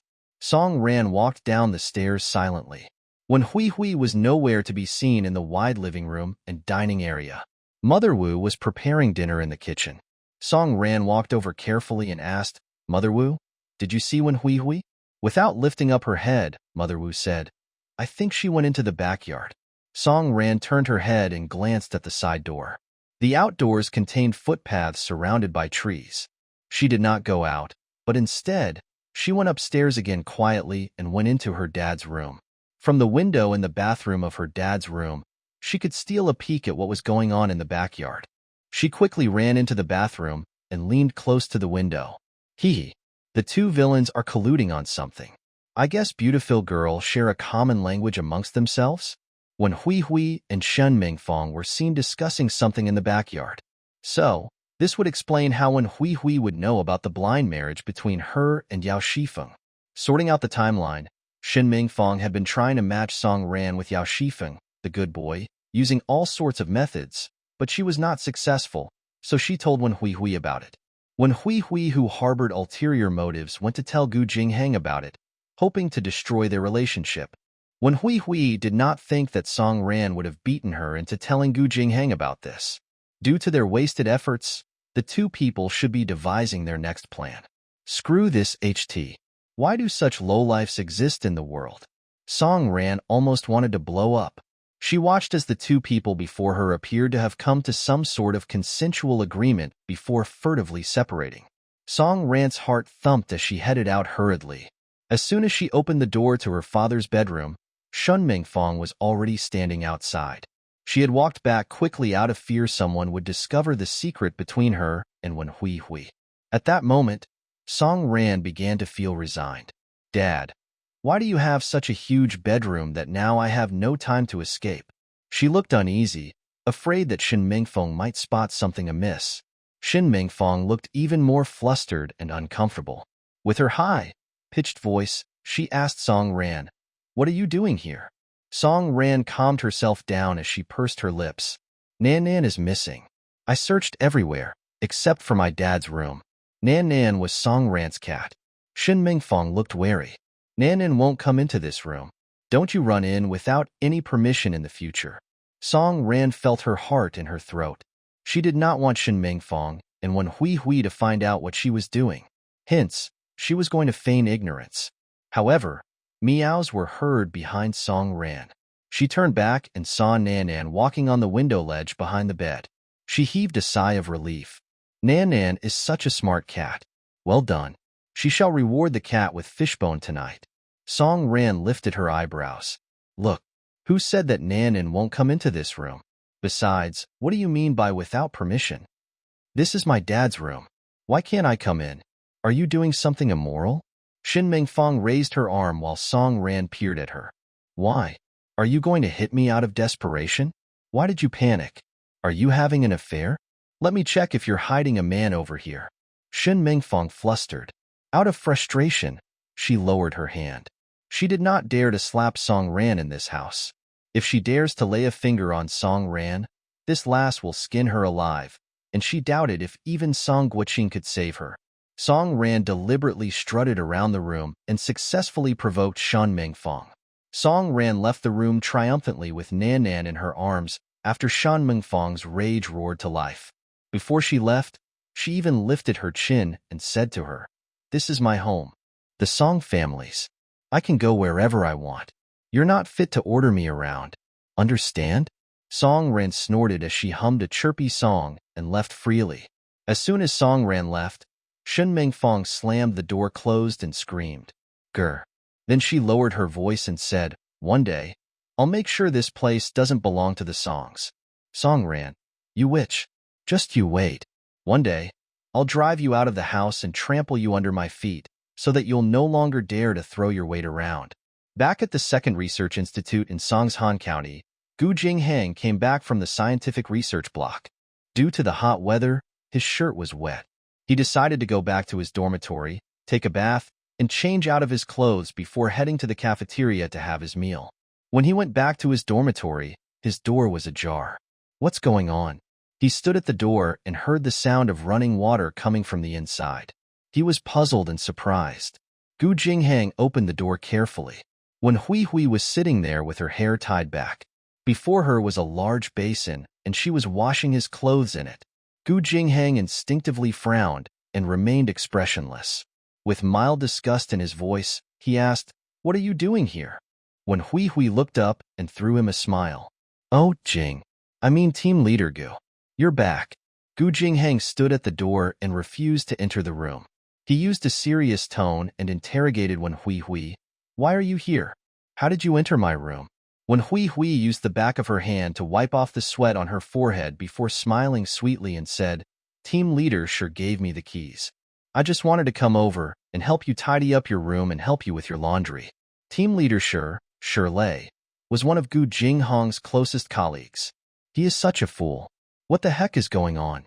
The frown on his face was obvious, and he said in a deep voice, "You don't have to do my laundry. You can leave now." It was clear that he was chasing her away. Yet, when Hui Hui continued to diligently rub the Chinese tunic suit that she was holding onto as she said, "Team Leader Gu, I know that Song Ran comes from a wealthy family, so she doesn't know how to do these things. As her best friend, I'm willing to help her with this in the future." After talking to Shen Mingfang the previous day, when Hui Hui realized that she had been using the wrong tactic, she should not have said all those things to Gu Jinghang and complained about Song Ran's shortcomings. She should just silently integrate into all aspects of his life like still water and let this man notice how gentle and domesticated she was. People say that you should marry a wife who has good values instead of a woman who only has pretty looks. So what if Song Ran had a beautiful face? She was spoiled and pampered. Although she was already a grown-up, she had never done any laundry, let alone lifted a finger to take care of a man's needs. After spending so much time with such people, how could he not be tired? Furthermore, Gu Jinghang came from the countryside, so he would only be attracted to Song Ran's good looks for a short while. In the end, he still had to find a woman to spend the rest of his life together with. Everything that Wen Hui Hui was doing was just to tell Gu Jinghang that she was the right person that he should be choosing to spend his life with. Gu Jinghang had always been calm and collected, yet he was growing frustrated by Wen Hui Hui. He used an even harsher tone and said, "I said I don't need your help. Please leave quickly. This is the dorm for singles. Take note of the consequences." Wen Hui Hui ignored him and muttered to herself, "There are only 2 more shirts left. I'll leave after I'm done washing them." Gu Jinghang was pressured. Wen Hui Hui had such a complex mindset that no one could comprehend it. A big man like him could not possibly start getting physical with her and drag her outside, right? He could not drag the person, but he could snatch the shirt away. He walked over and snatched the shirt out of Wen Hui Hui's hands. He gritted his teeth and said, "Please leave quickly. Don't ever come again." Wen Hui Hui looked up with teary eyes and said, "Team Leader Gu, the journey here took me more than 2 hours. I just wanted to help you tidy up your room and help you with some chores. Never mind if you aren't grateful about it. But why are you raising your voice with me?" Gu Jinghang remained expressionless, and he did not react to what she said. "Instead," he firmly said, "you can save the trouble of traveling all the way here. I can do all these things myself." When Hui Hui took the shirt from out of his hands, she continued rubbing the shirt while wiping off her tears, and she said, "I'm willing to do it. Leave me alone." Gu Jinghang insisted on being a gentleman. "I cannot hit a woman. I cannot hit a woman." He chanted this for quite a while and tried to calm himself down. When Hui Hui was totally unaffected, and she was stubborn, insisting on doing things her way. Gu Jinghang could not do anything about her. At this time, Team Leader Gu missed Song Ran badly as he was terrible with words. With Song Ran around, she could put Wen Hui Hui to shame and send her running away in just a few words. But now, a slow remedy could not meet an urgency. Without Ran, there was no way for him to scold Wen Hui Hui while disregarding his conduct. But when Hui Hui's behavior was out of the norm, how could she come over and hit on her bestie's boyfriend? A gentleman always suffers a loss in silence. No matter what, Wen Hui Hui was not bothered by Gu Jinghang.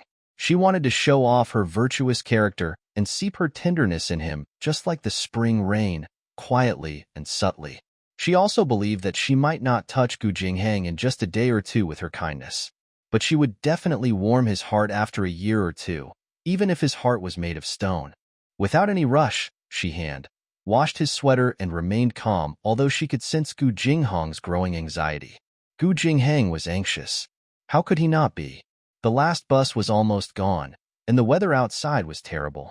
What if Wen Hui wanted to? He did not dare to think about it. Hey, Jinghang, why are you standing at the door? Aren't you coming in? Shirley's voice came from behind. Gu Jinghang gritted his teeth. He turned around and dragged Shirley to another room on one side. Why are you acting like a Mr. Nice Guy? Who told you to open the door for her? Shirley shrugged his shoulder with innocence. A young girl like her came over, saying she's looking for you. There was no place for her to rest, so I had to let her into your room. I have to say, one is pretty, and one is virtuous. You lad are quite lucky. If we were still living in the ancient era, you probably could have 2 wives. Gu Jinghang flexed his fist. You better stop making trouble for me. Return my key. Shirley stared at him. I put it in my shirt pocket, and the shirt is in my office right now. Gu Jinghang could not do anything, and neither did he dare to go back. Hence, he could only sit around at Shirley's place. What a way to suffer for nothing. Just when Gu Jinghang was out of his wits, he heard a knock. Wen Hui stood before him like a ghost, haunting him wherever he went.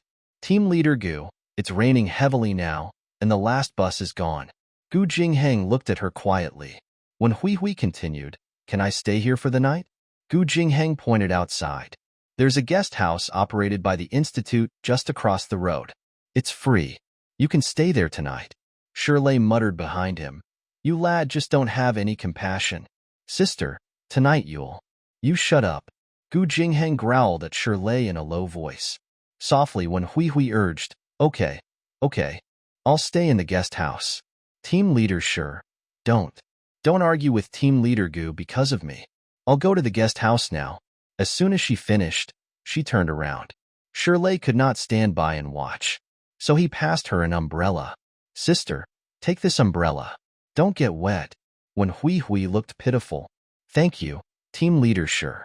With a bang, the door was slammed shut, and the room was dark. Shirley shook his head. Look at her. She cleans your house, washes your clothes, and you don't appreciate any of it and chase her away. You're really heartless. Gu Jinghang darkened his expression. Just shut up. It was you who got me into this mess. Shirley clicked his tongue. I'm going to say something that might seem rude to you. Don't get angry with me, but you might not even get into the Song family. Besides, your parents might not favor a pampered girl like Song Ran. A wife is not determined by her looks, but by her virtues. You got it? Creators Thoughts Larbra Studio from February 15, 2020. Coins spent on books that aren't selected will be refunded within 30 days. However, fast passes will not be refunded. The selected book will have a mark on the corner of the book cover in 30 days to indicate continuation. Thank you for your understanding. Gu Jinghang glared at him and said with a firm tone, I don't have a big heart. It only has enough room for Song Ran. Shirley spread out his arms and said, You are looking for trouble on your own. Whatever, I'm not going to nag at you about it. The next morning, just as Gu Jinghang walked out from Chief Liang's office, he saw his uninvited guest. He wanted to pretend like he did not see her and just walk around her, but when Hui stopped right before him. Team leader Gu, I've heard from team leadership that you would be busy today. I'm sure you would be tired. I was planning to go to the kitchen and prepare some food for you. Gu Jinghang was so mad that he could not keep a straight face. Shirley is such a troublemaker who cannot keep his mouth shut. I don't have any laundry that needs to be done. My room is tidy enough, and I like the meals in the cafeteria. Don't seek me out in private in the future. I don't want Rand to misunderstand. Right after he finished his sentence, he walked off coldly. However, when Hui grabbed his wrist, Gu Jinghang lifted his hand and quickly pushed Wen Hui away. When Hui lost her balance and almost stumbled onto the ground. Fortunately, Shirley arrived in time to catch her before she fell. When Hui looked at Gu Jinghang with teary eyes and she said, Team leader Gu, I'm not hoping for anything from you. Why must you be so mean to me? Gu Jinghang looked at her from head to toe and said coldly, If you insist on being involved in my affairs, then I'm sorry. I don't think I can put up a good front if you keep insisting on doing so. Gu Jingheng turned and left immediately, leaving Wen Hui to look at his unwelcoming back. Wen Hui started crying uncontrollably. Shirley could not bear to watch her like this, but he could only comfort her and say, "Don't cry anymore.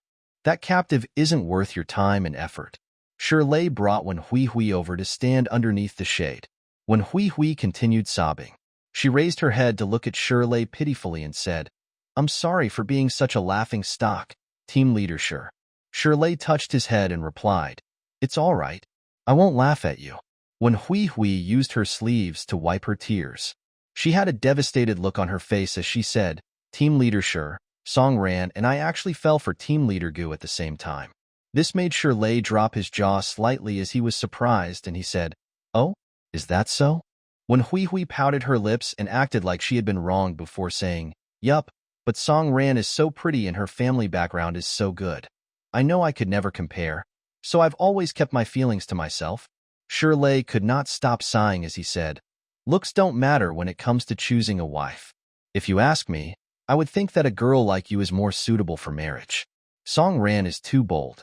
No one in the research institute thinks that she is a good match for team leader Gu."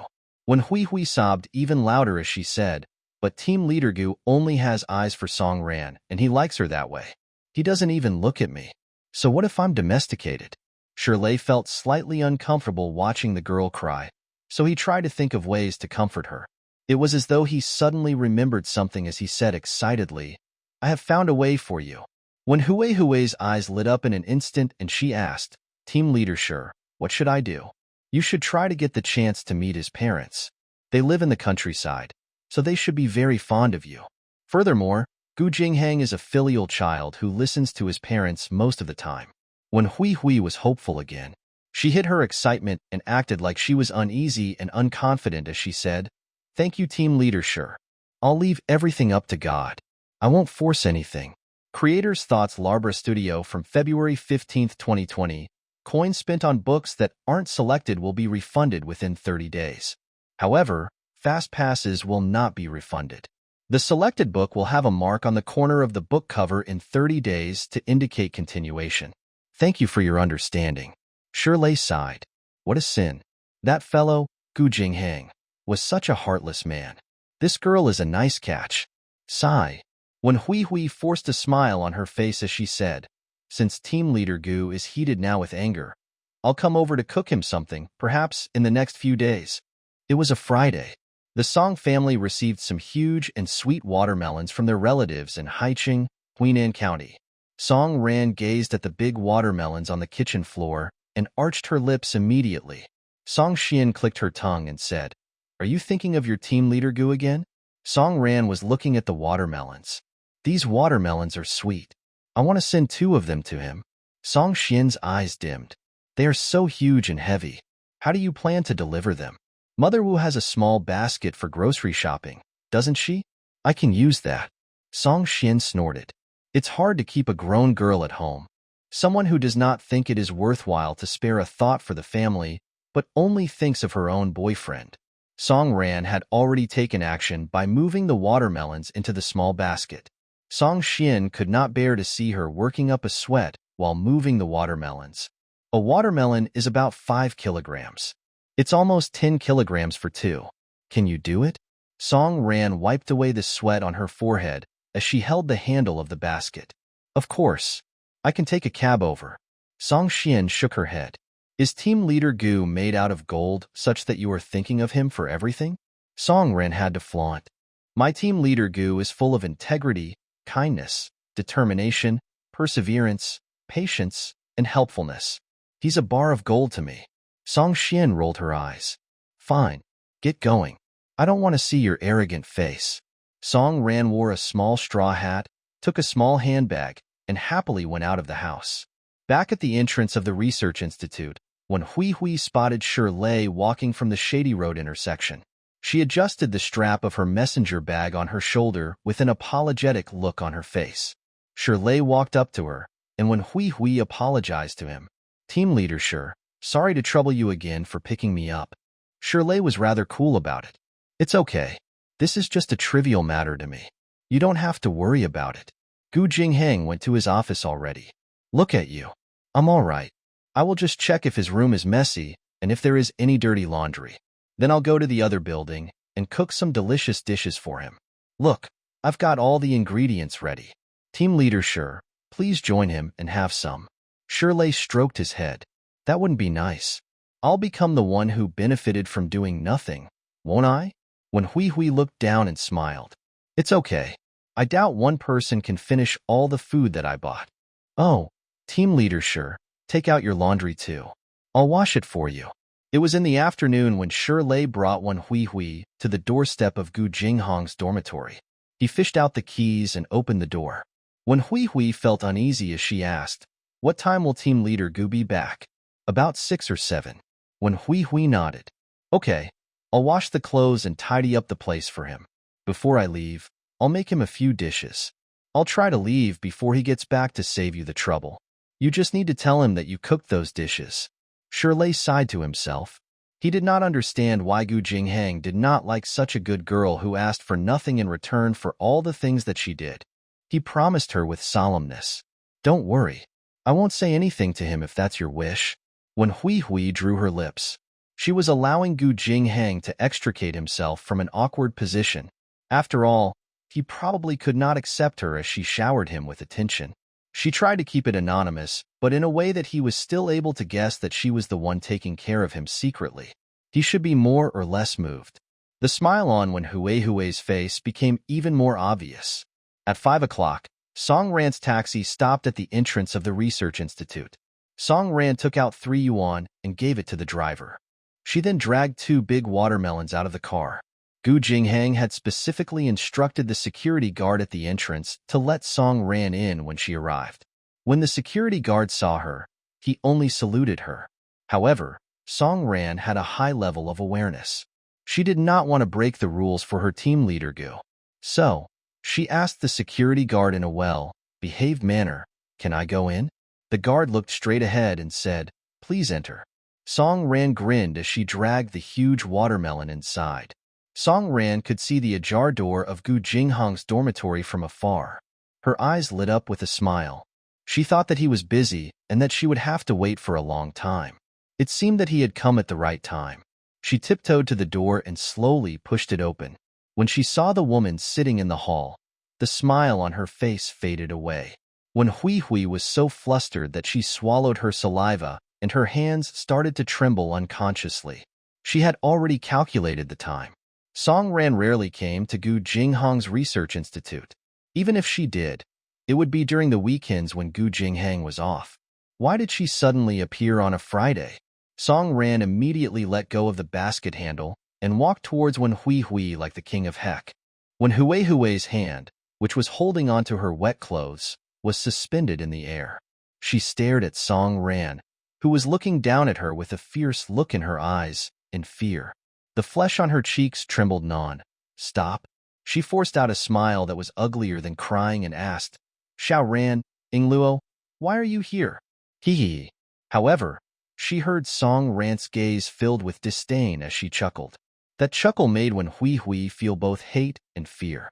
That gaze of hers felt like she was dismembering her. It felt like she was putting her into a pot of boiling oil and making her suffer. Song Ran's tongue touched the inner wall of her mouth, and she laughed in disbelief. With a loud bang, she smashed the handbag in her hand, and Wen Hui shrank back in fear. Song Ran looked down at Wen Hui from above. She reached out and grabbed Wen Hui's chin. She glared at her viciously and stared into her eyes. "That's what I'm saying, Wan. That's what I'm saying. Wen Hui, you've been asking me if we've grown distant. Did you do something wrong? Did you make me unhappy? It turns out that you've really King seduced my boyfriend behind my back." Wen Hui was so frightened that she did not dare to breathe. Her mind was quickly organizing the words that she could use to get away with this. Ran, you misunderstood me. Listen to me. Song Ran held her chin tightly and said through gritted teeth, "What are you talking about? The clothes in your hands, are they Jingxing's?" When Hui's eyes flickered, but she did not dare to speak. "I'm asking you a question. I'm King asking you a question. When Hui, answer me." When Hui's lips trembled in fear and she replied in a trembling voice, Ingluo is Ingluo. It's team leader Goose. Song Ren snatched the clothes from her hands and threw them at her face. Who do you think you are? When did it become your turn to wash his clothes? Don't you know that he's my partner? Don't you know that you need to avoid arousing suspicion when your friend's partner is someone else? When Hui urged me to ask you, when did you start to think about my people? When Hui reached out to pull the clothes off her face and forced herself to remain calm. Xiao Ran, you've really misunderstood this. You're talking nonsense. Song Ran kicked the plastic basin in front of her. The basin flipped over and landed on Wen Hui. She was completely drenched. Misunderstanding? Wen Hui, tell me, what did I misunderstand? I misunderstood that you actually came here to wash Jinghong's clothes on the way. Yes, that's right. You went 30 kilometers to your best friend's dormitory and washed other people's men's clothes, right? Wen Hui, I've misunderstood you, haven't I? Water dripped from Wen Hui's clothes to the ground. She was filled with resentment. Song Ran was so arrogant and bossy in front of her. She wanted to give her a tight slap and tell her that they were not married yet and that they could compete fairly. And what right do you have to yell at me? However, she did not dare to do so. If she fell out with Song Ran, it would only benefit Song Ran. It would not benefit Wen Hui at all. The time was not right, so she had to endure it. She reached out to wipe the water droplets off her face, her expression bitter. Ran, you've really misunderstood me. These clothes don't only belong to Team Leader Gu, but also Team Leader Shi from the dormitory next to him. I'm on good terms with Team Leader Shi, so I came to visit him. I saw that he had some unwashed clothes, so I wanted to help him wash them. Team Leader Gu's clothes are just convenient. With a loud slap, Song Ran gave her a tight slap. When Hui covered her face and did not dare to say anything, Song Ran laughed coldly at her. Then, let me ask you, why are you not in Team Leader Shi's dormitory, but in Team Leader Gu's dormitory? When Hui, what are you up to? When Hui's heart trembled as she looked at Song Ran innocently. Xiao Ran, you're biased against me. That's why you're suspecting my motives. Song Ran crossed her arms and looked at her coldly. When Hui, I've told you before. Sisters are like hands and feet, and men are like clothes. If you want my man, I don't mind cutting off my own hands and feet. We don't have to see each other anymore, and you're not allowed to get close to Jinghang. If you dare to act obediently, you'll get more than just a slap. Do you understand, Qian? When Hui's eyes flickered. In her heart, she had already cursed Song Ran 1,000 times, but she could only keep her expression calm. Ran, she said, I've never told you that Ran likes Captain Shi. Song Ran slowly closed her eyes and a sarcastic smile appeared on her face. The BTCH really had a lot of tricks up her sleeve. She suddenly opened her eyes and pretended to be surprised. Is that so? When Hui braced herself and continued to lie, yes, I've liked Captain Shi for a long time, but I'm too embarrassed to say it, so I'm helping him do something within my power, hoping it'll help. Has Hui finished washing her clothes? Shirley's voice was heard from outside the door. Song Ran immediately smiled and stared at Wen Hui. Is that the Captain Shi you like outside the door? Wen Hui wanted to run past Song Ran and stop Shirley from coming in. However, Song Ran grabbed her wrist and said, I want to meet your dream lover. Shirley said as he pushed the door open. He saw a drenched Wen Hui and a smiling Song Ran. He frowned instinctively and walked in. He pointed at Wen Hui and said, Why are your clothes all wet? Song Ran said in a pained tone. Hui was so excited when she saw me. She stood up and stepped on thin air, causing the basin to flip over. Is that right, Hui? When Hui gritted her teeth. BT Song Ran, I'll put up with you today, but I'll make you kneel in front of me and admit your mistakes tomorrow. She forced a smile. It's Ingluo. Yes, team leader Shi. I accidentally stepped on the water basin. The rough man, Shirley, could not detect the undercurrent of competition between the girls and really thought that when Hui had stepped on the water basin herself. Why can't you be more careful? Look, do you want to change your clothes? Why don't you change into mine? My clothes might be too big for you. You must be team leader Shi, right? Song Ran looked at him with a smile. And NBSB. Although Shirley did not like Song Ran's messy behavior, it was a common problem for men. They could not pull a long face when facing women. He nodded his head honestly. I'm Shirley. Song Ran laughed. Team leader Shir, our Hui Hui has done so much for you. You should understand what she means, right? She secretly likes you. Shirley was overjoyed instinctively. Was this what Ying Ying was like? When Hui Hui could tell that the situation was getting out of control, she quickly pulled Shirley and rushed out. Song Ran chased after him. As soon as she went out, she bumped into a broad embrace. She looked up and saw Gu Jinghong's slightly flustered eyes. She gave up on the idea of pursuing Wen Hui Hui and pushed the man in front of her away in a fit of anger before rushing out in a huff. She had clearly told him solemnly not to meet Wen Hui Hui in private, but she did not expect this man to play along with her. She was so angry that she had lost her mind. When Gu Jingheng saw Wen Hui Hui and Shirley enter the dormitory at the side, he cursed that grandson 1,000 times in his heart before he hurriedly caught up with Song Ran. Under the banyan tree, he took her hand and directly pulled her into his arms. He went straight to the point and apologized. I'm sorry, Xiao Ran. I didn't show you enough face and made you angry. Song Ran leaned on his shoulder and frowned. A relative sent a truckload of sweet watermelons. I thought I should give 2 to my Jinghang, so I happily brought the 2 biggest watermelons over. When I pushed the door open, I saw Wen Hui Hui sitting in the living room of your dormitory. She was washing your clothes. She was washing your clothes. Gu Jinghong's heart was in his throat. He kept caressing her back. I'm sorry, Ran. I was wrong. At this moment, he felt that explaining was unnecessary. He had indeed not thought it through. He thought that Shirley would not let Wen Hui Hui in again. He thought that since he had made his stand clear, Wen Hui Hui would not come over shamelessly. Everything was just what he thought. He was too full of himself. He was wrong. He should have prevented problems before they happened and killed all possibilities in the bud. That way, his Ran would not have the chance to be sad.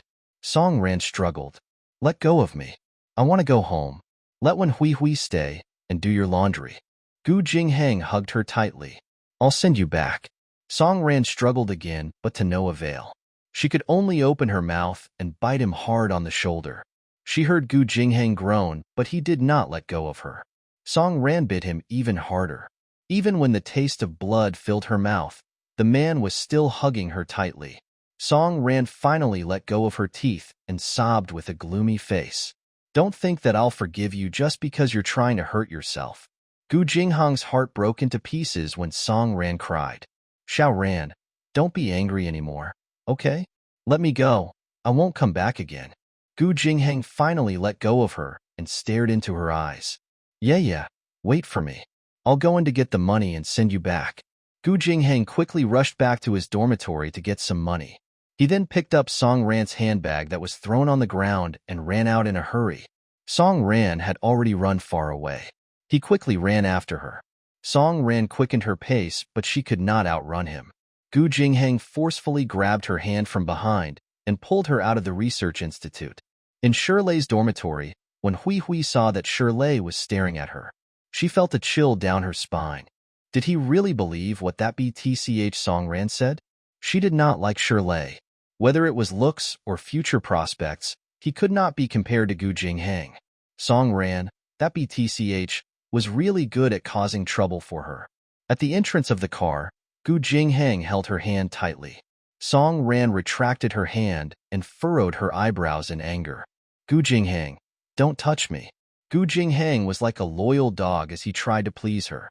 Every facial feature on his face was very careful. Song Ran was furious. She raised her other hand and mocked him. However, in the end, she couldn't bear to hit him. When she saw his slightly innocent eyes and his expression that allowed him to be hit and scolded, she couldn't bear to do it. She was even more annoyed. My family introduced me to Yao Shifeng, but how did I treat him? I'm frowning and treating him coldly. I've never given him a good face at all. Gu Jingheng knew that she was feeling aggrieved, so he could only keep saying sorry. He wanted to hold her in his arms and comfort her carefully, but the person beside him was like a porcupine with all the spikes on her body, not allowing him to get close at all. He was burning with anxiety and his heart ached. That darn Shirley and Wen Hui. Song Ran did not say a word to him until the taxi stopped in front of the Tianzifang housing area. After the car was parked, Gu Jingheng took out 3 yuan from his pocket and passed it to the driver. Song Ran pushed the door open and got out of the car. Gu Jingheng quickly caught up with her and handed her handbag to her. Song Ran turned around and looked at him with an aggrieved expression. Do you like Wen Hui? However, she saw that Gu Jingheng's eyes were instantly filled with infinite sadness and helplessness, as if he could not believe that she would ask such a question. He licked his dry lips, as if he didn't know what to do with an expression. He only mumbled, I don't like her. How could I like her? You can leave now, she said coldly. After that, he turned around and entered the house. She needed to calm down. In fact, she regretted it the moment she entered the room. Gu Jingheng was not that kind of person. Wen Hui must be up to something again. Jingheng would not be able to guard against someone as scheming as Wen Hui. She rushed to the second floor and hid behind the window, observing the people standing downstairs. Gu Jingheng stood there for a while before he turned around and left. His back was not as straight as before, and he looked as if he had been defeated. Song Ren really wanted to stop him. There were no more public buses at this hour. He would definitely not bear to take a taxi alone. So, he had to walk another 30 kilometers and walk until midnight before he could return. Song Ran's heart started to ache. In the middle of the night, a lonely figure was walking alone on the path. He was fast and his steps were big, but the 30 kilometers of road, in the middle of the summer night, was covered in sweat. At 2 o'clock in the morning, he finally returned to the research institute. He gently pushed open the door of his dormitory. It was still a mess inside. The basin was overturned on the ground, and water was all over the floor. A few pieces of clothes were scattered on the ground. Just like his heart, it was in a mess. He turned around and saw the small basket behind the door. He bent down to look at it. The 2 watermelons inside were really big and round. He felt as if someone had punched his heart. It's not good. It's really not good. He could imagine how his Xiao Ran must have felt when she pushed open the door and saw Wen Hui. She felt wronged, sad, surprised, and couldn't believe it. She must be heartbroken. How could he let Ran, who had her heart on him, be so sad? He really deserved to die. Turning around, he left his own dormitory and arrived at the door of Shirley's dormitory. He kicked the door open and rushed into Shirley's bedroom in anger. The drowsy-eyed Shirley rubbed his eyes and looked at him. UF King Sneaky B starred. With a loud bang, Gu Jingheng landed a heavy punch on Shirley's face. Shirley saw stars from the heavy punch. He shook his head and was about to curse when another heavy punch landed on his face. A strong taste of blood instantly filled his mouth, and Shirley immediately jumped up. You're not sleeping in the middle of the night. Why are you here? Gu Jingheng glared at him with a menacing look in his eyes. I didn't hit her because she's a woman, and I hit you because you're the one who started this. If you dare to make decisions on your own and try to get Wen Hui to my side again, I'll beat you up so badly that even your parents won't recognize you. Shirley spat out a mouthful of blood. He cursed in a low voice, UF King thing. You're going to hit your brother just for a girl? You're so ungrateful. Gu Jingheng grabbed his collar and glared at him fiercely. Xiao Ran will be my future wife. Because of my future wife, I'm not treating you badly by taking these 2 punches. Shirley covered his face as he looked at Gu Jingheng, who was always calm and collected, with his bloodshot eyes. He looked like a lone wolf fighting alone, and it made him panic. Are you so sure that Song Ran will marry you in the future? Gu Jingheng let go of his collar and pushed him hard. I'm sure. There's nothing in this world that can make me more sure than this. Shirley wiped the blood from the corner of his mouth and spread his hands. All right, all right, all right. I'm Mr. Donghua, and I won't worry about you in the future. Good intentions don't get rewarded. Give me the key. Shirley turned around and searched his pockets. He took out a key and said hatefully, If I continue to worry about your matters, I'm a grandson. Gu Jingheng took the keys and returned to his dormitory. He tidied up and threw away the few Chinese tunic suits that Wen Hui had washed. He had only thrown away 2 of them the last time. Xiaowang, who was distributing the clothes, would probably give him a hard time tomorrow. The next day, Song Ran went to People's Park to relax. She saw Director Lee talking to a short old man at the entrance of the park. Director Lee, who is this? She listlessly walked over. Oh, this is Uncle Chien. Chief Physician Lee was caught off guard and let the cat out of the bag. Song Ran was surprised. Grandpa Chien is very tall. When she saw Uncle Chien that day, even though he was hunched over, he was still much taller than this Uncle Chien who was about the same height as her. When Chief Physician Lee saw that he could not hide it anymore, he quickly said, "Sai, I won't hide it from you. The person who came over to help you clean the other day is your boyfriend." Song Ran was stunned. She felt suffocated instinctively. What did you say? Your boyfriend knew that the ticket wasn't won by the lottery, and he also knew that you had to do 2 days of cleaning for that ticket. He was afraid that you would be tired, so he rushed over to help you. The weather was extremely hot, and he was wearing long, sleeved pants, a hat, and a towel. He even deliberately bent over, afraid that you would recognize him. Song Ran's heart felt heavy, and her throat felt blocked. She felt a lump in her throat, and her eyes turned red. Director Lee, why didn't you tell me earlier? Supervisor Lee was in a difficult position. Your boyfriend won't let me tell you. Young lady, why didn't you come with your boyfriend today? Song Ran shook her head. He's busy with his research institute. I'm just looking around. You have a good eye, young lady. Your boyfriend is a 1 in a million young man. Oh, by the way, did the convenience store give you a bottle of orange soda? Your boyfriend bought it in advance and asked Grandpa Zhou to give it to you. Song Ran glared at Supervisor Lee. This Supervisor Lee won't give up until she makes me cry. Will she?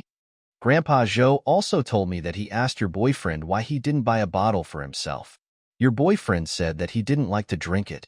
He just couldn't bear to spend money on himself. Song Ran hugged Director Lee. Director Lee, stop it. Please stop. Are you touched? Director Lee patted her back. Song Ran hugged her for a while and left in a hurry without saying a word. Supervisor Lee was completely confused and her eyes were filled with surprise. Young girls nowadays were really unpredictable. That evening, there was a huge thunderstorm, and the summer heat was slightly alleviated. Song Ran planned to look for Gu Jinghang at the Research Institute's compound tomorrow. Wasn't one Huey's motive to sow discord? She should not have let her have her way. She should not have had a bad relationship with Gu Jinghang. However, she did not realize that there was something unusual about Ying when Gu Jinghang did not call her the night before. The next day, the floor was still wet. It was not as hot as the past few days.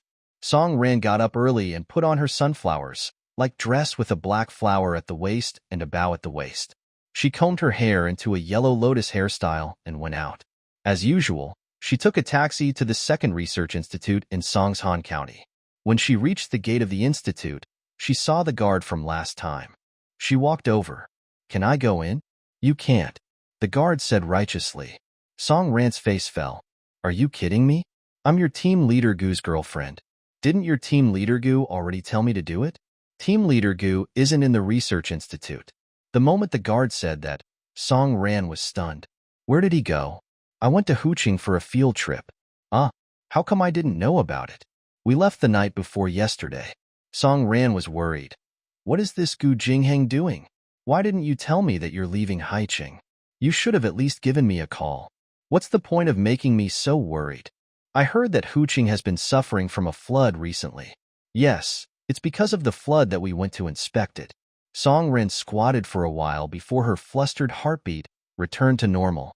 "Is there a call from there? Do you know the number? I'll have to make a call to confirm it." "I don't have a phone." The guard waved his hand.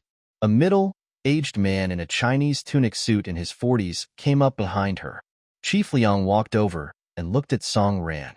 He smiled and said, "Is she team leader Gu's girlfriend?" Song Ran nodded in confusion. "Yes, I am. Who are you?" "I'm Gu Jinghang's superior." "Heko, Chief Liang." Song Ran quickly bowed to him. "Come in. I'll tell you." Chief Liang waved at her. Song Ran quickly followed him. Chief Liang placed his hands behind his back and glanced at Song Ran as he walked. Song Ran felt uncomfortable under his gaze. "Why do you keep looking at me? I'm very loyal to Gu Jinghang. My daughter is even older than you." Chief Liang laughed with his hands behind his back. Song Ran pouted. It was not like there were no old men who were interested in young girls. "Little sister, Chief Liang laughed. Just wait for team leader Gu to come back. That night, Mother Wu's voice came from downstairs. Ran? It seems to be team leader Gu. Almost instinctively, she jumped off the bed and rushed out at the speed of a 100-meter sprint without putting on her shoes. She rushed to Mother Wu's side like a gust of wind, and Mother Wu helped her up. Be careful when you go down. What if you fall? Song Ran took the phone and called out his name with uneven breaths. Jingxing? Gu Jinghong's slightly hoarse voice could be heard. Yes, Xiao Ran. It's me. Song Ran's heart was finally at ease. She grumbled. Why did you leave just like that? I even went to your research institute today. They said that you went for an inspection and there was a flood there. Are you all right? Gu Jinghong's slightly tired voice could be heard. I'm fine. A lot of houses here have been blown down. We're helping to settle the people down. We can only return to Haicheng after we've tidied up the traffic. Song Ran's heart ached. How long will that take? About a week. Song Ran was worried. Then, don't be the first one to rush into anything too dangerous. Do you understand? She reminded her. Although it's not our duty, I can't just sit back and do nothing when I see someone in danger. A low chuckle came from the other end. Song Ran's heart felt as if it had been hit by a stick. Gu Jinghang was 2F King upright. He was 2F King indomitable. He was 2F King worrisome. Did you go to Huqing for an inspection because you were angry with me? She mumbled. Xiao Ran, what are you saying? Why would I be angry with you? It's better if you don't get angry with me. Are you still angry with me? Song Ran shook her head and realized that he could not see her. She quickly said, I'm not angry anymore, Jingxing. I'm not angry anymore. Gu Jinghong's voice was low but powerful. Ran, I fell in love with you the first time I saw you. I don't like to make promises that will make me undefeatable. It would seem insincere, and it would be too flirtatious. But I still want to tell you that I, Gu Jinghang, only like you, Song Ran. I will only like you in this life. So, Xiao Ran, don't doubt me in the future, okay? He said it very carefully, and he touched the softest part of Song Ran's heart. It made her eyes misty. She then recalled the sad and helpless look in his eyes when she asked him if he liked Wen Hui Hui. Her words were undoubtedly like a knife stabbing into his heart. He must have been very sad. All right, I won't doubt you anymore. Gu Jinghang chuckled. He was relieved. Song Ran asked him again, don't the disaster area have phones? How did you make this call? After the emergency evacuation, I asked the driver to send me to the county. I was afraid that you would be worried, so I rushed here to make a phone call. Song Ran's thumb gently caressed the phone receiver as if she was caressing his chin. She said softly, if you have the time, you should find a place to sleep. Are you stupid? Hee, Ing Luo is fine. I'm not sleepy. His tired voice could be heard over the phone. Song Ran's heart was twitching. She said gently, you haven't slept since the night before yesterday, right? Yes, it's all a matter of time, so we can't neglect it. His voice was very soft, with an undetectable fatigue, which made her heart ache. Song Ran sighed softly. The moonlight in the city was the same as the moonlight in the disaster area in the countryside. The bright moon shone on her heart. Could this bright moon take away her longing? He was an upright, kind, and responsible person. He probably wouldn't change this in this life. She fell in love with him because of these qualities, but she was also worried that these qualities would hurt him. Why are you sighing? His voice was extremely tired, as if he would fall asleep next to the phone in the next second, but he forced himself to talk to her. It's nothing. Jinghang, you have to be careful, okay? Yes, I know. You're a researcher. Helping to settle the refugees is a piece of cake. No one will say anything if you don't do your best, understand? Your life is the most important thing in my eyes. You promised me to treasure your life, Ing Luo. Ran, I know what I'm doing, Gu Jinghang coaxed her gently. It was this sentence again. Jingxing, you are a capable person. You can be of great use. This kind of danger and disaster relief only saves a few people, dozens of people, hundreds of people. Your talent will benefit thousands of people in the future. If he didn't sweep the house, how could he sweep the world?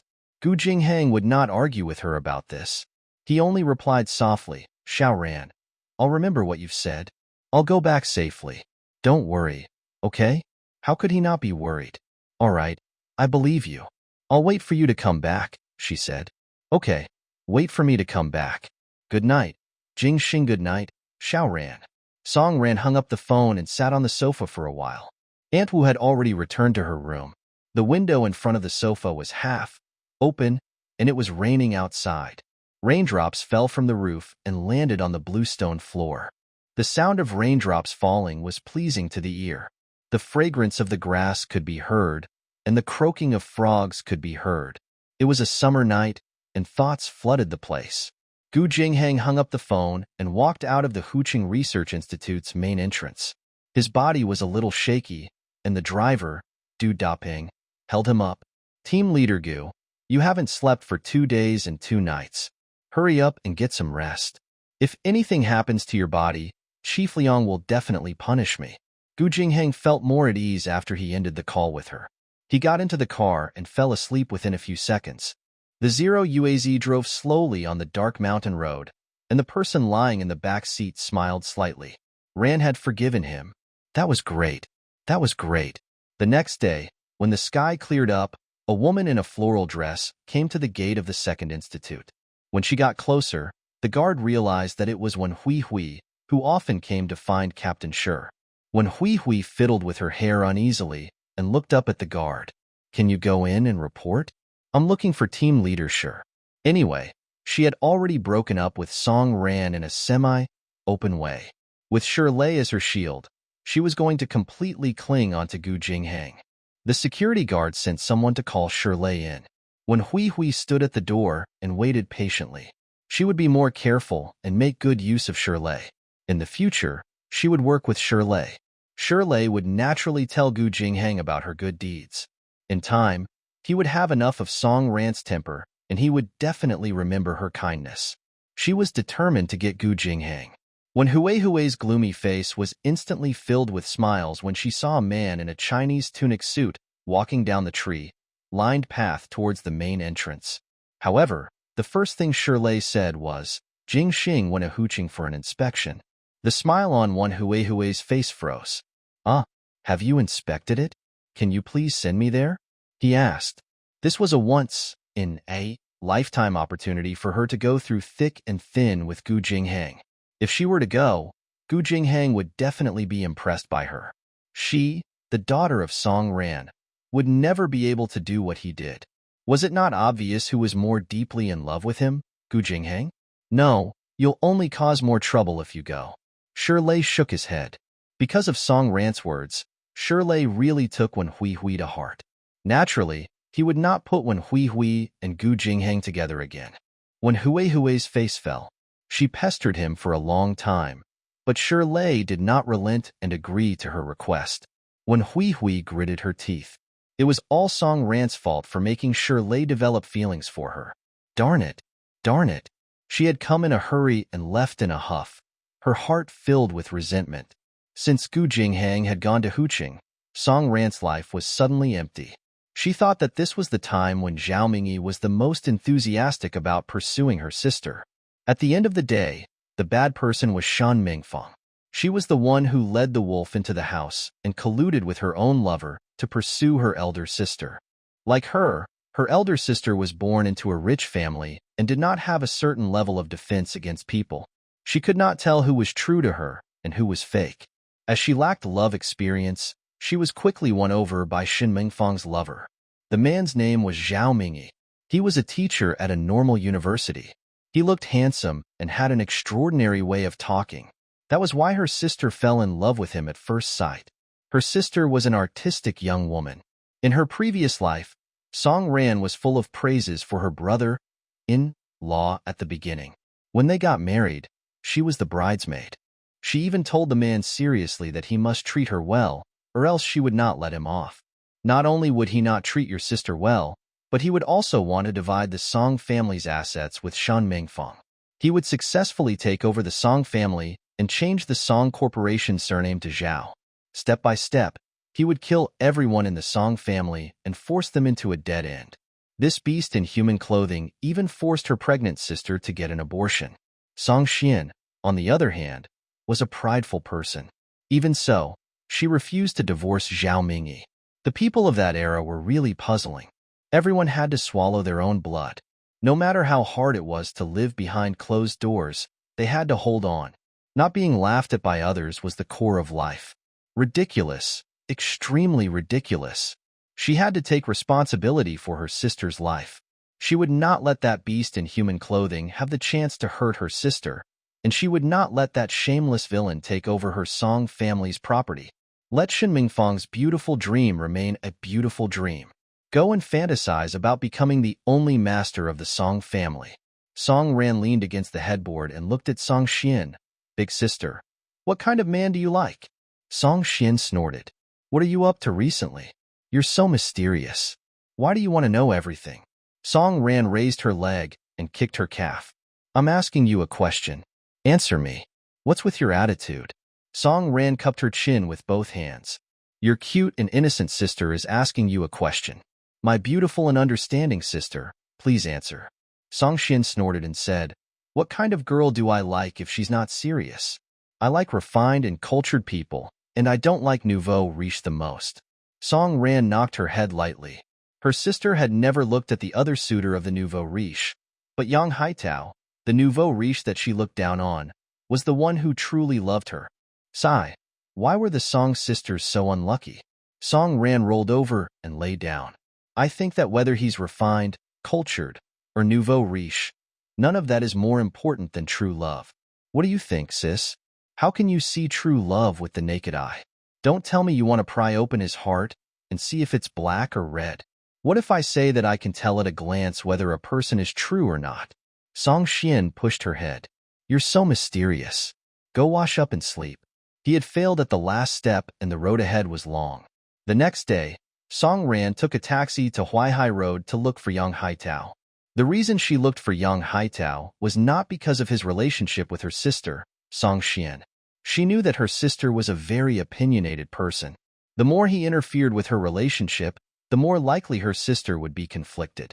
She had come to Yang Haitao purely because of the investment business. The Song family was in the clothing industry, and it was a rather large business in Haicheng. It was affected by the rising fashion industry in the south. When Shen Mingfang and Zhao Mingyi took over, their foundation was already unstable. At that time, Song Ran wanted to turn the situation around, but she could not do it. The entire family business was sold at a low price by Shin Mingfang and Zhao Mingyi. The two of them took the money and went to have fun. Poor Song Ran wanted to take revenge, but she could not do anything. Therefore, she had to save a trick for herself. Yang Haitao was really talented in business.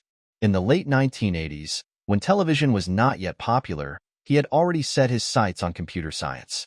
However, none of his friends, including his family, understood him, and no one supported him. He had been very depressed in the early stages of his business. He had to go through various parties before he finally got his first venture capital by borrowing from usury. What Song Ran had to do was to solve his urgent problem. When Song Ran's mother passed away, she had an inheritance of about 100,000 yuan, which was divided equally between her two daughters. Song Guoqing had always been generous when it came to money, and he did not take back the money because of their young age. Therefore, Song Ran had less than 50,000 yuan at her disposal. It was more than enough to support Yang Haitao's business. At the entrance of the Red Mansion on Huaihai Road, Song Ran got out of the car and ran into Yang Haitao, who was walking out of the mansion. She frowned unconsciously. She couldn't blame her sister for not liking Yang Haitao. His taste was really hard to describe in a few words. He was wearing a flowery shirt with a gold chain and a pink briefcase. It was obvious that he was a little red villain. Song Ran waved at him. Yang Haitao pushed open the small metal door and walked out. Little sister, who are you looking for? I'm looking for you. What Ning? You recognize me? My sister is Song Xian. Yang Haitao's eyes brightened. He tucked his briefcase into his pocket and smiled shyly. Ingluo, did your sister ask you to find me? No, Song Ran replied decisively. And NBSB, Yang Haitao looked a little disappointed. Then why are you here? He asked. Is there something you need? I heard that you've been raising money recently. You're planning to start a business. Is that true? Song Ran asked. How did you know? Yang Haitao scratched his head. Don't ask me how I know. Just tell me how much you need. Yang Haitao's expression turned serious when they talked about work. I'm planning to sell computers to the tech staff of large companies, college students, and university professors. You know about computers, right? I have a primary school classmate who was abroad who mentioned it to me. He said that it's very helpful for work. He brought back more than a dozen second-hand computers from abroad. I think this tool might become common in the future, so I want to give it a try. Song Ran nodded slightly. He really knew how to seize business opportunities. So, how much do you need? Yang Haitao carefully raised a finger. 10,000 yuan. He said that a brand new computer overseas would cost 5 to 6,000 yuan. Song Ran nodded. Sure, I'll pay for the 10,000 yuan. In the 1980s, a household with 10,000 yuan was already considered a big household. When Song Ran said that, Yang Haitao was so shocked that he could not close his mouth. Little sister, this is not a child's play. Don't you need to go home and discuss it with your father and sister? I can still make the decision, but we have to sign a contract. I'll pay for it, and you'll do the work. We'll set up a company, and I'll take a share of the year-end bonus. What do you think? Yang Haitao stared at her in shock. Of course I have to sign it if I'm Ming Luo. We're partners now, right? Yes, Song Ran nodded and stamped her seal. And NBSB. Yang Haitao was a little confused. You really don't need to tell your family? I'm afraid your sister will think that I'm cheating you of your money. Song Ran lowered her head and smiled. Don't worry. Before you earn enough money, I won't tell my family about this.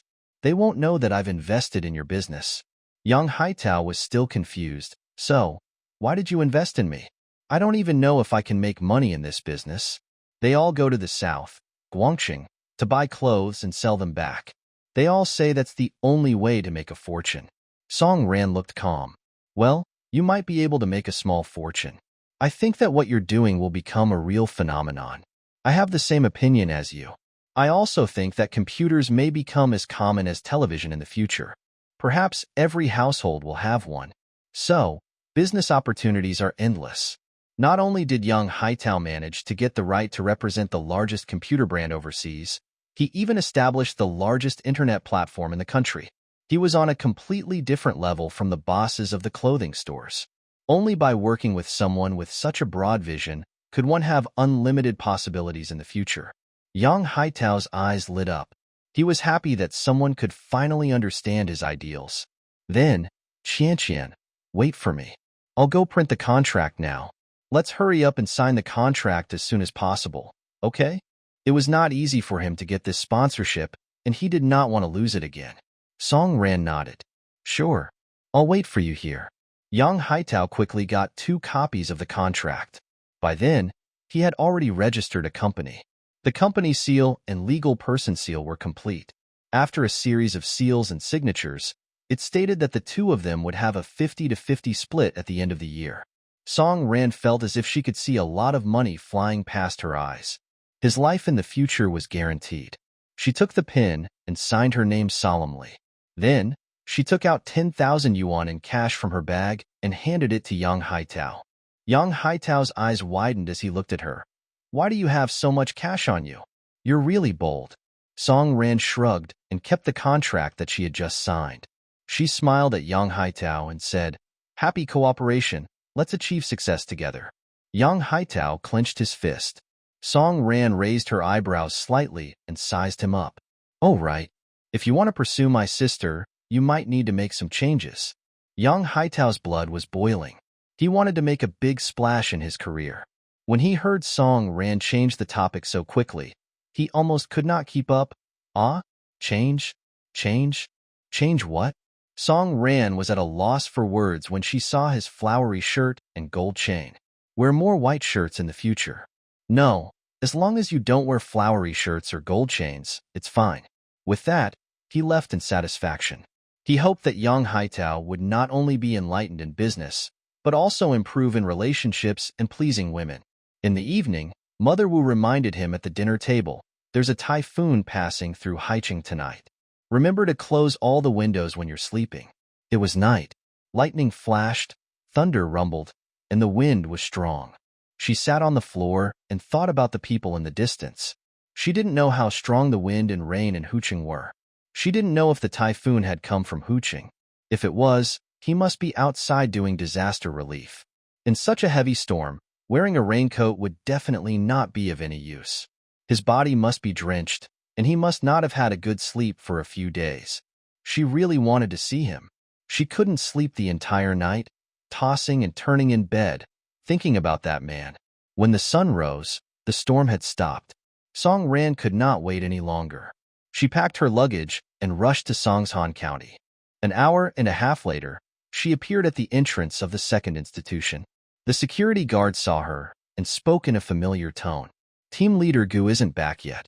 Why are you here again? Song Ran said anxiously. There was another typhoon last night. Is everything all right over there? It's a coastal city in the south. Typhoons usually come from there. Is there any news about their Ran? The security guard shook his head. I'm not sure, but if there are any casualties, someone will call to inform us. Since we haven't received any news yet, it means that there are no casualties.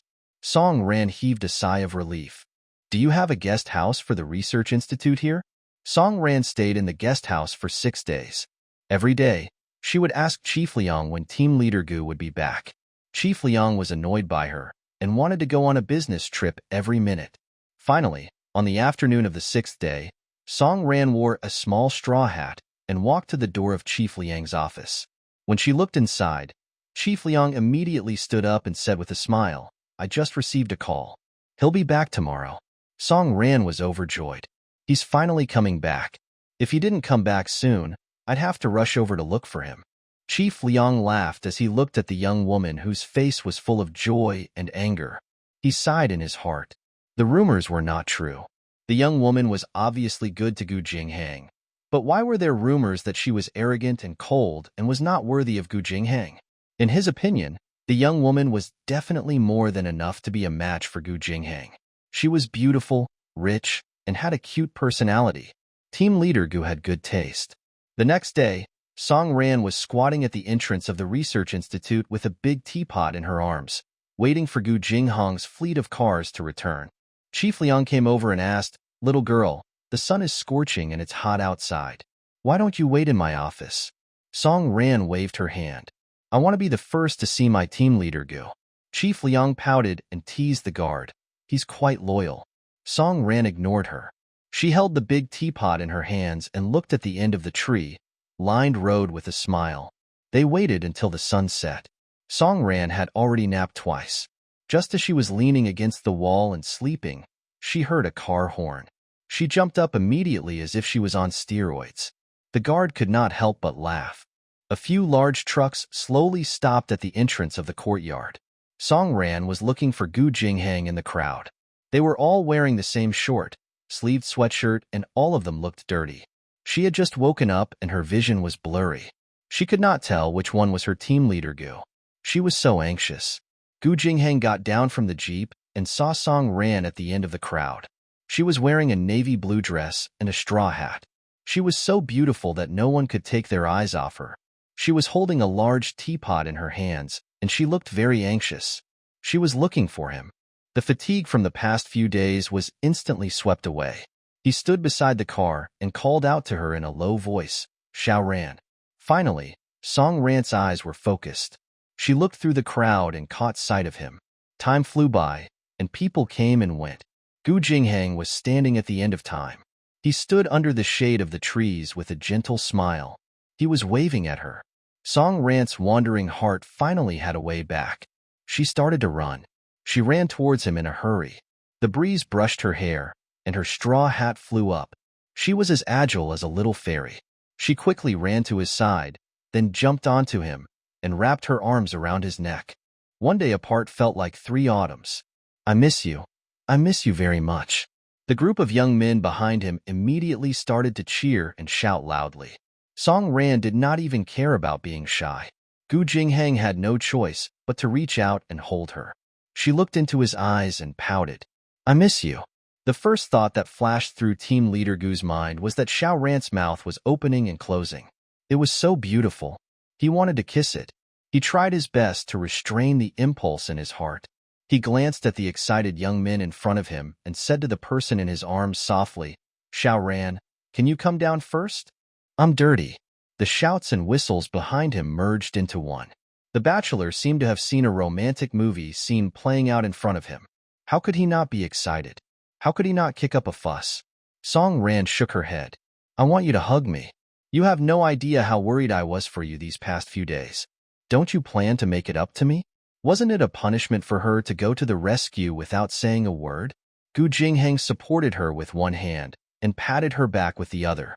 He coaxed her like he was coaxing a child. I'm sorry to have made you worry. I'll let you know in advance when I inspect you in the future, okay? Song Ran hung on his body for a while. When she heard the young men behind her setting up rice seedlings and making a ruckus, she turned around and scolded them. Haven't you seen your partner before?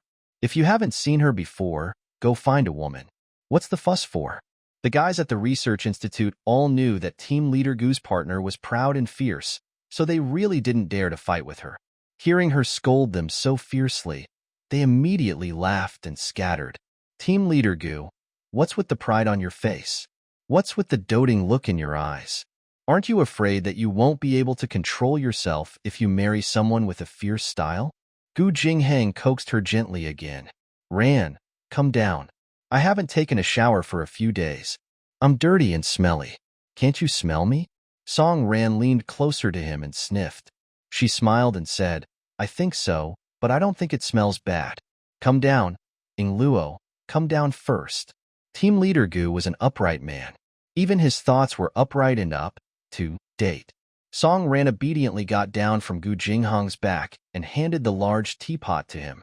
Are you thirsty? I asked for green bean soup from your canteen's auntie. Have some. Gu Jingheng was touched by her concern for him at all times. He took the teapot with one hand and pulled Song Ran behind a tree with the other. He lowered his head to look at the person in front of him. There were beads of sweat on her forehead. Her eyes were curved and full of energy. He couldn't help but wipe his hands. Then he raised his hand to touch her forehead and wiped the beads of sweat for her. Well, there was a black mark on Gu Jingheng's hands. His hands were indeed quite dirty. Drink some quickly. It's hot in the sky. It must have been hard on you. Gu Jingheng took a big gulp and smiled at her. Have you been waiting for me at the door? Song Ran put one hand on his waist and raised the other hand to wipe the corner of his mouth. She nodded and said, Yes, I've been waiting for you for 6 or 7 days. What? I've been waiting for you at your research institute's guest house. Gu Jingheng's face was suddenly magnified in front of her eyes. Without warning, he kissed her on the lips. Gu Jingheng reached out his hand and pulled her into his arms. She could hear his heartbeat and his voice above her head. It was a little hoarse and restrained. Xiaoran, let me hold you for a while. Just a while. Song Ran's hand came to his back and caressed him gently. You can hug me for as long as you want. The guest house's conditions are so bad. How did you get used to it? He asked slowly. Song Ran leaned into his arms and complained in a coquettish tone. I can't get used to it. I even share the bathroom with others. You have no idea what I've been through these past few days. Gu Jingheng caressed her long hair and said, You silly girl. You can just stay at home and wait for me to come back. I'll definitely call you as soon as I come back, but I want to see you first. Gu Jingheng touched her hair and head lovingly. How could he let go of such a clingy and loving Song Ran? She was so dependent on him that he felt an infinite sense of responsibility. In the future, he had to do his best not to let his Xiao Ran worry. With a family member, there would be more to worry about. Team leader Gu felt that the little person in front of him made him worried and gave him unlimited courage. He became even more eager to succeed.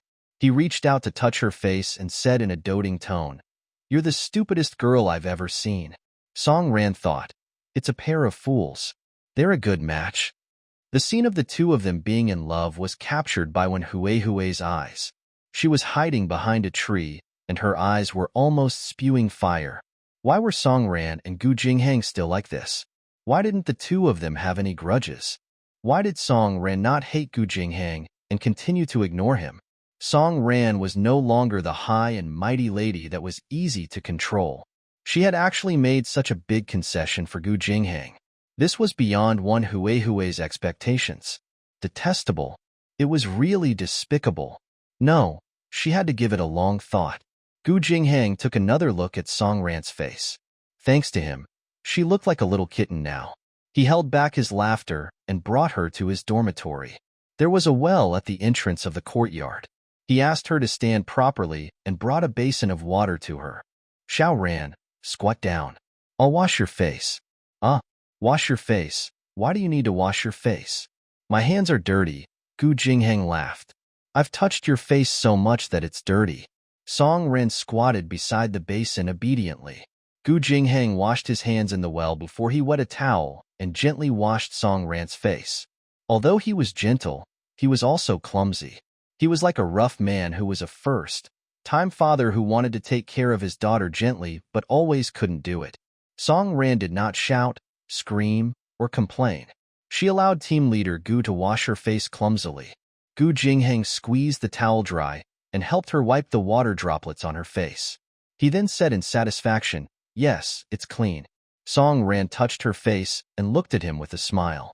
Gu Jingheng's eyes flickered. He realized that sometimes he did not dare to look Song Ran in the eye. He realized that Song Ran was looking at him with an especially charming gaze. She was so beautiful and charming that he was always a little lost in his thoughts. He brought her into his dormitory. You sit here for a while.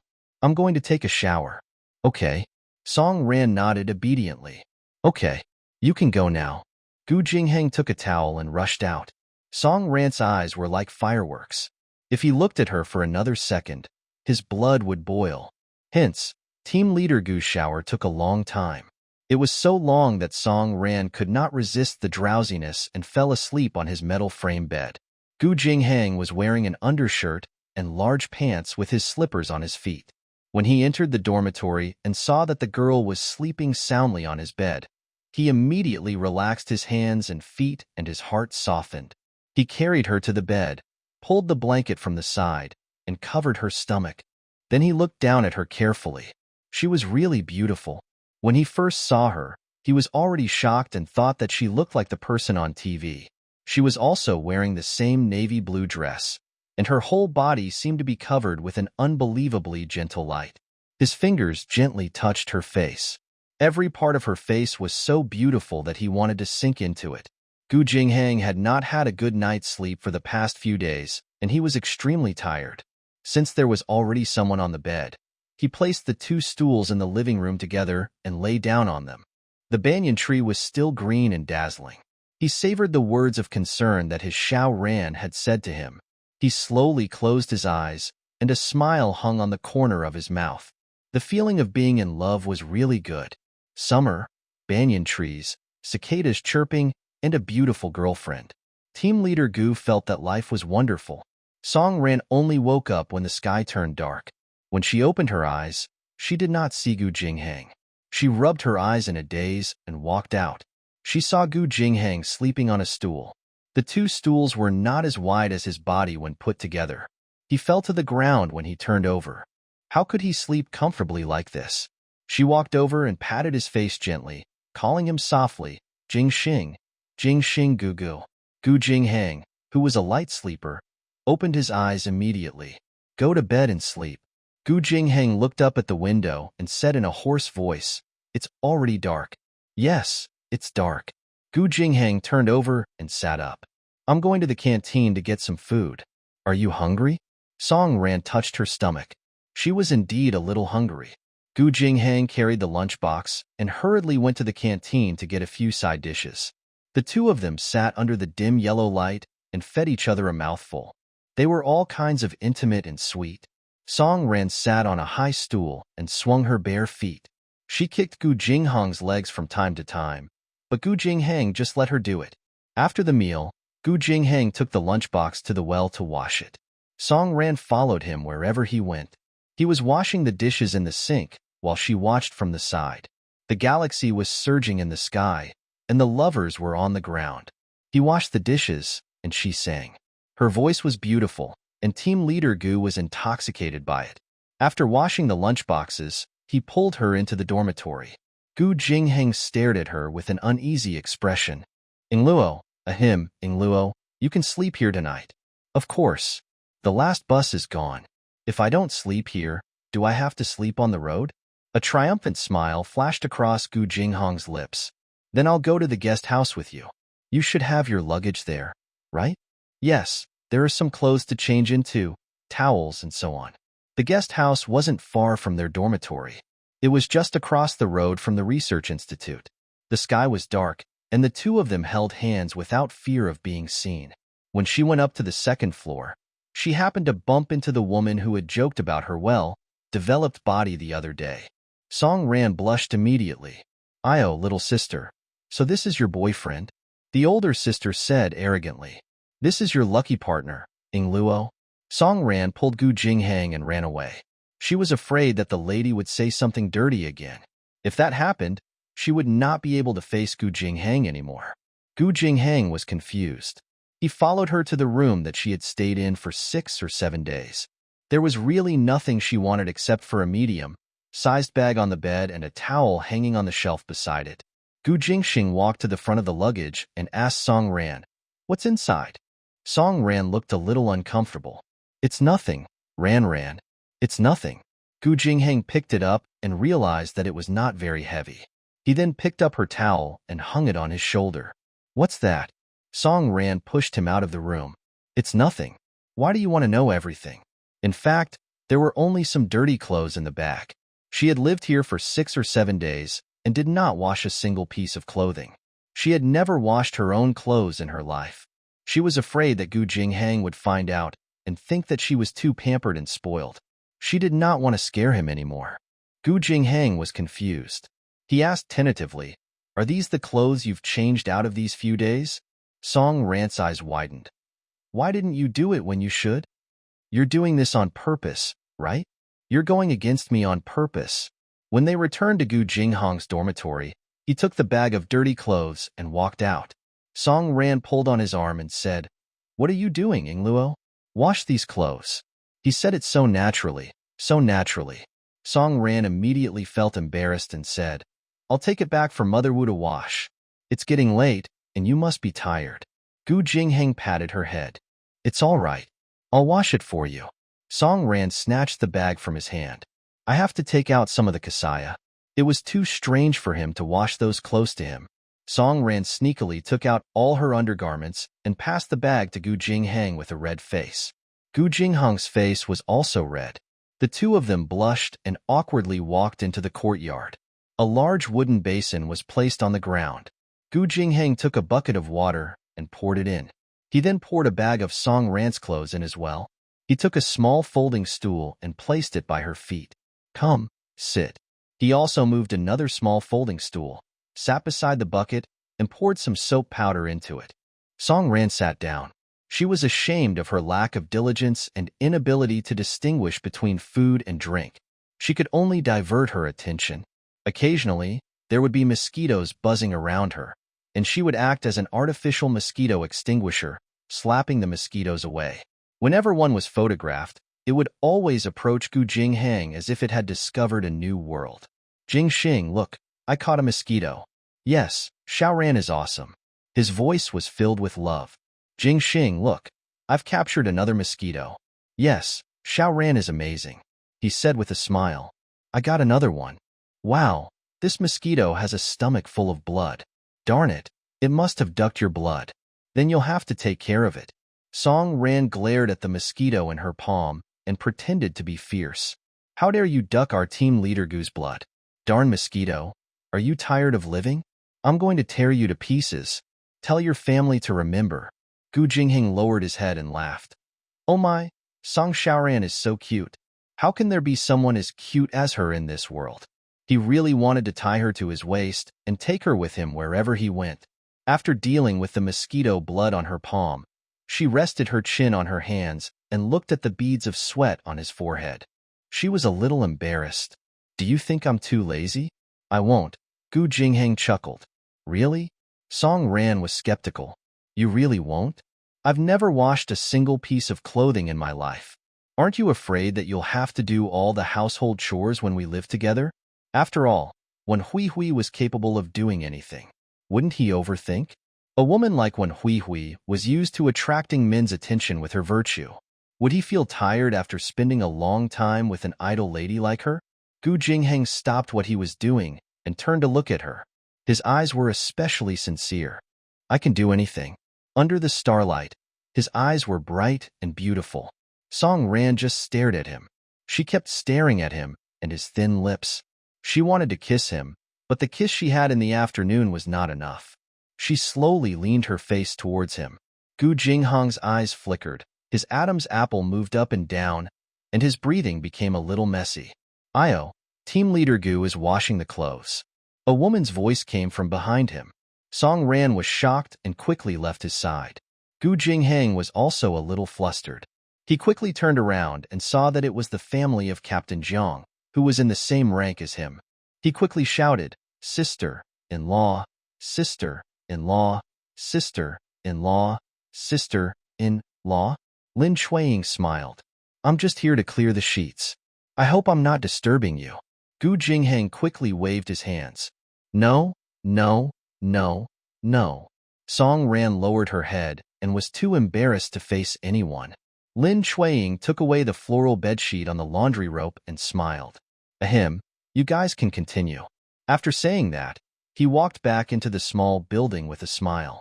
Gu Jinghang laughed as he looked at the person who was curled up like a prawn.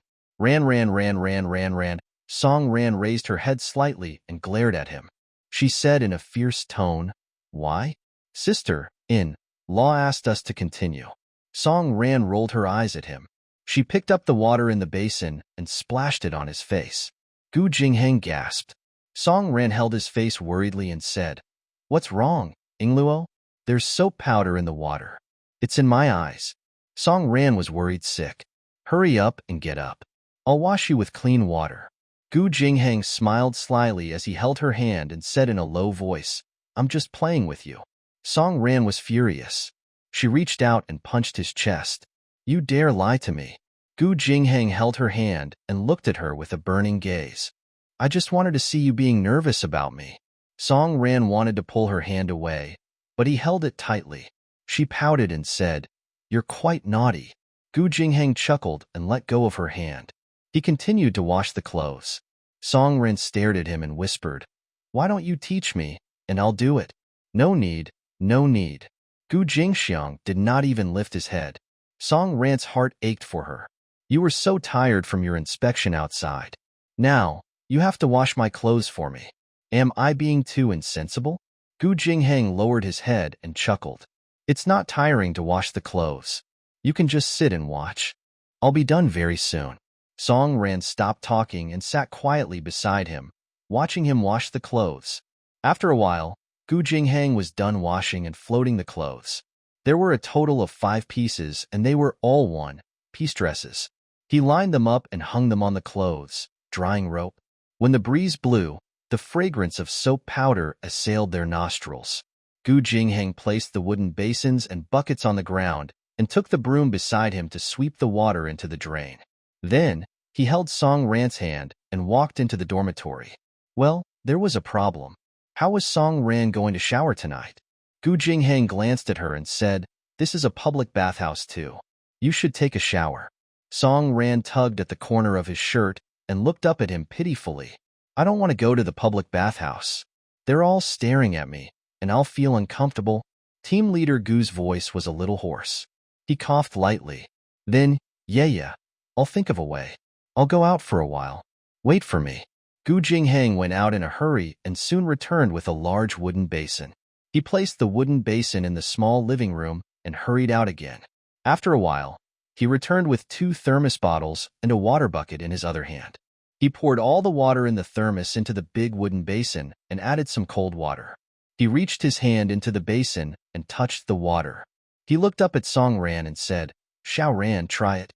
See if it's too hot." Song Ran squatted down and touched it. "Yes, it's similar."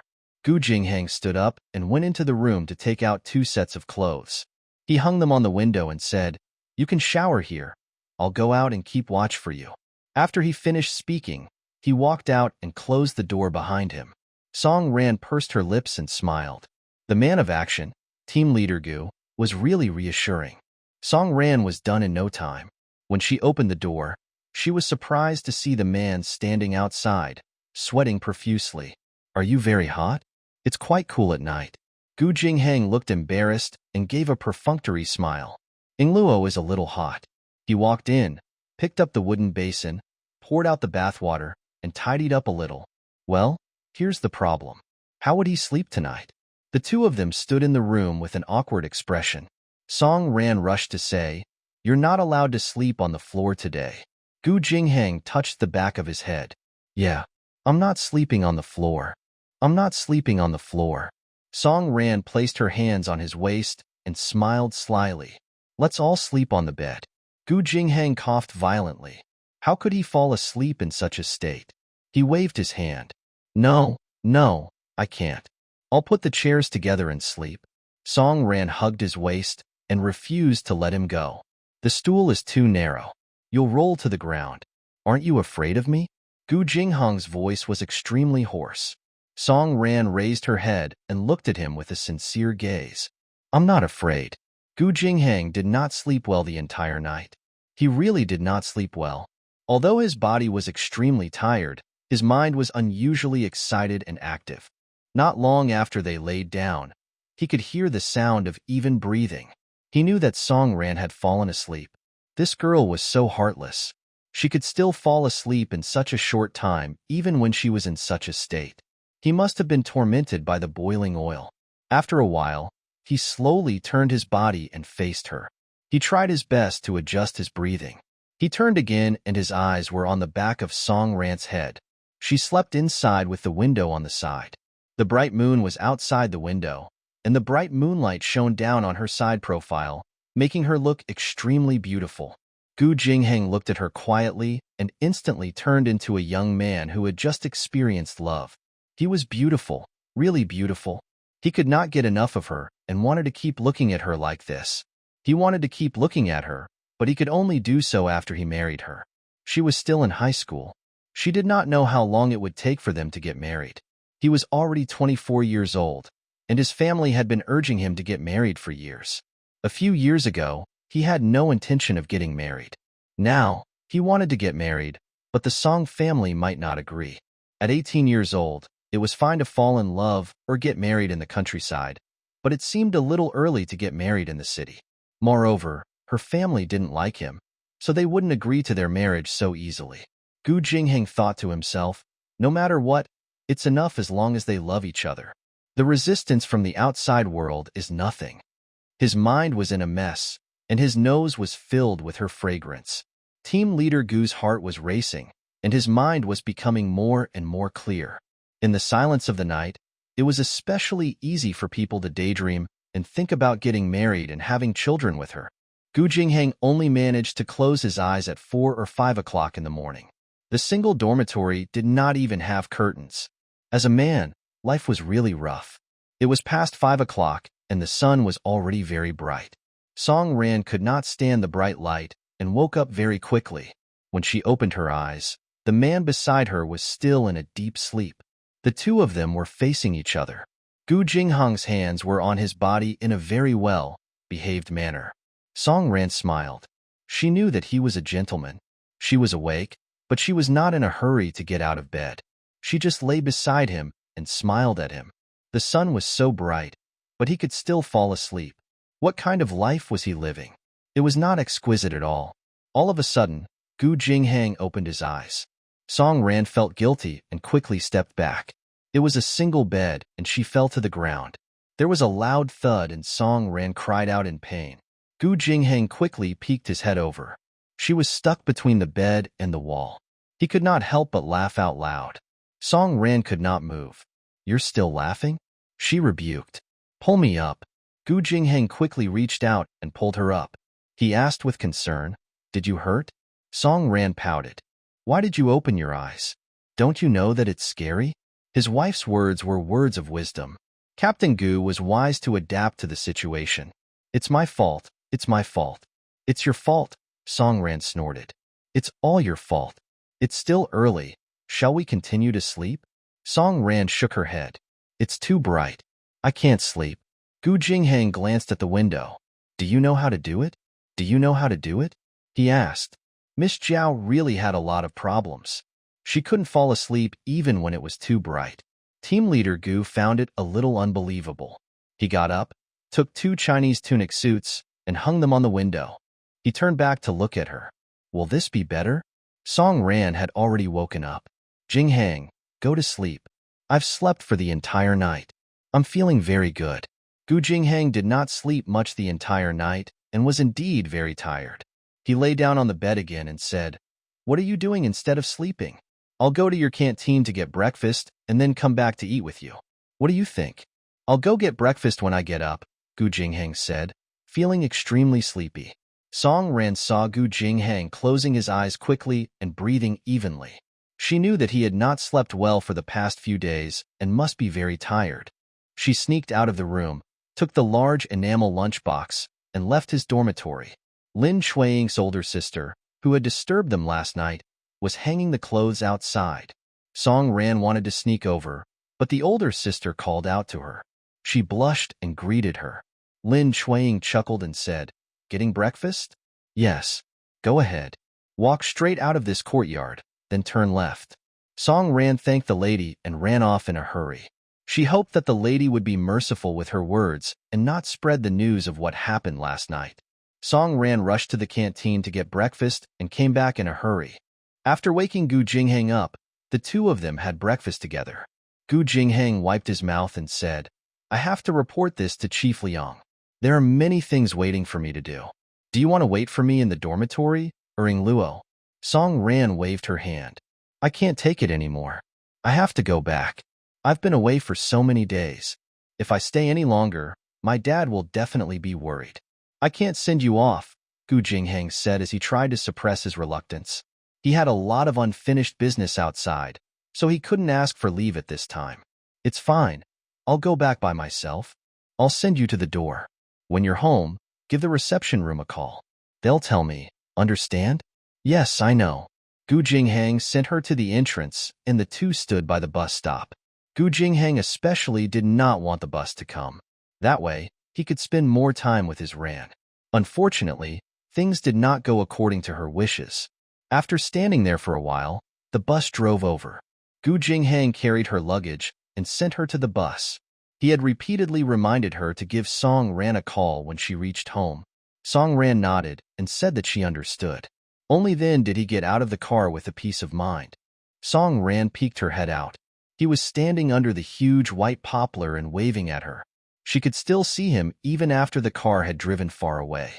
Song Ran sat on the bus and smiled foolishly all the way home. When they reached home, Shun Mingfong was sitting in the courtyard drinking coffee. She was a petty bourgeoisie. She looked down on Gu Jinghang, who was from the countryside. Wasn't she from Ning City's countryside? 5 years ago, when she was working as a saleswoman in a department store, she looked at people with fear and trepidation in her eyes. Marrying her father would be like flying up a branch and becoming a phoenix. If she knew her place, Song Ran would not do anything to her. However, she was thinking about the food in the pot while eating the food in her bowl. She, Song Ran, would never show mercy to such a greedy person. She carried a bag of clothes and walked towards the courtyard. Shin Mingfong had a bad memory. She would feel uncomfortable if she did not say a few sarcastic words when she saw Song Ran. "Io, you've had enough fun outside. You're finally willing to come back?" Song Ran threw her bag on the ground and turned to look at her. "Anishan, what's that?" Shin Mingfong snorted. "Ran, you should at least pay attention to your image. You're a maiden. If the neighbors knew that you stayed out for 6 or 7 days, wouldn't they gossip behind your back?" She said, "Your dad's reputation is not good. Do you know that?" Song Ran sat on the chair beside the round table and looked at her calmly. "Last month, Anishin went to Zhao Jiabang Road to play with your friends. Didn't she also stay out all night? I'm a maiden. I'm going to the guest house of my partner's research institute. I'm quite upright. Aunt Shun, you're a married woman. If you don't come back tonight, who knows if you're looking for your little friend to play with? Don't tell me you're keeping a wild man outside." It was obvious that Shun Mingfong did not go to play with her friends. She must have gone to look for Zhao Mingyi. In the past, she could use this trick to lie to her and her family. Now, she could forget about lying to them. Shin Mingfong was so scared that her soul almost left her body. Why did this little BTCH mention last month's matter out of nowhere? She felt guilty. She had gone to Zhao Jiabang Road to meet Zhao Mingyi in private. When she was nervous, she would only act fierce. She placed one hand on her waist and pointed at Song Ran's nose with the other. You little girl, don't you slander me. I'll tell your dad. Song Ran pushed her fingers away in disgust. Where are you poking? Where should he poke? Who do you think you are? How dare you point at my face? Shin Mingfong trembled with anger. You silly girl. I'm your elder. Is this how you talk to me? Song Ran laughed. Yes, if you can stand this attitude, then continue to stay in my house. If you can't stand it, then quickly pack your bags and leave. Understand? You dare to provoke your great aunt. Aren't you just adding to your own troubles? Shin Mingfong was so angry that she stomped her feet. You're bullying me just because your father isn't home. Song Ran chuckled. Yes, I'll only bully you when my dad's not at home. I wouldn't dare to do that when he's at home. After all, you're so good at pillow talk. I can't beat you. Shin Mingfong was really angry and couldn't help but blame herself. Have you not learned your lesson? The little BTCH's attack power is so strong now. Why did you court death by provoking her? She was so angry that her face turned red, but she couldn't scold her, nor could she hit her. She could only swallow her anger and curse her ruthlessly in her heart. Then, she imagined the scene of her kicking this BTCH out of the Song family in the future, and her anger finally subsided. Song Ran snorted and stood up. She pretended to accidentally touch her treasured set of coffee cups. Clang! A whole set of coffee cups fell on the bluestone floor and broke into pieces. This coffee cup was Shin Mingfong's treasure. Her father had brought it back for her from M Nation, and she would show it off to everyone she met. Shin Mingfong was fuming. She clenched her fists and almost screamed. Song Ran, you did it on purpose. Song Ran picked up her luggage from the floor and leaned in closer to her. Her expression was contemptuous, and she said coldly, Ani Shin, you have to change your bad habit of being petty. After he finished speaking, he carried his big bag and entered the house. Shin Mingfong slammed her fist on the round table. Song Ran, you little BT, I won't let you off so easily.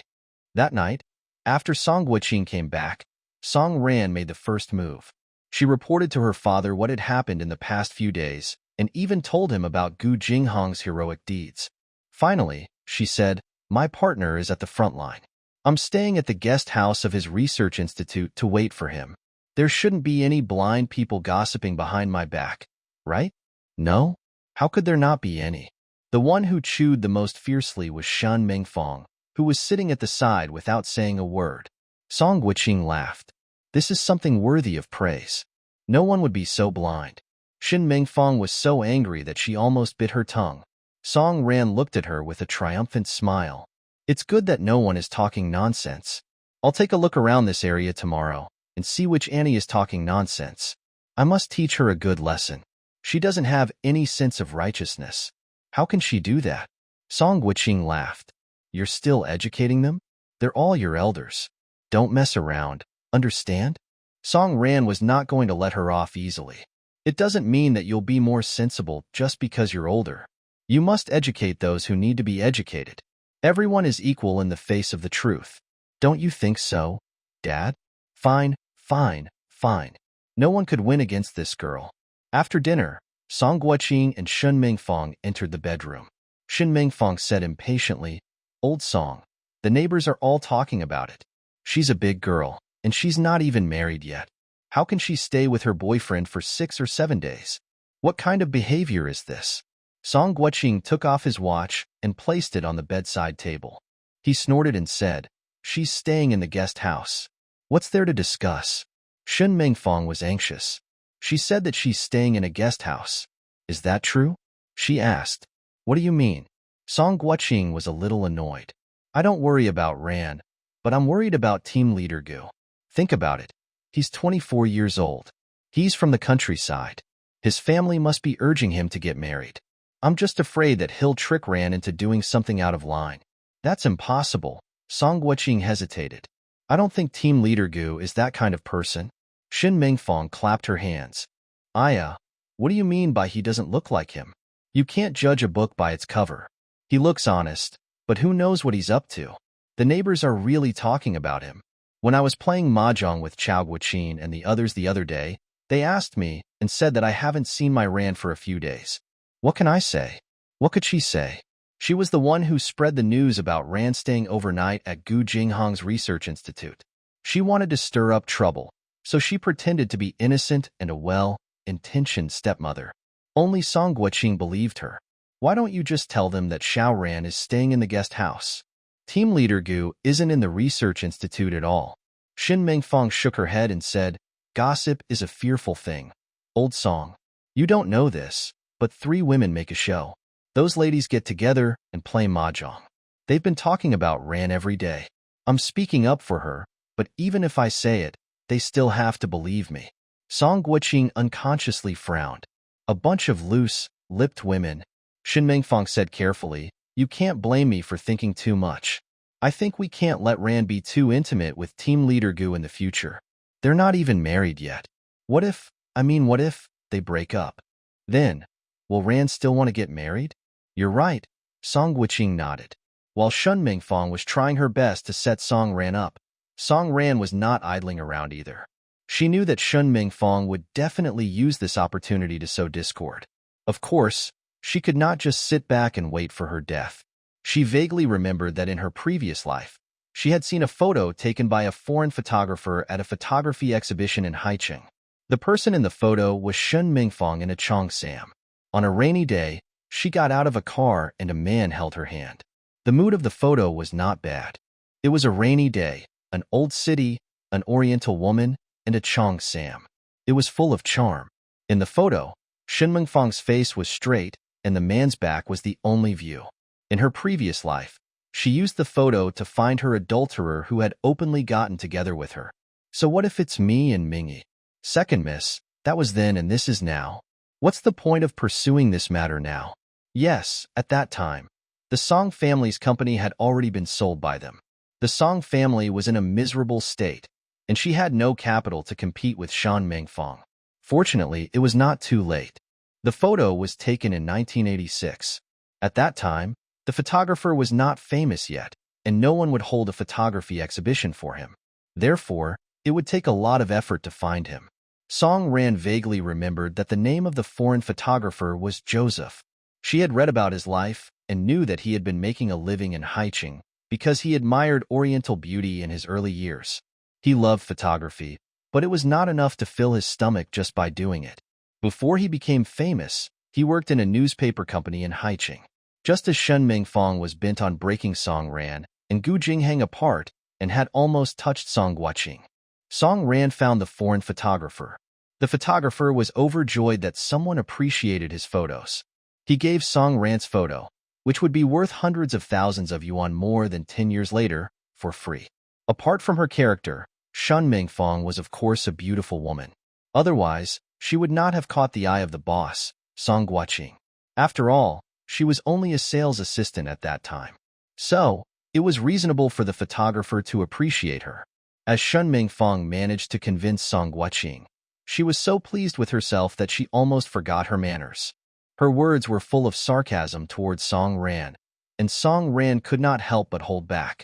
It was only when Song Ran eavesdropped on Shen Mingfang's slanderous words that her father decided to accept Yao Shifeng again that she could no longer sit still. During dinner, Song Ran held the photo and sneered. She went to the dining table and said to Shin Mingfang in front of her father, Anishan, can you please explain what's going on? Shin Mingfang was planning to make Song accept Yao Shifeng, the rich good boy again. What do you mean by what happened? Song Ran slammed the 2 photos on the table and said, Anishan, can you explain who this man is? Shin Mingfang saw her Qianqian and Zhao Mingyi in the photo at first glance. She was so scared that her legs almost went soft. Where did this little BTCH get these photos? What was she going to do?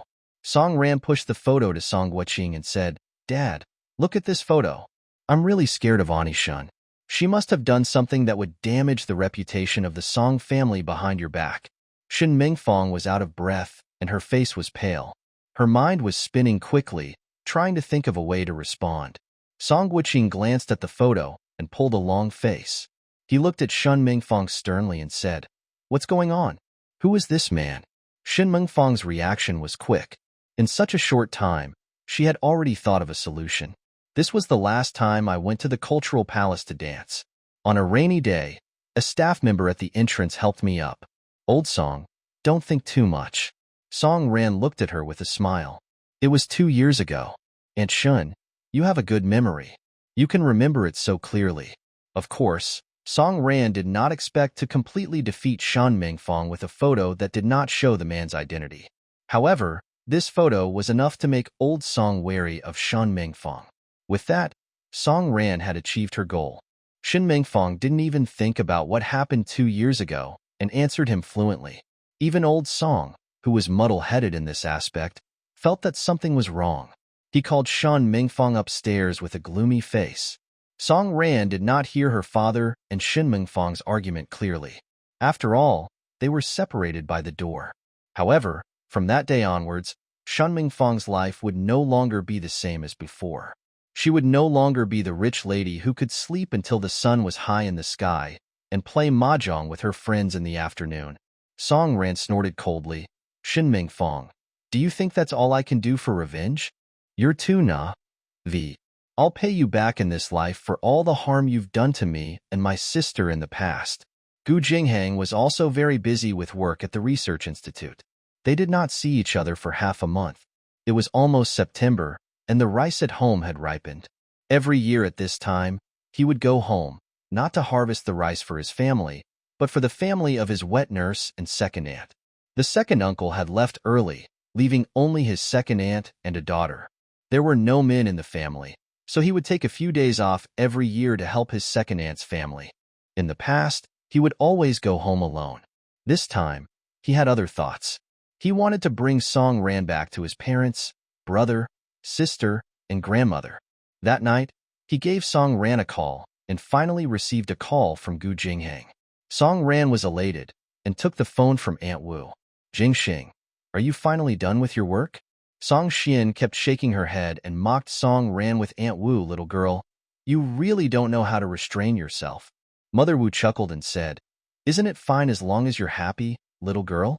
I say, Team Leader Gu is really not bad. Yes, I'm done. Gu Jinghang's deep voice was heard from the other end of the phone. Song Ran chuckled and said, so you'll be done with your work one day. Yes, I've been rushing. I'm finally done. Then, can our Ing Luo meet tomorrow? Let me think. Where should we go? Let's not go to the People's Park. Let's go to the White Crossing Bridge. The main thing was that the White Crossing didn't require a ticket, and the scenery wasn't bad either. It was a good idea. The voice on the other end was a little hesitant. Ran, he said, I might have to go back to my hometown. The smile on Song Ran's face froze. Look at you. You worked overtime for almost a month, and we didn't even see each other once. Now that you're done working overtime, you're going back to your hometown. Gu Jinghang, what do you mean by this? Gu Jinghang quickly struck while the iron was hot and suggested, yeah, are you willing to go back to my hometown with me? I want to bring you to meet my parents. He said it nervously. He didn't know if his request was abrupt. He knew that Ran loved him, but they had only been together for less than half a year. He didn't know if it was appropriate to say it at this time. The expression on Song Ran's face was a little interesting. She wanted to laugh but was also a little annoyed. She rebuked, Ing Luo, are you going to bring me to meet your parents? She wasn't prepared at all. She didn't seem to have thought about this before. In her past life, she did not even have the chance to see his parents before she was struck out of the game. She heard that when Hui Hui did not have a good relationship with his parents, and that when Hui Hui had even made his mother sick from anger. At that time, she was gloating. That was the only comfort she had. Yes, is Qianqian willing to do it? There was a long silence. Her silence made Gu Jinghang a little flustered. She wouldn't disagree, would she? Was he being too abrupt? Did he scare her? Just as he was about to speak, Song Ran's voice could not hide her smile. I have to tell my dad. Gu Jinghang finally felt relieved. Fortunately, his Ran was different from ordinary girls. After Song Ran hung up the phone, Song Xian sat down and said, you want to go back to Gu Jinghang's hometown with him? Of course I'm going, Song Ran said happily. It's a once-in-a-lifetime opportunity to meet my future in-laws. Of course I'm going. Why is this girl so shameless? Song Xian raised her head and looked at Aunt Wu. What future in-laws? Can't you at least have a guard on your mouth? A young lady like you dares to say anything. Song Ran shook her head. Anyway, I will marry Jinghang in the future. His parents are my future in-laws, aren't they? Song Xian pushed her head and said, do you think old Song will agree to let you go so easily? And city is so far away, more than 500 kilometers away. It'll take more than a day to take the train, and it's in a remote place. I don't think old Song will agree. Song Ran stood up and put her arms around her sister's neck. With a tender look, she said, big sister, you have to help me, huh? You have to help your only sister, okay? Song Xian rolled her eyes at her. To be honest, I don't feel at ease for you to go to such a faraway place alone. You think that Gu Jinghang is good in everything, but you don't know him well. I'm even afraid that he will kidnap you. Song Ran leaned her head on her sister's shoulder and whispered, big sister, I'll tell you something, and you can evaluate his character. Song Ran told Song Xian about how Gu Jinghang was able to resist touching her even after when Hui Hui had drugged him. He even poured cold well water on himself and caused him to have a high fever. Song Xian stared at her in disbelief. When Hui Hui, Qian, how could you be so despicable? Her sister was the daughter of a wealthy family. Since she was young, she had always lived an upright life. She had never even read those colored books before. For an 18-year-old girl to use such unsightly means to seduce her best friend's partner, it was simply a new bottom line in her knowledge. Song Ran nodded. It's true. So, sister, what do you think of Jinghang now? All right, I'll talk to my father, Song Xian said after a moment of silence. It was as if Song Ran had taken a tranquilizer. Her father always felt that she was young, but he also felt that her sister, who was only 2 years older than her, had grown up. She was reliable and steady. Therefore, her father would always listen to her. The only obstacle was probably Shun Mengfang. She knew that Shun Mengfang was determined to match her with Yao Shifeng. How could she watch Gu Jinghang bring her back to his hometown to meet his parents? Once she met his parents, it was basically a done deal in the countryside. It would be too late to regret it. That night, after dinner, Song Xian entered her father's room. She glanced at Shen Mengfang, who was sitting beside the dressing table, and said indifferently, Ani Shun, I have something to say to my father. Please go out for a while. Shen Mengfang was so angry that she almost vomited blood. Hey, it's my own room. Why should I go out? Song Xian glanced at her father. Song Guoqing was very impatient with Shan Mengfang. She raised her hand and said, Xiao Xin told you to go out, so just go out. With Song Xian's help, Song Guoqing was quickly taken care of. Although Song Guoqing was still worried, he agreed to let Song Ran go back to Gu Jinghang's hometown with him. The next day, when Hui Hui pushed open the Song family's front door uneasily in the evening, the moment Song Ran saw when Hui Hui, her gaze turned into one of mockery. When Hui Hui could not help but shiver. She thought that Song Ran would not do anything to her since there were so many people around. Song Ran walked over and pressed her shoulders down. She leaned close to her ear and whispered, Your reading comprehension score is 0, right? What did I tell you? I clearly told you that we don't need to keep in touch. Who told you to come over? Shin Mengfang's voice came from behind. Oh, Hui Hui, you're here. Let's have dinner together. Song Ran turned around and glared at Shun Mengfang coldly. Shin Mengfang snorted. Second miss, what's the matter? You called her over? Song Ran's eyes were frosty. I called her over. What's wrong? Shin Mengfang nodded without changing her expression. Song Ran walked to her side and crossed her arms. She stared at her with a scrutinizing look. I didn't know that Ani Shin and Wen Hui Hui had a relationship. I thought you guys weren't familiar with each other. Shin Mengfang laughed. If she's your friend, she's also a friend of the Song family. It's not too much for me to ask your friend to come over for dinner, right? Little BTCH, you must be angry now. Let's see if you can hold back your anger at your father later. When Shun Mengfang found out that Song Ran was going back to the poor captain's hometown, she recommended to Song Guoqing to let Wen Hui Hui follow her in the name of concern for Song Ran. Song Guoqing was indeed worried about his younger daughter going to such a long distance alone. Hence, he agreed to let Wen Hui Hui follow. Song Ran chuckled. In the past, it might not have been too much. But now, Hua Hua and I have stopped contacting each other. Yet, you still invited her over. You must be up to no good. Shin Mengfang's heart skipped a beat. She looked at Wen Hui and asked, "What do you mean by that?" Wen Hui quickly said, "Ran, I've told you. You're mistaken. I like team leader sure. Why don't you believe me?" Why was this girl so suspicious now? How could he be so sure that she wanted to have a thing for Gu Jinghang? Shin Mingfang heaved a sigh of relief and walked over to Wen Hui. She held her hand and said, "I can tell that you're jealous of team leader Gu, aren't you? Ran, don't worry so much. I hope you don't mind. Team leader Gu is just a poor boy. No one really cares about him except you. Shin Mingfang, don't think of yourself as my elder. You don't have to worry about my matters." Well, he didn't even call her Ani Shun anymore. He just called her by her full name. Shin Mingfang spat in her heart. The little BTCH was completely different from her and her father. She did not give her any face at all, which really made her gnash her teeth in hatred.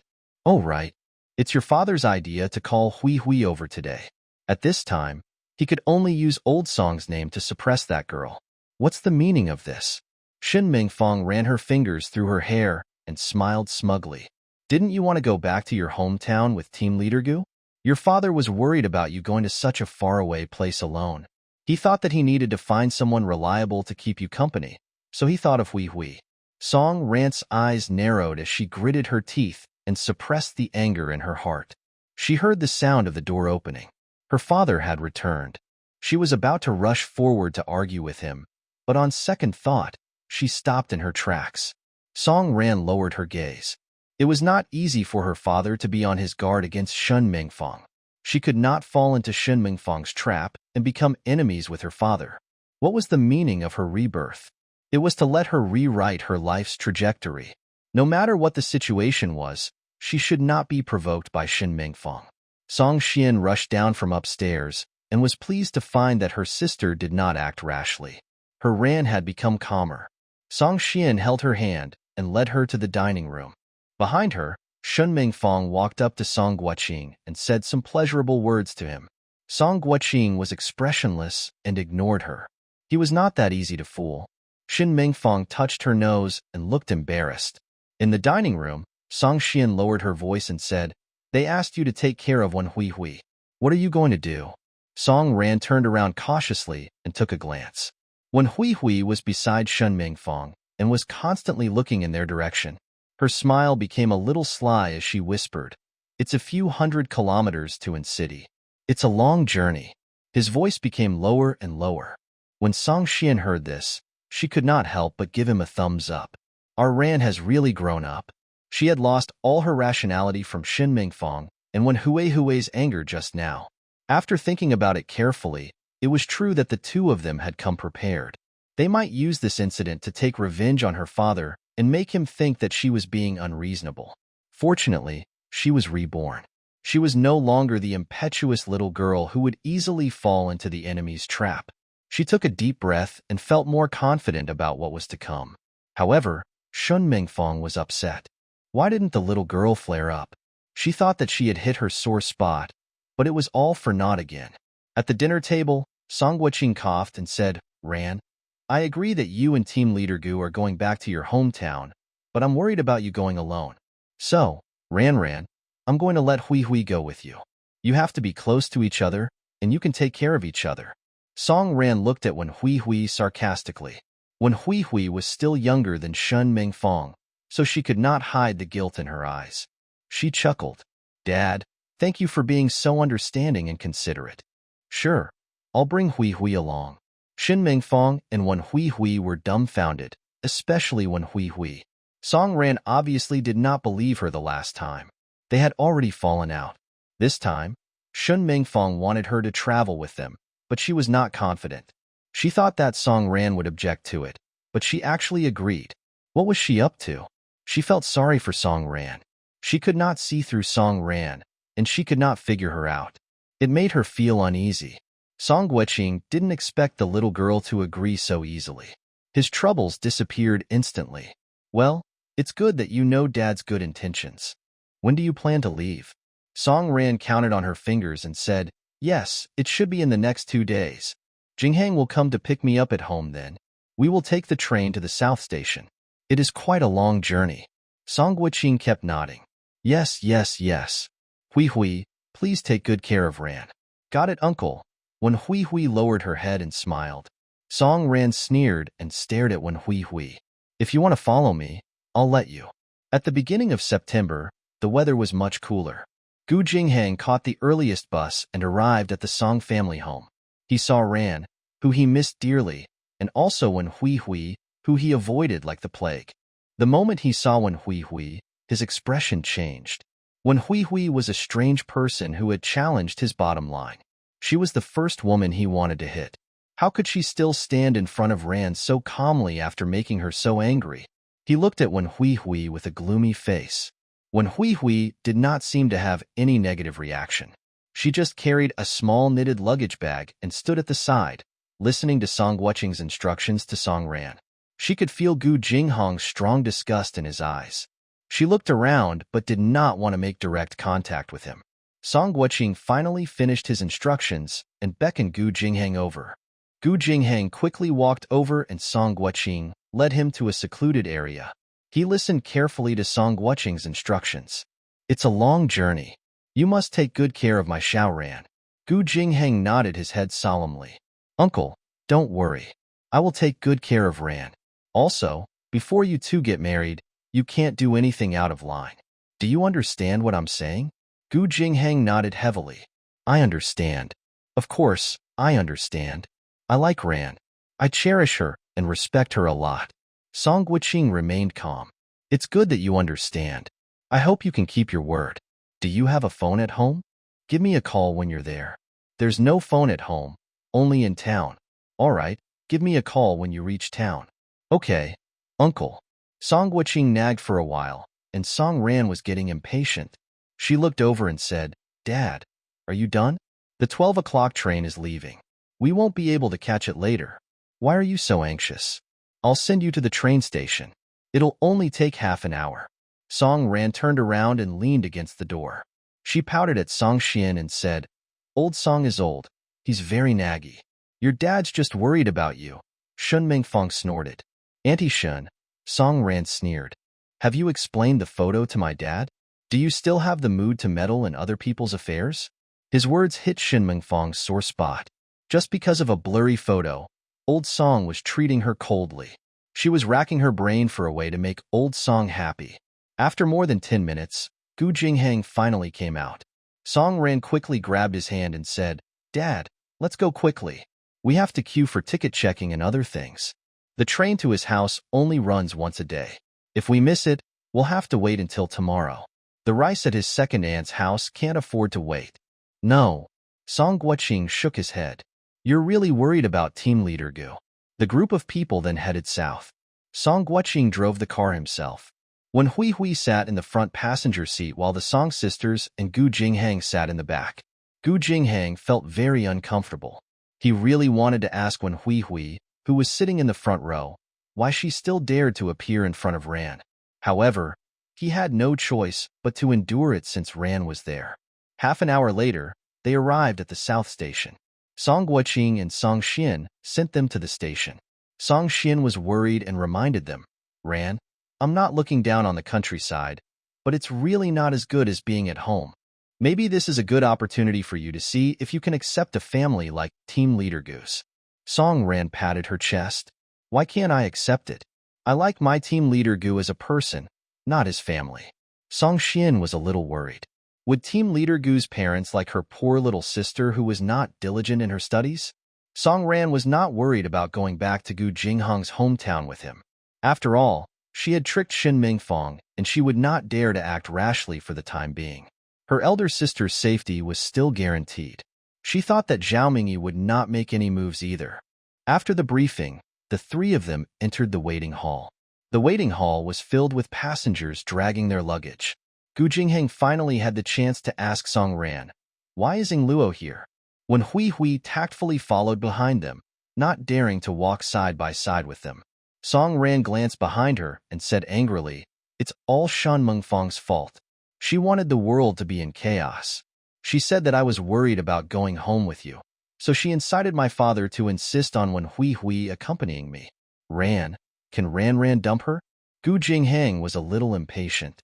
He really didn't want to see this woman for another second, let alone bring such a shameless woman back to his hometown. It was so disgusting that even Gu Jinghang, who had such a good temper, could not stand it anymore. Song Ran's eyes lit up and she chuckled. Great minds think alike. Gu Jinghang was finally at ease. He started to plan in his heart where he could get rid of Wen Huihui. Of course, Wen Huihui was very sleazy. She knew that the two people in front of her didn't want her to follow them. She didn't even drink any water early in the morning because she was afraid that they would sneak away when she went to the toilet. Gu Jinghang carried all the luggage while Song Ren held his hand as she had nothing to do. Wen Huihui, on the other hand, had to carry her own things. After finding their waiting area, Gu Jinghang settled Song Ran down while Wen Huihui sat opposite them obediently. Her eyes were fixed on the two of them. Gu Jinghang put down his luggage and asked Song Ran, "What did you bring? Why is it so heavy?" Song Ran unzipped her luggage and said to Gu Jinghang as if she was presenting a treasure, "I bought 2 bottles of wine for your father, some cream and a silk dress for your mother, a set of clothes for your younger siblings, and some supplements for your grandmother." Gu Jingxing was moved and could not help but touch her face. "You silly girl, don't you think it's heavy to bring it over from so far away?" "I know," Song Ran chuckled. "You're the one who brought it up." Gu Jinghang pinched her face. "Sorry to make you spend so much money." Song Ran's smile became even more obvious. "You've spent a lot of money on me too. Can you not be so formal?" Gu Jinghang nodded his head gently. When Huihui sat opposite him, she felt a little upset and a little scared. She had also fantasized about such a heartwarming scene before. She also fantasized that Gu Jinghang would be so gentle to her, touch her head, touch her face, speak to her tenderly, and call her a fool. In the end, everything could only be an illusion. Everything was just an illusion. Song Ran had taken all the best. She couldn't accept this. She couldn't accept this.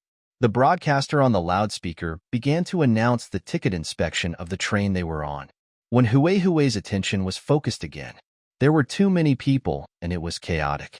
She was afraid that they would take the opportunity to dump her. She quickly followed Song Ran and kept following her. Song Ran's hands were empty. She leaned against Gu Jinghang and slowly walked towards the ticket check. She lowered her voice and smiled at Gu Jinghang. "Have you thought of any countermeasures?" Gu Jinghang tightened his grip on her hand and leaned over to her ear. "Don't worry, just leave it to me." "Sure," Song Ran smiled. With her team leader Gu around, she could just be an idle young lady at ease. After checking their tickets successfully, the 3 of them entered the station. The green train was parked on the left side, and there were small carts selling tea eggs and ham sausages along the way. The passengers were all in a hurry. It was Song Ran's first time experiencing the smell of smoke, and it was very novel. They had booked a sleeping ticket as they had to stay in the hotel for a while longer at night. Song Ran sat on the bed on the first floor and looked out of the window. Gu Jinghang sat behind her and smiled at her. "You've never sat in a green car before?" "It's my first time sitting here." Song Ran turned around and looked at him. "You've never been far away?" Gu Jinghang was shocked. Song Ran nodded her head innocently. "Your house is the furthest I've been. I've only visited the surrounding cities. My dad always drives. It's so boring." When Huihui, who was already on the 3rd floor of the bed, snorted coldly in her heart. She was really a missy who didn't know how lucky she was. She had a private car. Who would be willing to take a broken train that was full of people? Gu Jinghang ruffled her hair. "There's nothing much to sit in a green car. The bunk beds are short and narrow. The hard seats are full of people and the aisle is full of people. If you want to go to the toilet, you can squeeze out a whole body of sweat." Song Ran hung on to his arm. "I like it.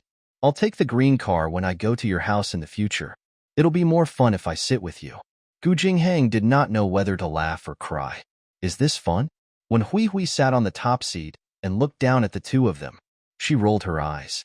She was a missy who did not know the hardships of the world. That was why she hated Song Ran. She had already gotten so much, but she still kept Gu Jinghang to herself. What right did she have? When Huihui thought that she could not fall asleep at night. If she fell asleep and the 2 of them took the opportunity to escape, where would she go to find them? As long as the car started moving, she had nothing to worry about. When they stopped at the station halfway, she would pay close attention to their every move. However, The two of them were still talking and laughing, and they didn't seem to have any intention of escaping. Just like that, at night, the carriage darkened, and only the street lights along the tracks flashed occasionally. When Hui Hui calculated that there was still about half an hour before the next stop, she had to stay awake. All of a sudden, she felt the bed move. She quickly turned over and saw Song Ran. She heard her voice, Jinghang. I'm going to the toilet. Do you need me to accompany you? No need, no need. As she spoke, the sound of Song Ran's footsteps gradually faded away. When Hui Hui was relieved, as long as one of them was here, the other would not be able to escape. Sure enough, after a while, the bed beneath him creaked again. Song Ran had returned from the toilet. After a while, Gu Jinghang's voice was heard. I really should have gone to the toilet with you just now. I'll go to. Mumble. Her voice was very soft. The sound of Gu Jinghang's footsteps gradually faded away. When Hui Hui turned around and glanced at the second floor, she heaved a sigh of relief when she saw that Song Ran was still lying down. After a while, Gu Jinghang returned and lay down again. The metal bed creaked. He didn't even tell Song Ran. When Hui Hui snorted in her heart, these two must be sick of each other. The train slowly stopped at a stop on the way, and the train lit up. The train attendant knocked on the bed one by one. Those of you in Lin City, hurry up and get off the bus. Get up. The two of them were quiet. When Hui Hui held her breath and paid close attention to their movements. Fortunately, they did not have any intention of running away. After a short while, the train started moving again. The next stop was Gu Jinghang's hometown and city. She could finally rest assured. When the train was completely out of sight, Song Ran was so happy that she jumped 3 feet high and hugged Gu Jinghang. Jinghang, who are the two people lying on our bed? Gu Jinghang replied, they're from the same place as me. I've already told them that they'll be sleeping on our bed. They're all very loyal and agreed to it without a second thought. Song Ran could not help but smile. I can imagine when Hui Hui getting out of the car. When she sees the two of them, she'll definitely be flustered and exasperated. Ha ha ha.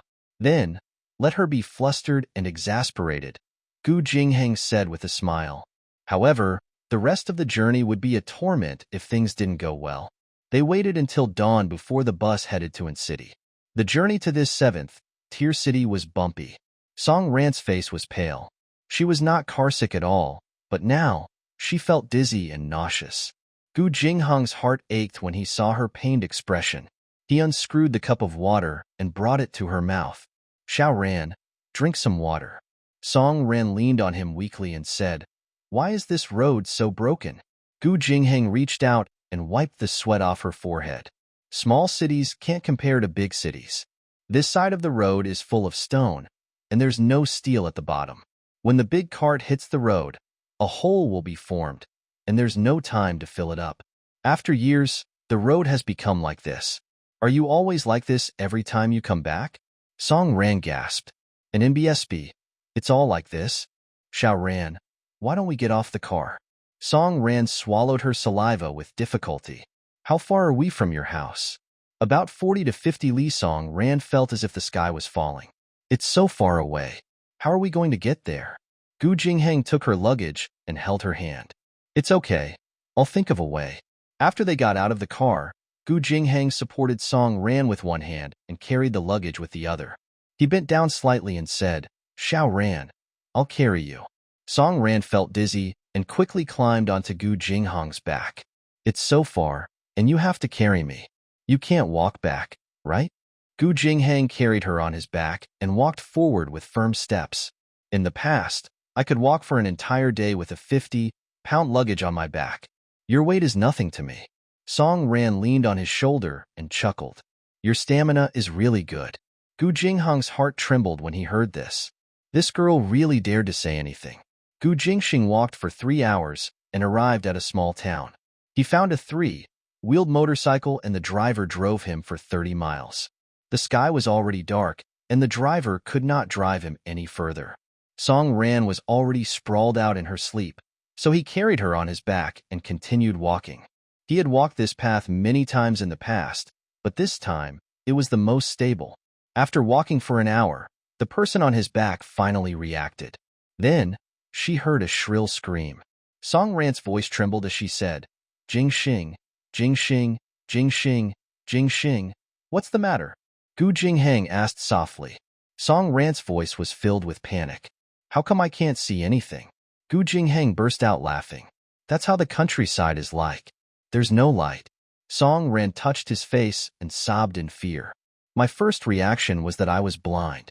Although Gu Jingheng felt that it was unkind of him, he still laughed out loud. Song Ran pinched his chin. I was scared to death. Why are you still laughing at me? Gu Jingheng chuckled. Ran, he said, we're almost at my house. Song Ran quickly jumped down and tidied her hair and clothes uneasily. The ugly daughter, in law, was finally going to meet her in laws, and she was so nervous. She pulled Gu Jingheng's hand and said coquettishly, Are your parents easy to get along with? Gu Jingheng licked his lower lip and carefully said, Ran, I have something to tell you. What do you mean by what? Yaya didn't tell my parents beforehand, so they didn't know you were coming. Song Ran's face fell. Gu Jingheng, what do you mean by done? She asked. They walked across the muddy road, crossed a small bridge, passed through a row of houses, and arrived at a small alley. The second house was Gu Jingheng's house. It was pitch black everywhere. Song Ran grabbed onto Gu Jingheng's hand tightly and could not tell which direction was which. Dad, Gu Jingheng called out. I'm back, Jing Xiu, Daodu. A faint light appeared at the entrance of the bungalow, and a group of people walked out. Song Ran carefully hid behind Gu Jingheng and looked around at everything that she was unfamiliar with. Why aren't there any lights? She muttered. Gu Jingheng replied in a low voice. The electricity is on and the lights are off, but the electricity is always out. Moreover, the family is not willing to use the lights. The electricity bill is expensive. Song Ran obviously did not understand what he meant. Was the electricity bill expensive? How expensive could it be? As they were talking, a group of people stood in front of Gu Jingheng. The little girl's voice was heard. Big brother, you're finally back. Grandma has been looking forward to seeing you the whole day. Mom went to the dam to see you more than 10 times today, but you didn't come back. We thought something happened to you. Gu Jingheng patted the little girl's head and said, Daodu has grown taller again. The little girl called Daodu laughed innocently. I want to grow to be as tall as Big Brother. The woman's voice was heard, Silly girl, you're as tall as your big brother. Do you want to ascend to the heavens? At that time, it won't be easy to get married. Gu Jingheng asked, How's Jingxiu's studies? You're already in your 3rd year of high school when the semester starts. Are you confident in getting into a good university? He started school a long time ago. It was his first mock exam, and he came in 3rd in the whole school, the woman replied. Gu Jingheng laughed out loud. Good, that's good. There's finally going to be a college student in our family. Gu Jingheng asked, Where's Grandma? Why isn't Grandma here? Big brother, you're always not coming back. Grandma can't wait anymore, so she went home to sleep. Oh, Ingluo. How's that Grandma Ingluo? A few days ago, she was washing clothes by the river and fell into the river. Fortunately, 3rd master passed by and dragged her up. It's no problem. It's no problem. Gu Jingheng coughed lightly. Cough, cough. That's good. Are father and mother well? Good, we're all good. How are you? Did you eat well at the research institute? If the food in the research institute isn't good, I'll go out and buy some, understand? Don't save money. Your dad earned a bit from picking rivers, and I also got some for others. I have money. I know. I didn't save money. I ate quite well. Everything is quite good. Song Ran hid behind him and was a little unhappy. She tugged at his clothes. You're such a bad man. When are you going to introduce me to the show? Gu Jingheng coughed lightly and said in a slightly tense voice, That Ran's parents ran to me and ran to bring someone back? Who was it? Did you come back with your colleagues? Gu Jingheng, ahem. No, it's not Ingluo. It's a woman. Song Ran took the opportunity to appear from behind him and said with a smile, Hecko, uncle and auntie. The kerosene lamp in Wu Guixiang's hand fell to the ground with a clang. Gu Weigua complained. Why are your hands shaking? You'll have to spend money to buy another one if you break it. Wu Guixiang quickly picked up the oil lamp on the floor. Luckily, it was not broken. She raised the oil lamp and shone it on Song Ran's face. She said with uncertainty. What's the relationship between her yaya and your yaya? She's my boyfriend, Gu Jinghang said firmly. The oil lamp fell to the ground again with a clatter. Wu Guixiang grabbed Gu Jinghang's hand and dragged him into the house. With a click, the lights were turned on. Gu Daodu jumped up and shouted happily, Mommy is finally willing to turn on the lights. She's finally willing to turn on the lights. It was only then that Gu Daodu could see her sister in front of her. She was stunned and could not help but hold Song Ran's hand. She praised her from the bottom of her heart. Big Sistering Luo, you're so beautiful. You're pretty too, Song Ran said with a smile. And in BSB, Gu Daodu raised her head and stared at Song Ran. Gu Jingxiu pushed her head from behind and said, Do you have any manners? Why do you keep staring at her? Gu Daodu lowered her head and smiled in embarrassment. In the East Room, Wu Guixiang held Gu Jinghang's hand and said in a righteous tone, She's your boyfriend? Yes, Gu Jinghang nodded. What about Guoying? What about Ding Guoying, the daughter of the second maternal family? What about Guoying? Gu Jinghang was confused. She's always wanted to marry you, right? Gu Jinghang's face immediately darkened. That's her business. Wu Guixiang was so angry that she hit him. What are you saying? When you were young, you drank the second aunt's milk. Without the second aunt, you would have lost your little life. How can you say such a disgraceful thing? I've been back to harvest rice for her family every year. I've been doing farm work for her family since I was 12 years old. For the past 12 years, I've never stopped.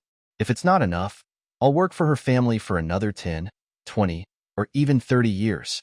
I'll work for her family for a lifetime. Wu Guixiang was so angry that she punched him. You stupid kid. You've been away for a few years. Do you have a bunch of twisted logic?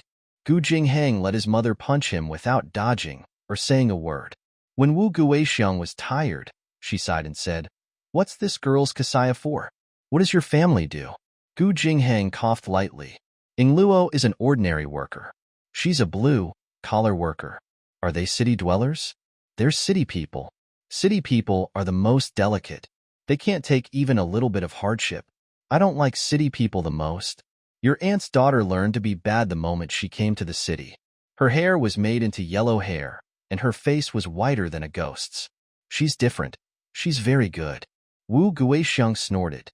Gu Jinghang lowered his voice. Mother, let's leave it at that for now. Ran has been sitting in the car all day. She's tired. You said you're not squeamish, but what's so tiring about sitting in the car? I'm not doing farm work. Gu Jinghang's eyes narrowed, and he could not be bothered to say anything more to her. He walked out directly and held Song Ran's hand as they walked into the house. Let's have dinner. Song Ran mumbled, I brought a gift for your family. Ran. Gu Jinghang's heart ached a little. Ran was so considerate of his family, but his family was so hesitant. If he had known earlier, he wouldn't have brought her here. He would have just gotten married in Haicheng and then brought her back. No matter how much they shouted and shouted, it wouldn't help. Song Ran gave out his brother and sister's clothes and gave the wine to his silent father. She then gave Wu Guixiang a set of cream and a silk dress. However, Wu Guixiang snorted. Your aunt's daughter is wearing this. It's some kind of snowflake cream from Haicheng. It's fragrant and white. It makes people think that she's doing some indecent job outside. Gu Jinghang slammed his chopsticks on the table, and everyone at the table was shocked. Jing Xiu and Daodu stared at their eldest brother in fear. Gu Jinghang looked at his mother with a gloomy face. Mom, you better stop talking. Wu Guixiang was a little stunned. Her eldest son had never spoken to her in such an attitude. The old saying was true. Once you have a wife, forget your mother. This girl looked like a vixen. She must have provoked her son a lot. How could she be better than Guoying? She was about to speak when Gu Weiguo spoke. Jing Xing's partner brought it for you, so you should say less. Wu Guixiang was so angry that she almost vomited blood. However, when she saw Gu Jinghang's frighteningly gloomy expression, she could only keep it to herself. The dinner ended awkwardly just like that. Gu Jinghang made arrangements on how to sleep at night. Daodu, you sleep with mom and dad. Jing Xiu, you sleep in the south room. Wu Guixiang said in a high-pitched voice, Are you in a dilemma? Do you want to sleep in the west room? They were not even married yet? What is this? Gu Jinghang was expressionless. Ran, sleep on the bed. I'll sleep on the floor. I'll sleep on the floor. It was Xiao Ran's first time here, and she was unfamiliar with the place. Without him by her side, she definitely couldn't fall asleep, so he had to accompany her. Before Wu Guixiang could say anything else, she was dragged away by Gu Weigua. It's getting late. Jinghang has been on the road for the whole day and is tired. Can you let the child rest first? Wu Guixiang didn't say anything more. It was late at night. Song Ran was lying on the bed. The distance between the bed and the window was as wide as two people's width. Gu Jinghang was lying on the ground, but he was not sleepy at all. Song Ran glanced at the door. There was not even a door, and it was only covered by a curtain. She lowered her voice and said, Jing Xing Lang Lang. Ing Luo. Why do you and your brother's names sound so nice, but your sister's names are more patriarchal? Jing Xiao and I were named by my grandfather. My grandfather was once a scholar, and then he passed away. There were no cultured people in the family, so we only thought of food. You said that your brother would be the first college student in the family. Didn't you go to college? There was a short silence. After a long while, he said in a low voice, the year I sat for my college entrance examination, my father got into a car accident. The person who hit him ran away and broke his leg. The pillar of the family was paralyzed. Not only did he spend all of the family's savings, but he also owed a lot of foreign debts. In fact, Gu Jinghang's grades were very good, and he always ranked among the top in his exams. At that time, his father was still a bricklayer and was away all year round. He was the only male laborer at home who could be of use. He studied during the day and had to work after school, but he could always get into the top 10 in his grade. He could have been admitted to a good university. Unfortunately, it was a pity that he was not fated to study. Song Ran's heart felt extremely tight. She lowered her hand and touched his face in the dark. She gently traced his outline and said with reluctance and heartache, Jing Xing, do you have any regrets? Regret? Gu Jinghang's eyes were wide open as he smiled bitterly. How could he not feel regretful? There was a university near the No. 2 Institute. Whenever he passed by them, his eyes would be glued to the students. They were so high, spirited, and envious. I'm fine, Ing Luo. I'm fine, Ing Luo. Song Ran's tears flowed out. He's fine again? How can he be fine? He was so serious and rigorous in doing things, so his grades must be very good. He must be very sad that he didn't get into college. This man who didn't mean what he said.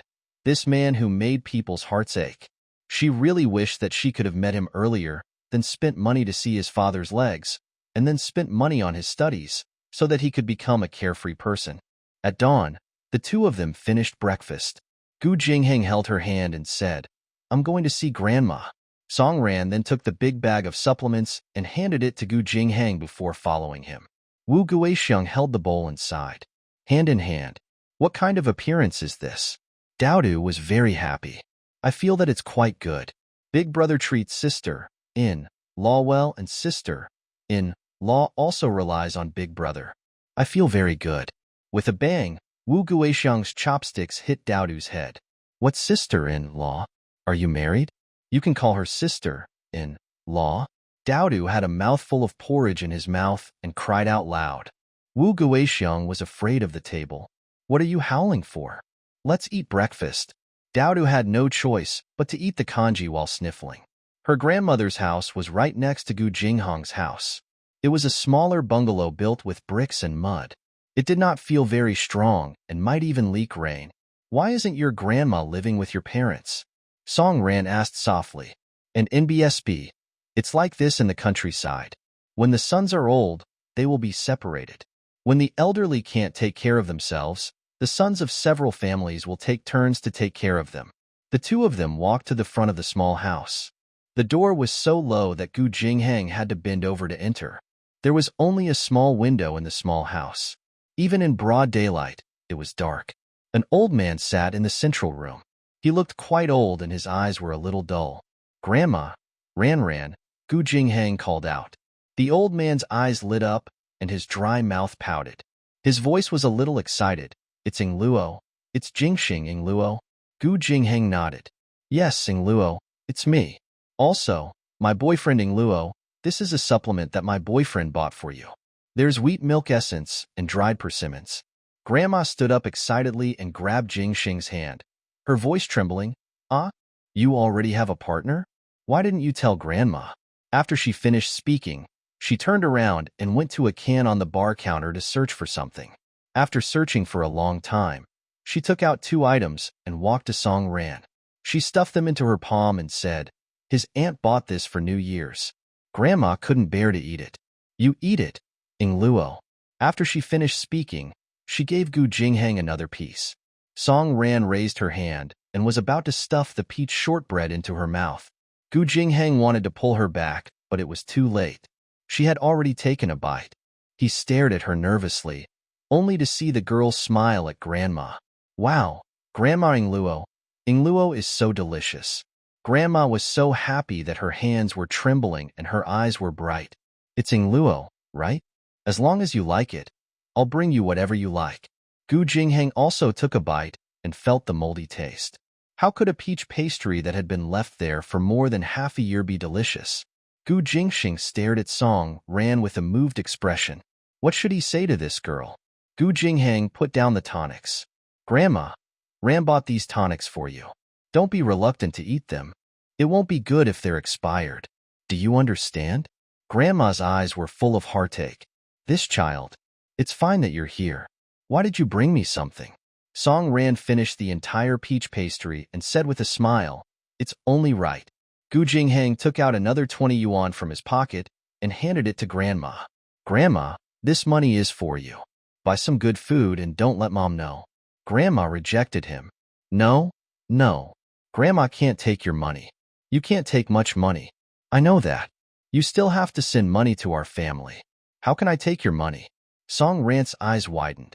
Not only did he have to spend money on his family, but he also had to spend money on his insensible partner. Team leader Gu must have wanted to split every single cent into several portions to use. She secretly reproached herself for being insensible in the past. Gu Jingheng stuffed the money into his grandmother's hand and said, "Grandma, I still have to go to my second aunt's house to harvest the rice for her. I'll be leaving first. Remember to eat the tonics. Don't be reluctant to part with them." After he finished speaking, he pulled Song Ran and ran out in a hurry. "Is the peach pastry really delicious?" Gu Jingheng asked the moment he ran out. Song Ran looked at him with a bitter expression. "It's not good. There's a moldy smell." "Then why did you eat such a big piece?" Song Ran felt wronged. "Your grandmother was staring at me with eyes full of hope. I just wanted to make her happy.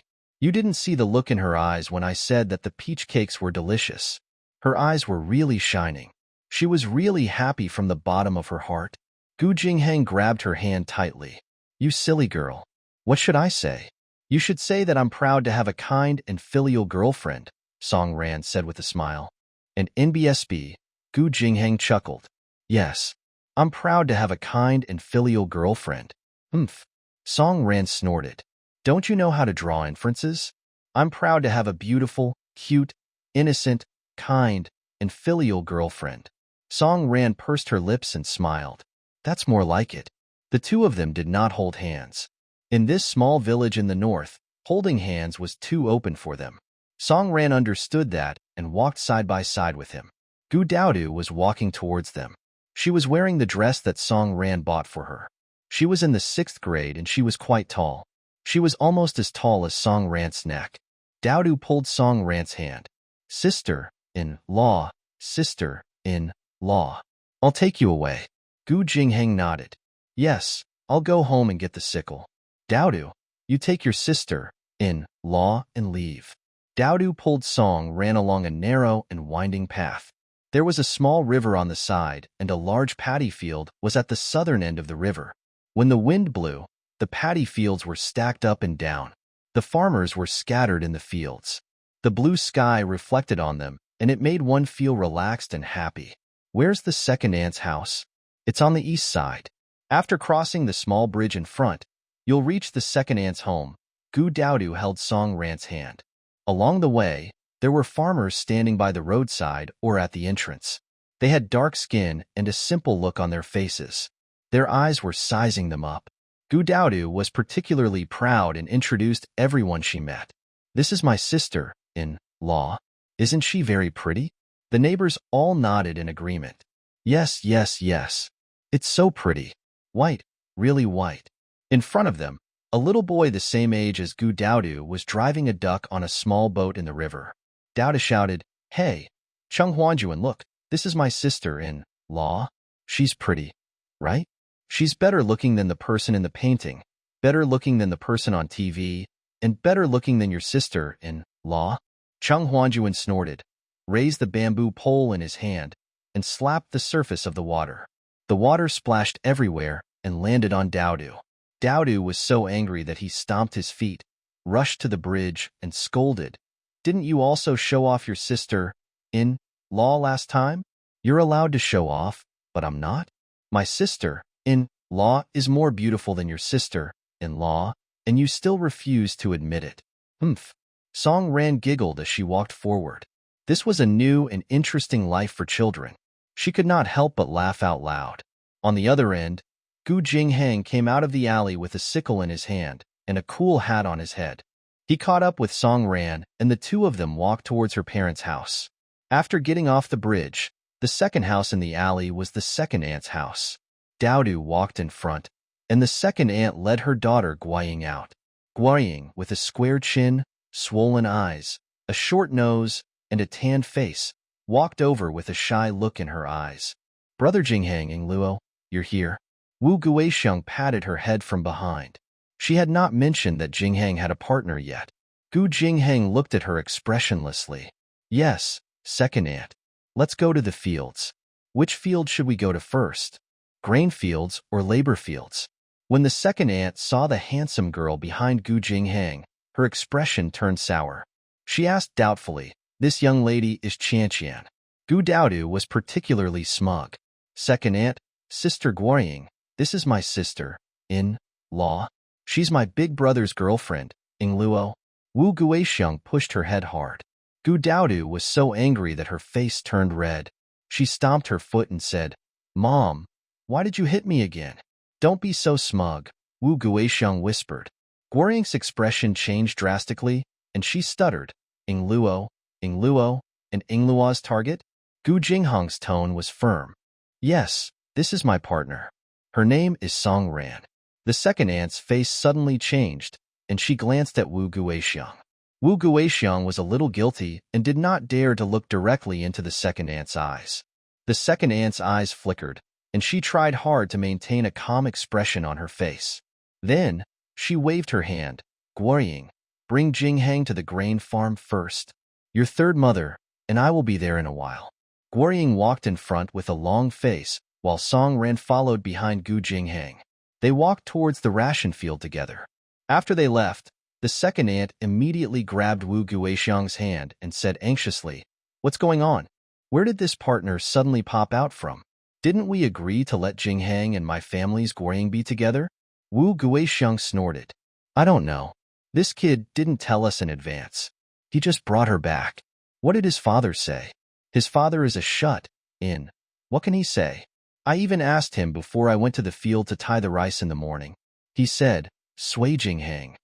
The second aunt suddenly became anxious. "How can we let him do this?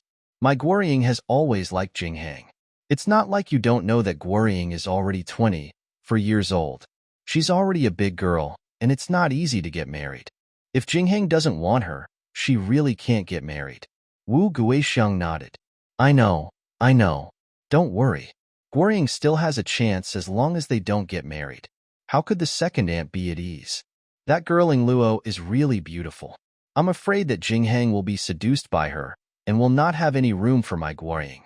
Wu Guixiang rolled her eyes and said, "What's the use of being good looking? We're from the countryside. We need to be able to work and have children. Guiying is the only one I like. Don't worry." The second aunt was anxious and could only wave her hand.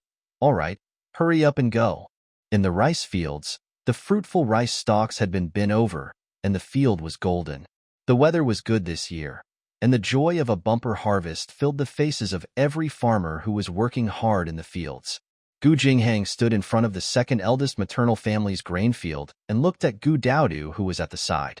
"Daodu, take good care of your sister-in-law. Okay?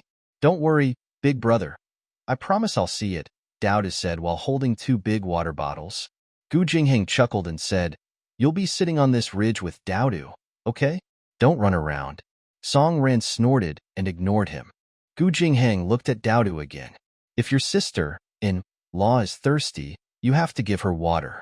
Do you understand?" Dao laughed. "Big brother, I promise to take good care of your boyfriend. You can rest assured." Song Ran raised her hand and pounded on his chest. "We're not even married yet. How can you let people call me sister-in-law? You're so shameless." Gu Jingheng chuckled. "It's just a matter of time. We'll just call them in advance. Right, little bean?" "Yeah," Dao laughed. Song Ran glared at him coquettishly. Gu Jingheng felt that if he did not get off the bed now, he would get intimate with Song Ran again. Hence, he quickly turned around and got off the bed. Ding Guoying, who was watching from the side, felt sour in her heart. Third aunt had already said that she would marry her to Brother Jingheng.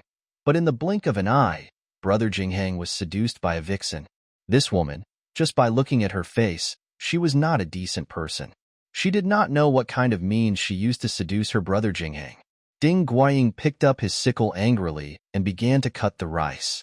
As he cut, he scolded Song Ran softly, calling her a vixen and shameless. The more he scolded her, the angrier he got.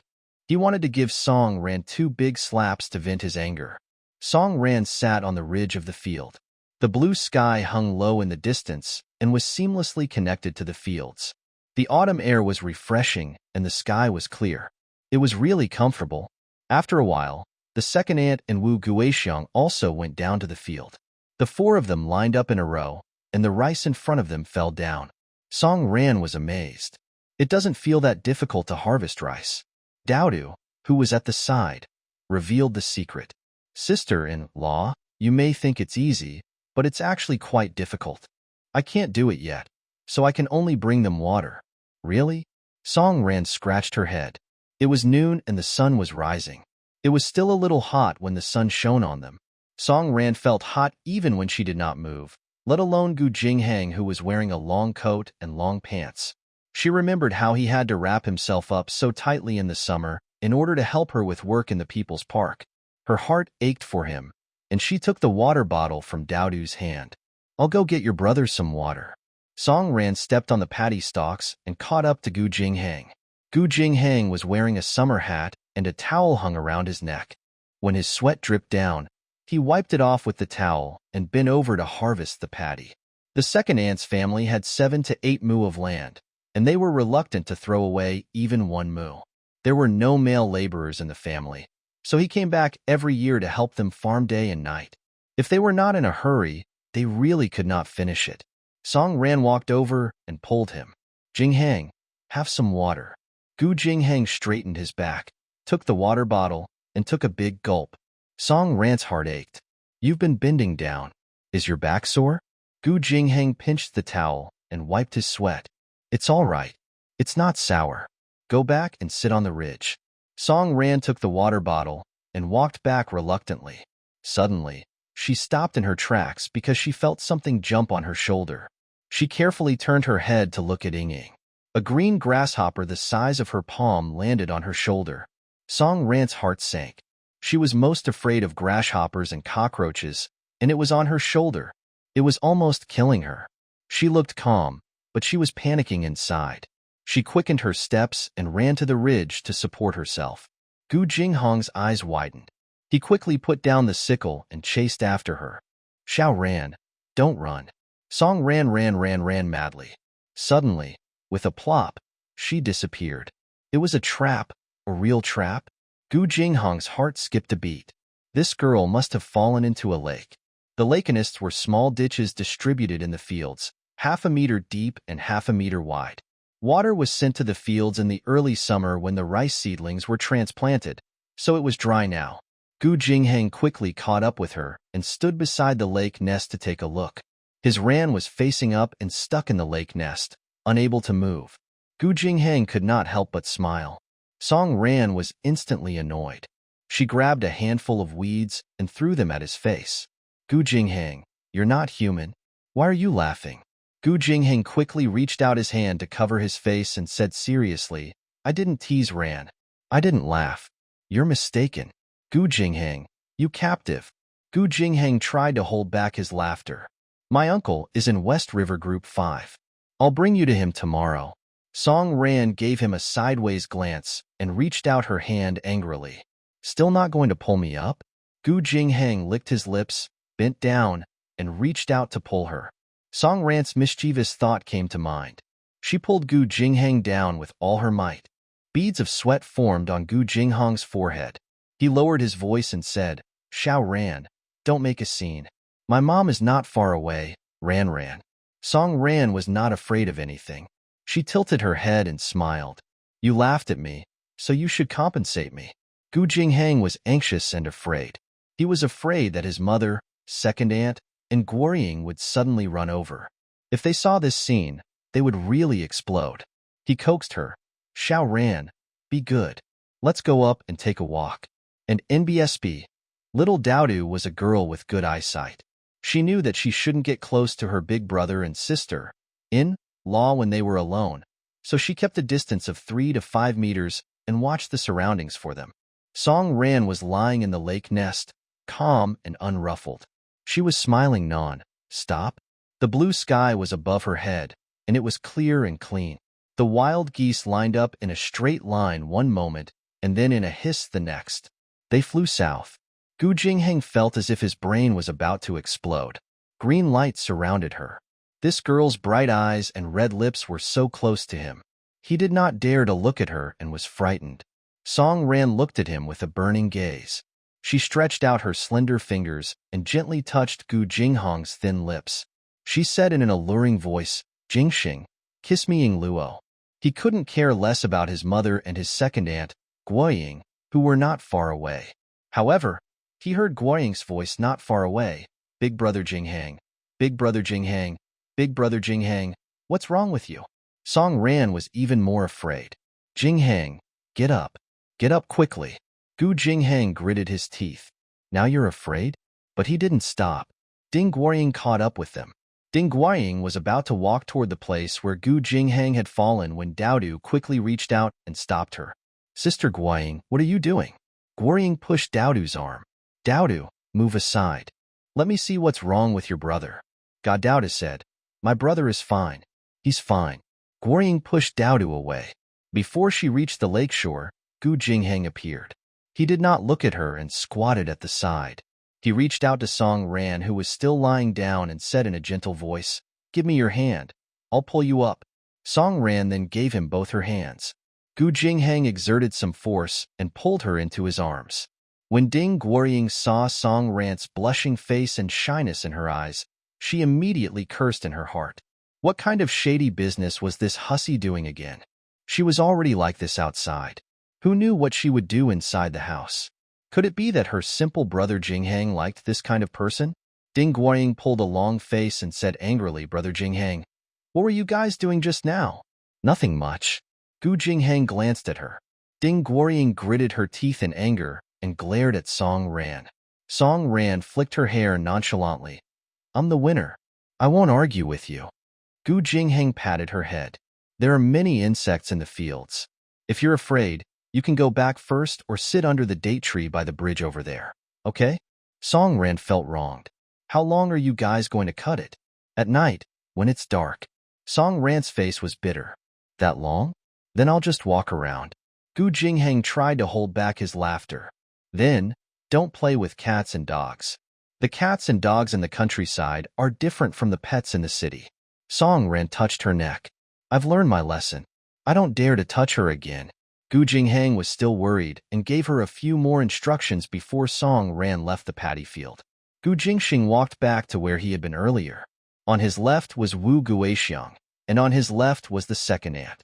Wu Guixiang's voice could be heard. He's afraid of both the goose and the grasshopper. What a joke.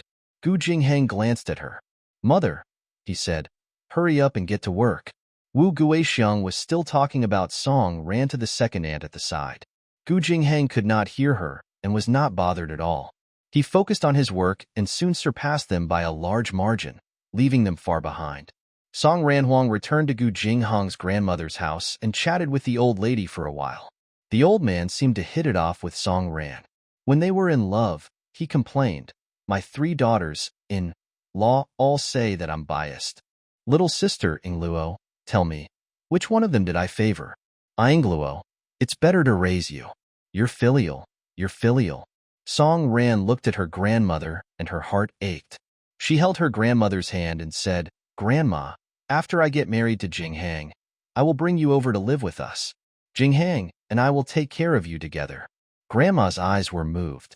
She raised her hand and touched Song Ran's face. "You're a good child. You're really a good child."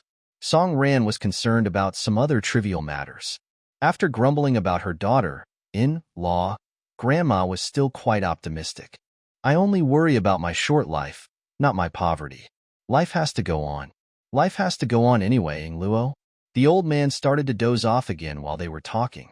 Song Ran walked out of the house and closed the door gently. She walked along the alley and walked to the side of the bridge. She sat down on the bridge. The date tree beside her was full of fruits. Under the tree, there was a child who was hitting the tree with a bamboo pole with a net. The dates fell all over the ground. The little boys picked up the jujubes on the ground and lifted their clothes to put them in their pockets. They walked to Song Ran and said shyly, "Big sister, here you go." Song Ran was flattered and quickly took off the straw hat on her head. Is it for me to eat? I really have to thank you guys." The little boy poured all the jujubes in his pocket into Song Ran's hat. His face was red as he turned around and ran away. Song Ran quickly stopped him. "Ingluo, you guys wait a moment. Stay here. Don't move, Ingluo." With that, she ran back quickly and came back quickly with the straw hat. She stood in front of the 2 boys and handed the straw hat to them. Inside the straw hat were colorful lollipops, biscuits, and chocolate. "These are for you guys." The 2 little boys were shy and embarrassed to take them. Song Ran quickly grabbed some and stuffed them into their hands. Take it, take it." The little boys took the lollipops and biscuits and turned away shyly. Song Ran looked at the straw hat full of dates and reached out to take one. She wiped it on her skirt and took a bite. Oh my, it was so sweet. It was so sweet. She quickly held the straw hat and ran to the field. "It's so sweet. I must let my team leader Gu have a taste." She ran to Gu Jinghong's side like a gust of wind and stuffed the red date into his mouth with a smile. "The 2 little boys plucked them for me just now. Try them, they're super sweet." Gu Jinghang could not help but laugh. "Why did they pick the dates for you?" "I'm sure it's because he's wondering where such a pretty lady came from," Song Ran said smugly. And in BSB, Gu Jinghang laughed out loud. "Ran," he said, "don't be so smug." Ding Guoying walked over and snatched the straw hat from her hand. "You didn't do anything. Why are you eating the dates? Give these dates to third mother and my mother." Gu Jinghang was about to get angry when Song Ran pulled him back and whispered, "Jingxing, forget it, forget it." Gu Jinghang gritted his teeth and said with a gloomy expression, "Xiao Ran, go and sit by the bridge. I'll pick the dates for you after we finish harvesting the rice." Song Ran nodded her head. Gu Jinghang gritted his teeth and looked at Ding Guoying, who was dividing the dates. He lowered his head and worked even harder to cut the rice. During the busy farming season, they would usually have something to eat at noon. Steamed white buns in the morning, along with some barley tea and some salted vegetables, would be eaten in a daze, and they would continue to dry in the afternoon. Gu Jinghang instructed Daodu to cook a bowl of green vegetable noodles for Song Ran. Song Ran said embarrassedly, "Daodu, you're so young. But you already know how to cook?" In comparison, she simply couldn't be any more useless. Daodu placed the bowl of noodles in front of her. "My big brother could cook when he was 7 years old. He started working in the fields when he was 12 years old." Song Ran's heart suddenly hurt badly. Her Jinghang had suffered so much. After lunch, Song Ran continued to sit on the small bridge. She searched for some flowers and plants from the side and started to weave a wreath. After weaving for a while, she looked at Gu Jinghang, who was working hard not far away. She felt really fulfilled and at ease. It was a good feeling. In the evening, when the sun had set, Wu Guixiang's second aunt, Ding Guoying, passed by the small bridge without even looking at her. Gu Jinghang, who was the last to arrive, hurriedly climbed up the date tree and picked dates for his Ran to eat. Gu Jinghang stepped on the tree trunk and reached out to pick a large bunch of them. He put them in the cool hat in his other hand. "Song Ran, who was sitting on the bridge, put the flower crown on her head and called out to him, "Heko, Xuanji Jingxing, do I look good?" With a plop, team leader Gu missed his step and fell into the river. Gu Jinghang was focused on picking jujubes for his Xiao Ran when the girl suddenly called out to him. He turned to look at her and saw her sitting on the curved bridge.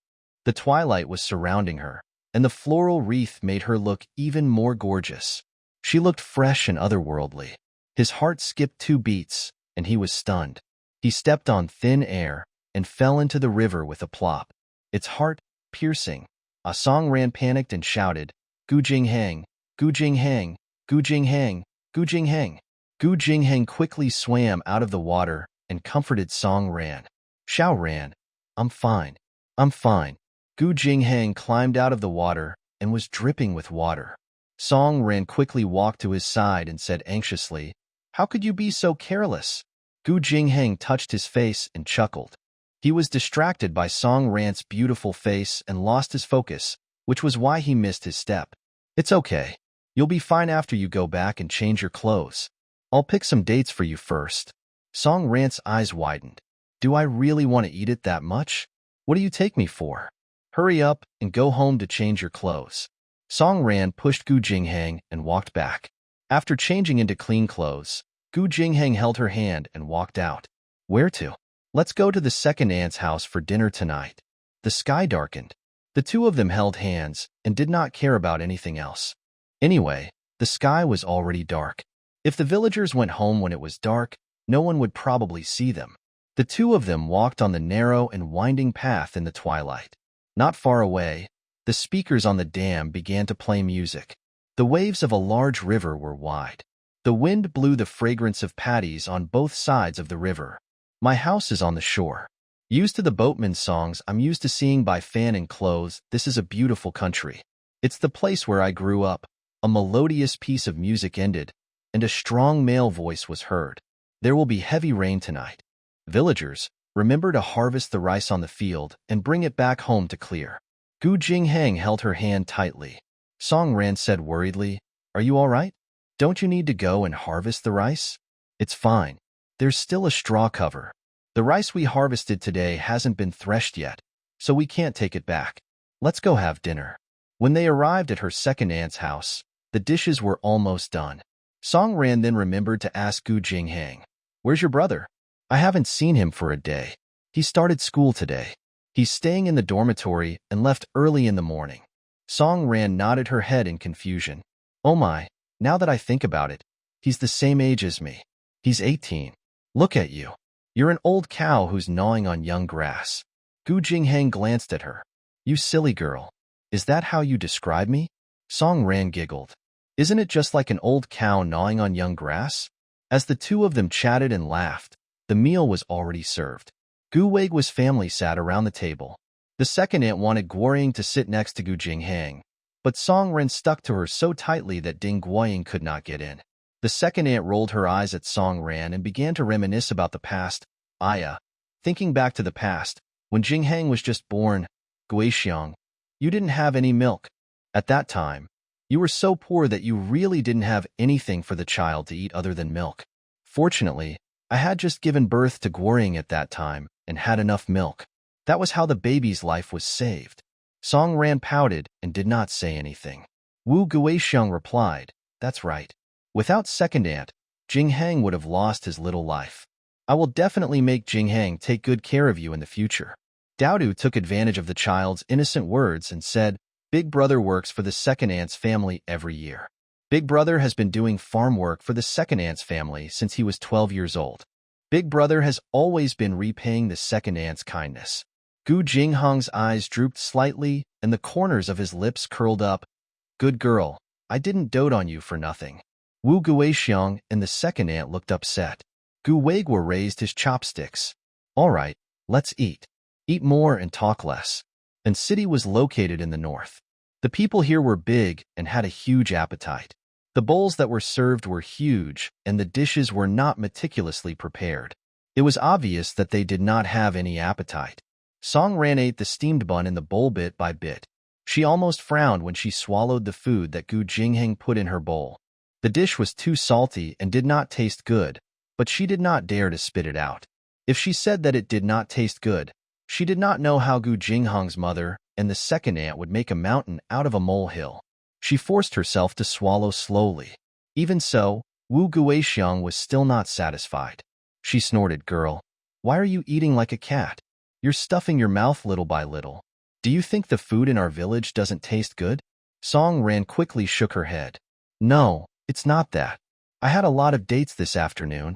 I'm not hungry at all." Gu Jingheng knew Song Ran's appetite. He knew that she would be full after eating half a bowl of rice. He said, "If you're full, don't force it. Okay? I've only eaten a few mouthfuls and I'm already full." "It seems like you still dislike my food," the second aunt said in a strange tone. Song Ran felt wronged, and Daodu stood up for her sister-in-law. "Second aunt, why do you say that? My sister-in-law doesn't have a big appetite, and she doesn't eat much in our house. There's no reason for her to force herself to eat at your house. If she hurts my brother, he'll be heartbroken." Wu Guixiang was so angry that she hit Daodu's head with her chopsticks, and Daodu cried out, "Mom, what are you doing? Why are you hitting me?" Gu Jingheng said coldly, "Mother, don't hit her all the time. She's already grown up. Why do you hit and scold her so frequently?" Wu Guixiang slammed the table. "It's my own daughter. Can't I say a few words?" When Wu Guixiang heard that wretched girl call her sister-in-law, she was furious. Once she was anxious, her hands couldn't help it. Gu Weigua couldn't bear to listen any longer. Jingheng is right. Daodu is already in 6th grade and will be in junior high soon. If you keep hitting her like this, she will lose her self-esteem. Wu Guixiang was so angry that her nostrils were about to burst. She muttered, "All of you won't let me have my way. You're all amazing. You've all come together, so who else can I say?" Gu Jingheng ignored her and continued eating. Halfway through the meal, it started to rain outside, and the sound of the rain became heavier. The second aunt said, "I heard from the radio that it's going to rain for the whole night. Don't go home. Sleep on the floor here. Okay?" Wu Guixiang nodded. "All right. Let's all sleep in the living room." Song Ran tugged at Gu Jingheng's shirt under the table. Gu Jingheng reached his hand down and held her hand tightly. He knew what she minded. Sleeping on the floor with these people she was not familiar with would make this young miss feel uncomfortable all over. She could not sleep like this. He picked up his speed and finished his meal quickly. Then, he stood up and said to Gu Weigua, "Dad, you guys can sleep here. I'll go home with Xiao Ran." Wu Guixiang was angry. "It's been raining all day. The road is not easy to walk. How can we go back?" Gu Jingheng did not care about them. He pushed the door open and found the only broken umbrella that belonged to his second wife's family. He then pulled Song Ran out of the room. Wu Guixiang was so angry that she slammed her chopsticks down. "It's this Song Ran. She has a bunch of bad habits. Jingheng must be afraid that she won't be used to sleeping here. She has a lot of bad habits." Ding Guoying angrily looked at the two people who were swallowed by the night. He gritted his teeth and said, "I don't know what the two of them were doing in the lake nest today. I saw that there was grass all over Brother Jingheng's head, and that woman's face was red. It was broad daylight, and in front of so many people, and she dared to seduce Brother Jingheng. One look and I knew she was not a good person." Daodu was about to defend his sister-in-law, but when he saw his mother's long face, he immediately swallowed his words. Gu Weigua tutade, "That's enough. Stop being so talkative. I think Song Ran is okay. It's mainly because Jingheng likes her." The second aunt glanced at Gu Weigua coldly. "Third master, what do you mean by that? Didn't we already agree to let Jingheng and Guoring be together? Are you going back on your word? Didn't you just say that for fun?" Gu Weigua felt a little embarrassed. The second aunt suddenly became anxious. "Why did you say it for fun? My family's Guoring is already 24 years old. Isn't it because she has been waiting for Jingheng? Who told you to not mention it to him? If your family's Jingheng doesn't marry Guoring, then my family's Guoring will not be able to get married. Who would want a 24-year-old girl?" Gu Weigua sighed. "For this matter, we still need Jingheng to agree. If he doesn't agree, I can't force him to marry her." The second aunt glared at him coldly. "Let me tell you, this Song Ran is 6 years younger than Jingheng. You don't know that she's 6 years older than him. This won't do." She's going to be dirty when she gets married in the future. The villagers were quite superstitious. Gu Weiguo said with uncertainty. Ah, was Song Ran 6 years younger than Jinghang? I didn't notice. Wu Guixiang suddenly got excited and said, Isn't that so? Song Ran is the same age as Jing Shou. Look at this young girl. She's so young, but I don't even know where she learned how to seduce people. Could she be from an indecent family? Dowda felt wronged and said, Dad, Mom, why are you talking bad about sister? In-law and sister ran behind her back. She's obviously very good. Wu Guixiang directly suppressed him with violence. Shut up. Why are you interrupting when adults are talking? Dowdu was so angry that his face turned sour. The adults are so bad. Why aren't they objective at all? Sister Ran is so good. She brought gifts for all of us. She's also good to Big Brother. She always thinks of him when there's something good. Most importantly, the two of them were a good match. They looked especially pleasing to the eye when they stood together. Why can't Darren help us? Little Dowdu fell into deep thought. It was raining heavily outside. Once they left the second eldest maternal family's house, the brick road was gone and the road leading to Jinghang's house was muddy. Gu Jinghang held an umbrella and bent over slightly. Xiao Ran, come up. Ah, why? I'll carry you back. I can walk on my own. Song Ran shook her head. And NBSB, Gu Jinghang insisted. It's all mud. Don't dirty your feet. I'll carry you back. Song Ran wanted to reject him again, but Gu Jinghang said in a low voice, Xiao Ran, be good. Come on up. Song Ran knew that she could not change his mind, so she obediently lay on his shoulder and handed the umbrella to him. She held the umbrella with one hand and wrapped her other hand around his neck. The heavy rain was pouring outside the umbrella. It was romantic and quiet. Song Ran leaned on his shoulder and said softly, That Ding Guorying, she likes you. Gu Jinghang was walking in the mud and did not know how to respond to her. Song Ran was furious. Why doesn't she look at her own face? She's a toad lusting after a swan's flesh. She can keep dreaming. Ran, Gu Jinghang stopped her. Don't attack other people's looks. Not good? Song Ran immediately felt guilty. Is it bad? Looks are given to me by my parents. It's not good to be like this. Song Ran leaned on his shoulder and shook her legs. She mumbled, Oh, I was wrong. Then can I attack her in other areas? Tell me. Song Ran shook her legs. She knows that you already have a boyfriend. She also knows that we love each other. Yet, she still wants to be by your side. She's shameless. Yeah, a little, Gu Jinghang chuckled. Song Ran pushed her luck. That's right. She even called you Brother Jinghang. She called you so intimately. Who is she calling you for? Gu Jinghang did not know whether to laugh or cry. He could not be bothered to tell her that Ding Guorying had been calling him Brother Jinghang for decades. Forget it. Since she liked to make things difficult for Ding Guorying, he would just let her do so.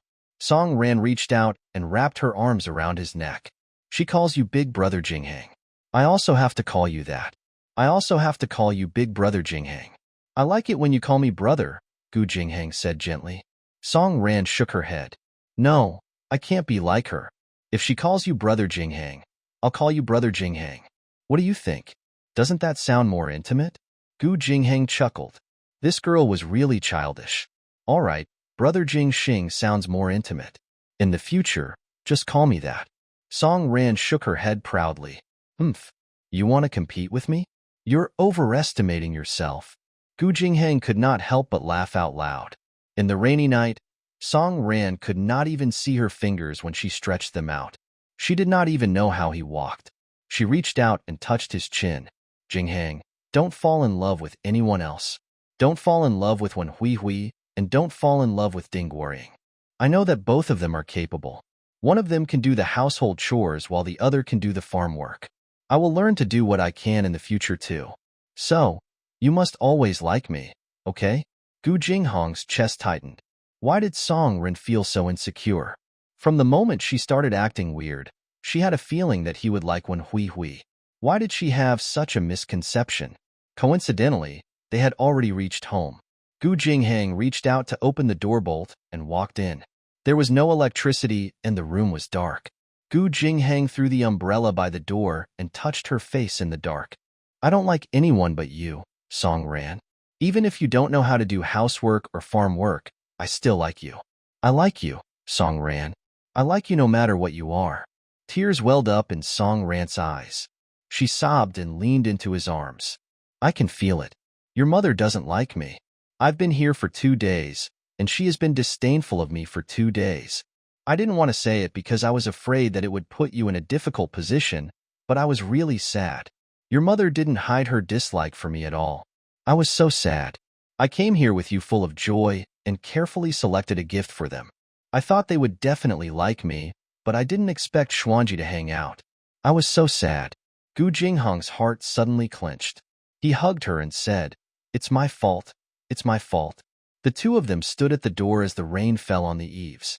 Gu Jinghang hugged her tightly and said, "Xiao Ran, I'm sorry for making you suffer. It's my fault for not considering it."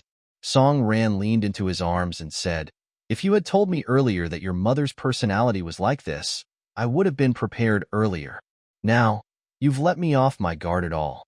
I really feel quite aggrieved." Gu Jinghang gently kissed the top of her head. "It's my fault. It's my fault." Song Ran looked up and stared at him. It was so dark that she could not see anything clearly. "What if your mother doesn't agree to us being together? What are you going to do?" Gu Jinghong's voice was firm. "This is my business. They can't control me. I've already decided on you. They can't do anything about it."